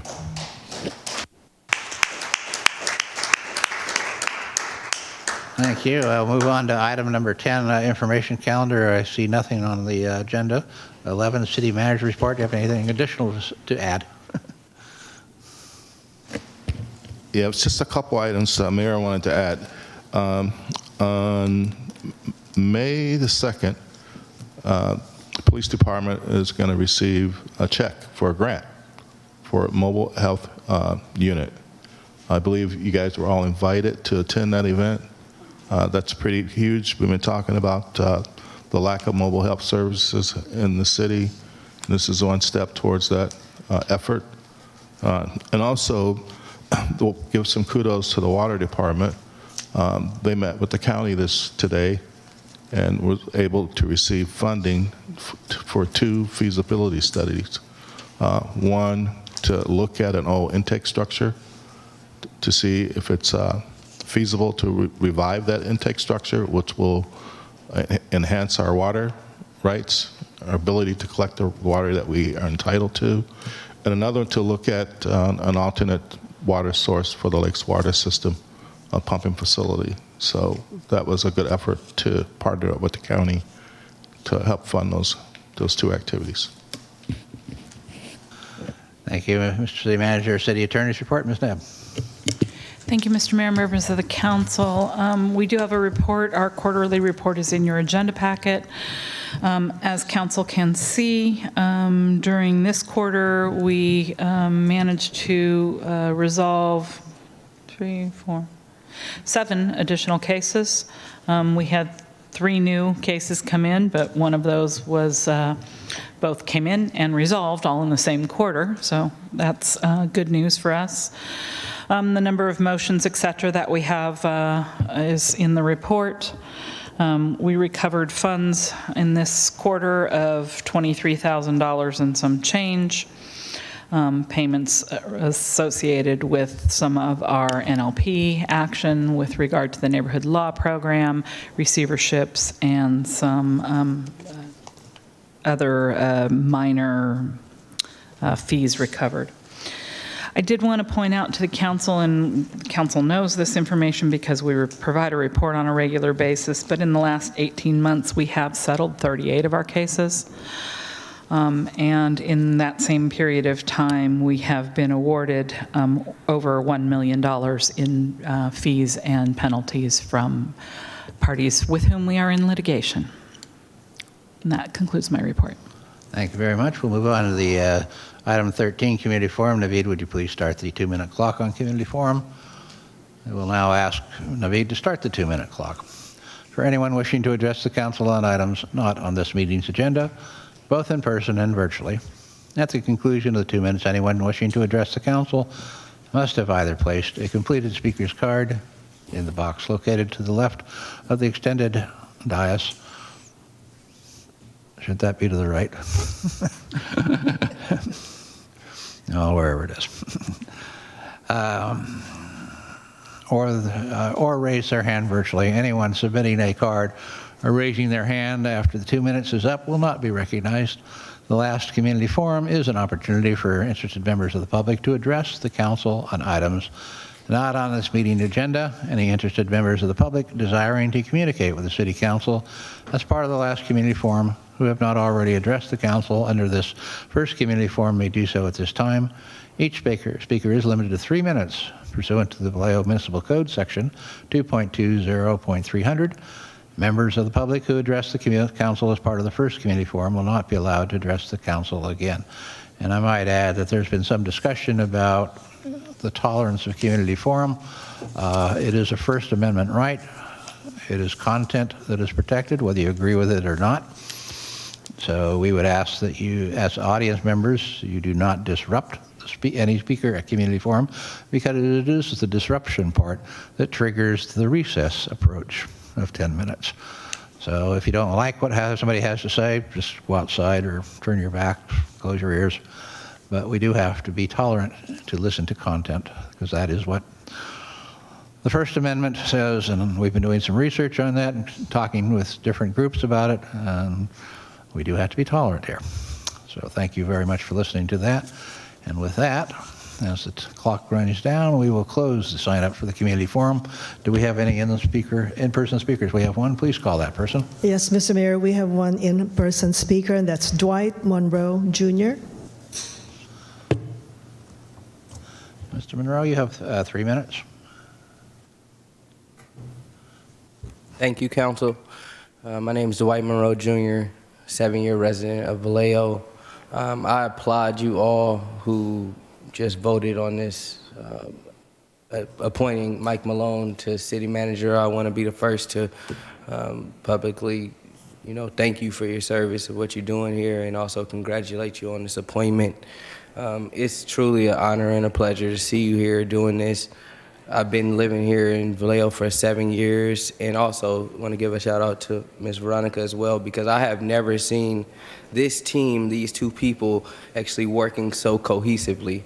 It's been very weird, very kind of awkward situation, as everybody's echoing when you don't see the city manager, you don't see them in public. It's kind of somebody that's bigger than the people. And I applaud you for being at the community service outreach events that you attend.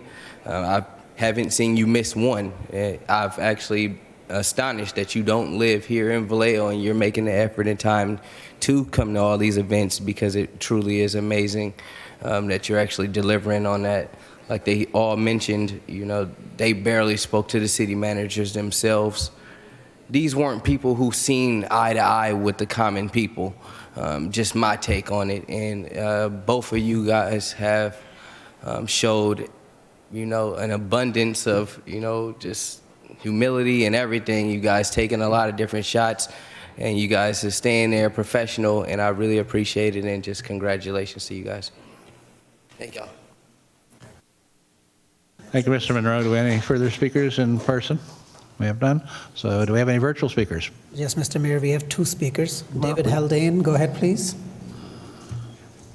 Good evening, Council. I'd like to congratulate Mr. Malone on his new position. And to start, I would like to request that he work on making public information about Project Room Key, where there was a lot of money flying around, and we're not sure where it all went.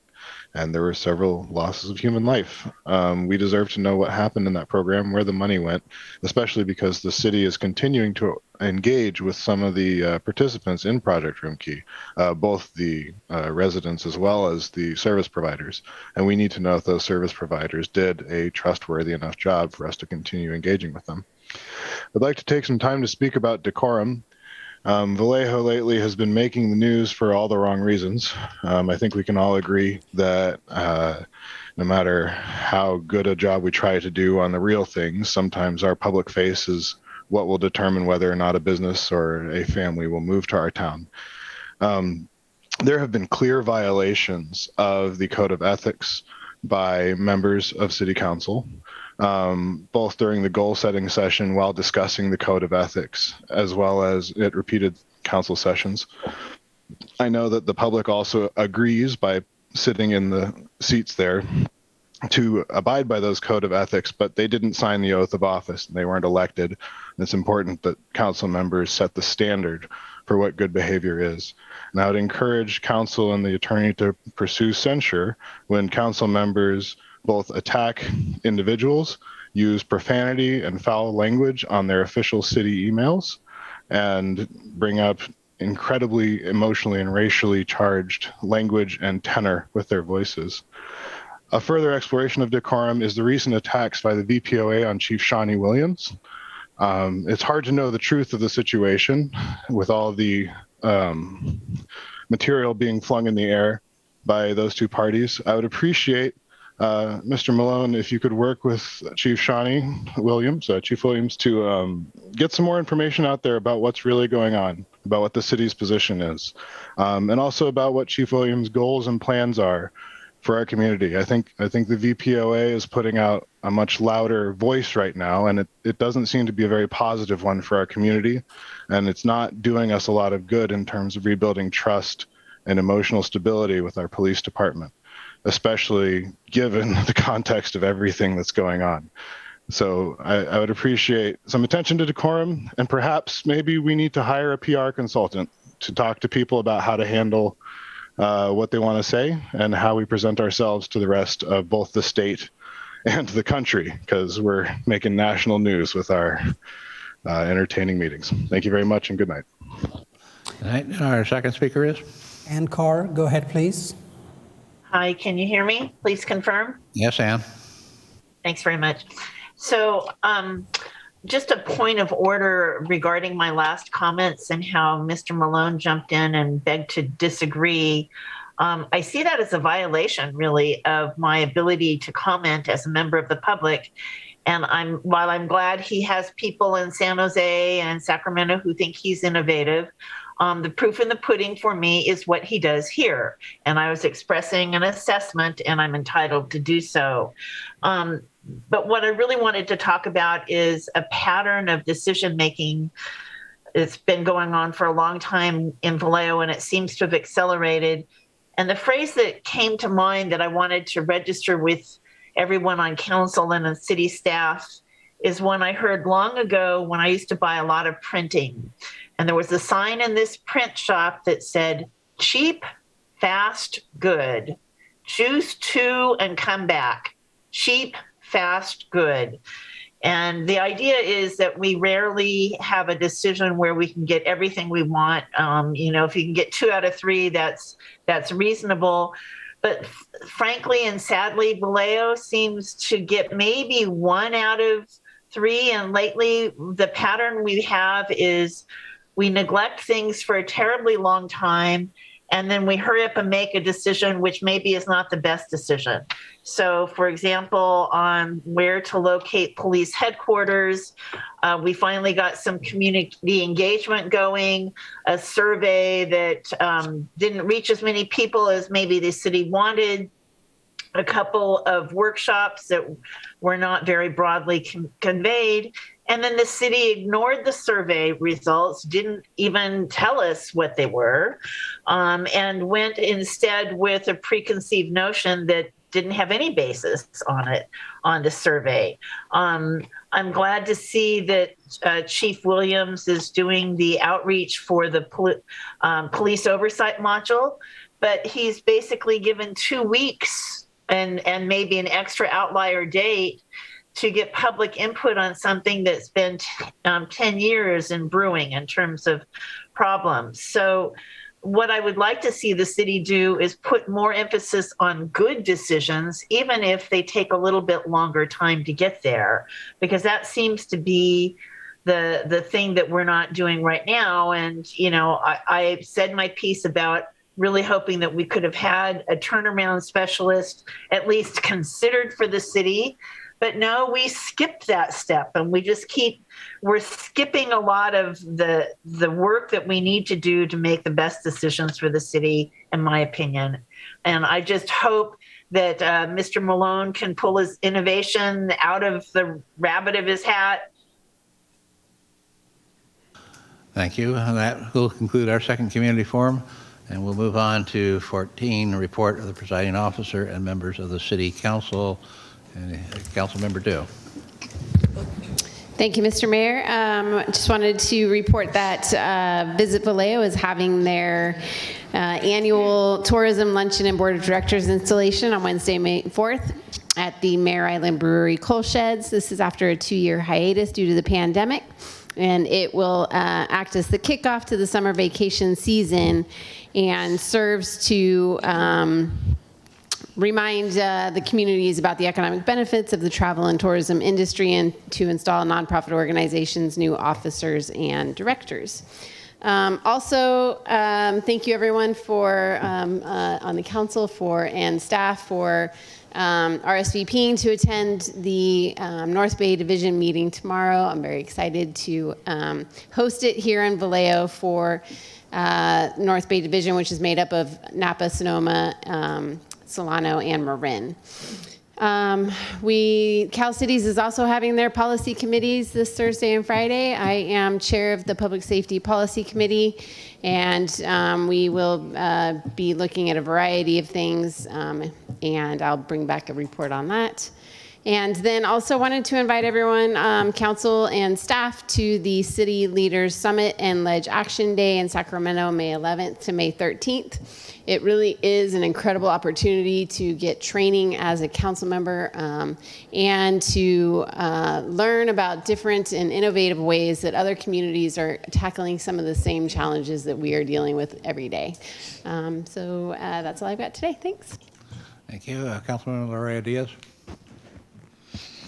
Yes, I have a couple of events that I want to brief everybody on. On the 19th of April, we had the police oversight presentation at Glen Cove, District 3, and it was a great turnout. We had a lot of feedback and a lot of folks with a lot of good ideas, so I was very happy with that. Today, I met with Fire Chief Long and, excuse me, Mr. Mariscal. He's a member of the Glen Cove Association, and we met because of the recent fire that we had. We are putting together a plan to do outreach to the folks in Glen Cove community. As most of you know, there's one entrance in and one exit. So we're trying to make sure that our residents are safe by putting together a plan with the chief that's going to help all those that live there and those that visit Glen Cove. I also wanted to mention that on the 19th of April, excuse me, I met with the director and some staff members from GVRD. There was an allocation that I did from discretionary funds. It was $17,000. And this amount is going to be used to put together a program for the youth, actually for kids age 5 through 15th, for a soccer program. We have a lot of kids in town that don't have the funds to participate in sports. And those of you that know me know that I advocate quite a bit to have kids, stay off the streets and do positive things. And I just want to set the record straight. There was, social media posts and newspaper article that came out saying that my $17,000 was possibly going to be used for pots and pans since there was an issue with GVRD in the kitchen that they were building. Know that the $17,000 is for kids to get shin guards and to get uniforms and to have coaches that will help them stay healthy during the summer. So pay attention to what you hear. It's not always correct. Dig in, ask questions, call me, call us, and you can find out what we're doing. There's the other Niño event that I'm having on Saturday, and I want to invite anybody who's listening to this. It's going to be Saturday the 30th at City Park. It's 12 to 2. Bring your kids. We're going to have so many different activities for them. There's going to be raffles and prizes, and I have about 100 toys, and city staff has donated, from their own money, they've donated gift cards, community members, organizations, business owners, everybody's stepping up. And then the reason I put this together is for a couple of things. One, the first one being that during COVID, our kids have been locked up for 2 years. They haven't had, social interaction with a lot of family members. They've been in their homes. They haven't been going to school. This is something that we celebrate them.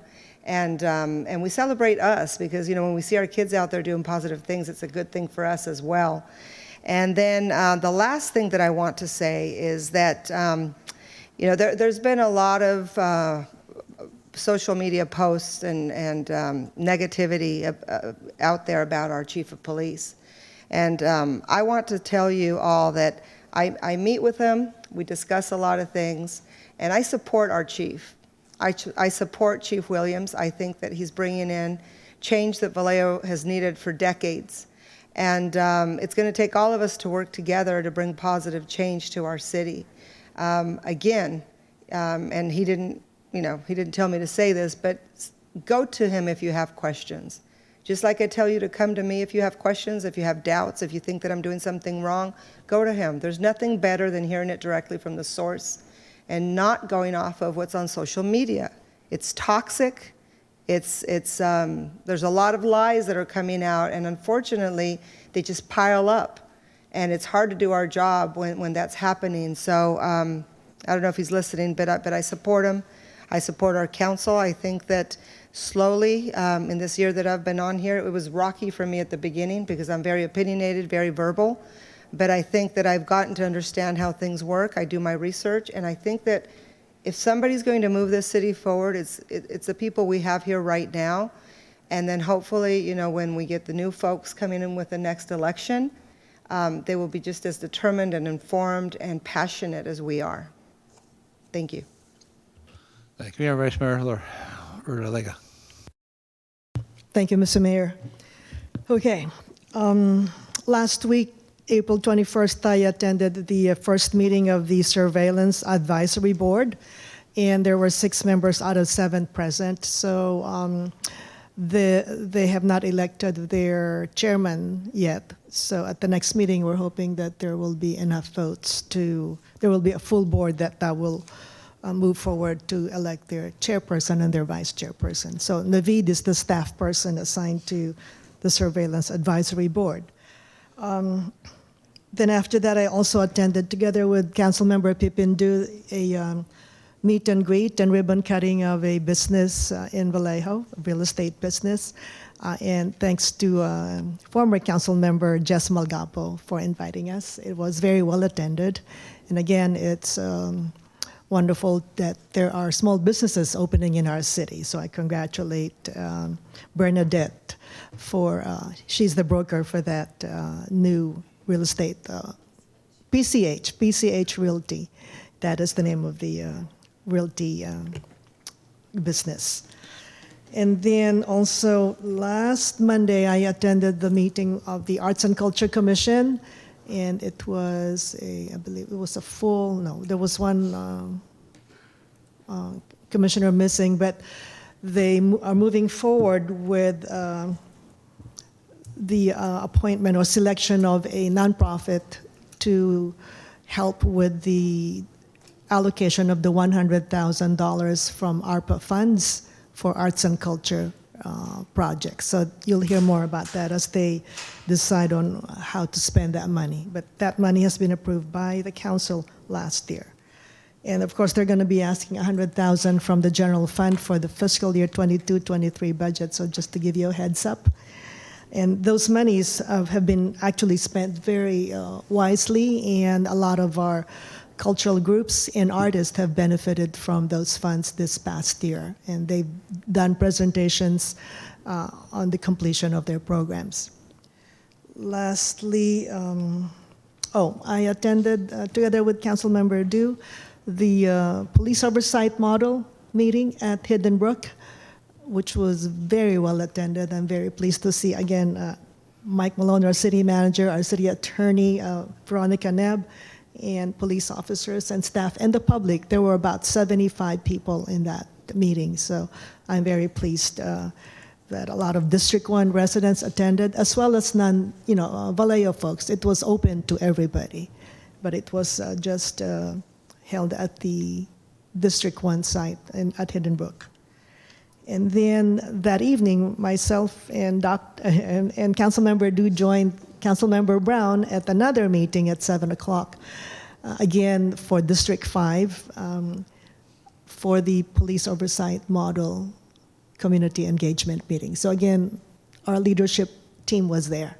And for dinner, Councilmember Adu and I attended a dinner to raise money for Ukraine, and that was hosted by the Senior Center, Florence Douglas Senior Center, and thanks to Peter Wilson for inviting us, and we had a great time. And Koger, yes, Koger, they did the food. Koger is our local assisted living facility in Vallejo. Yeah, Koger on Locust Drive. Lots of residents there, very active senior residents, and they were there. Thank you. Councilmember Ariella. Thank you, Mayor. Speaking of Ukraine, I've noticed the flag out front. I don't know how long that's been up there, the yellow and blue. 2 days or 2 weeks? I guess I haven't been here in 2 weeks. Yeah. So I had a very successful town hall meeting this Saturday at the Journey Church in East Vallejo. I'm making my rounds throughout my district. I'll have my next town hall in May, and I am looking for another location. If I can't find another location in District 6, I would like to use the bank downtown and have that open to all residents of Vallejo and not just District 6. So that's what's my upcoming plan, to discuss the ARPA funding, the next round of ARPA funding. Thank you. All right. I also attended a police discussion session at Dan Foley Park. It was billed as the youth gathering. Unfortunately, there were only 2 youths in the audience. There are, I believe, 2 of these meetings left. So if you have not been to one, please do so rapidly, because otherwise they will disappear. Moving on, the Napa-Solano Area Agency on Aging is a joint meeting of Napa counties and Solano counties. And one of the things that we discussed at our hearing the other day was that we will have a resource guide. And for the first time ever, thanks to the input of Councilmember Loria Diaz, that resource guide will be printed both in English and in Spanish. It goes to 30,000 people already. So we hope that that will grow. And Councilmember Loria Diaz, it's your input that was transferred to the Agency on Aging that they were taken by and have acquiesced and agreed with that request. That particular agency is reaching out to the public more than ever before. And the reason for that, the agency was disbanded about a year and a half ago because Solano County kind of didn't pay it much attention. Supervisor Monica Brown picked up the ball and has been running with it ever since, along with a supervisor from Napa County. And they are really beginning to take strides in this area. They're more and more concentrating on the needs of seniors, but also the care providers to seniors. There are a large number of programs that have been devised and that will continue to be devised, particularly for people who are in need, such as homeless centers. We discussed that when the homeless center finally is operational on Sacramento Street, that they will be reaching out to that. There are programs to transport seniors in need to medical appointments, not just in this county, but also over to Martinez for the Veterans Administration and even down to San Francisco. But you do have to make contact with them. You can either make contact on that program through Solano Transit Authority up in Suisun City, and if it's a local concern, then the Faith Food Fridays is handling local intra-city transportation programs as well. But if any of you have questions or needs concerning seniors, this is the agency to contact. And it is a tremendous resource. That newsletter, as I said, reaches 30,000 people, and we expect it to grow as more interest and more seniors become aware of this. The budget that we adopted, or will adopt shortly, will total $3.7 million for these two counties, and 74.21% of that money will go to Solano County, because that's the proportionate population basis of the two counties for senior members. So this is a tremendous resource. If you have any senior concerns, please contact them or contact Supervisor Monica Brown. Take advantage of it. It's there to be used. So at that point, unless there's anything further, I want to thank the public and the council for a productive, very cordial evening, where business was done, I think, expeditiously and politely, and we will stand adjourned at 11:45. Thank you.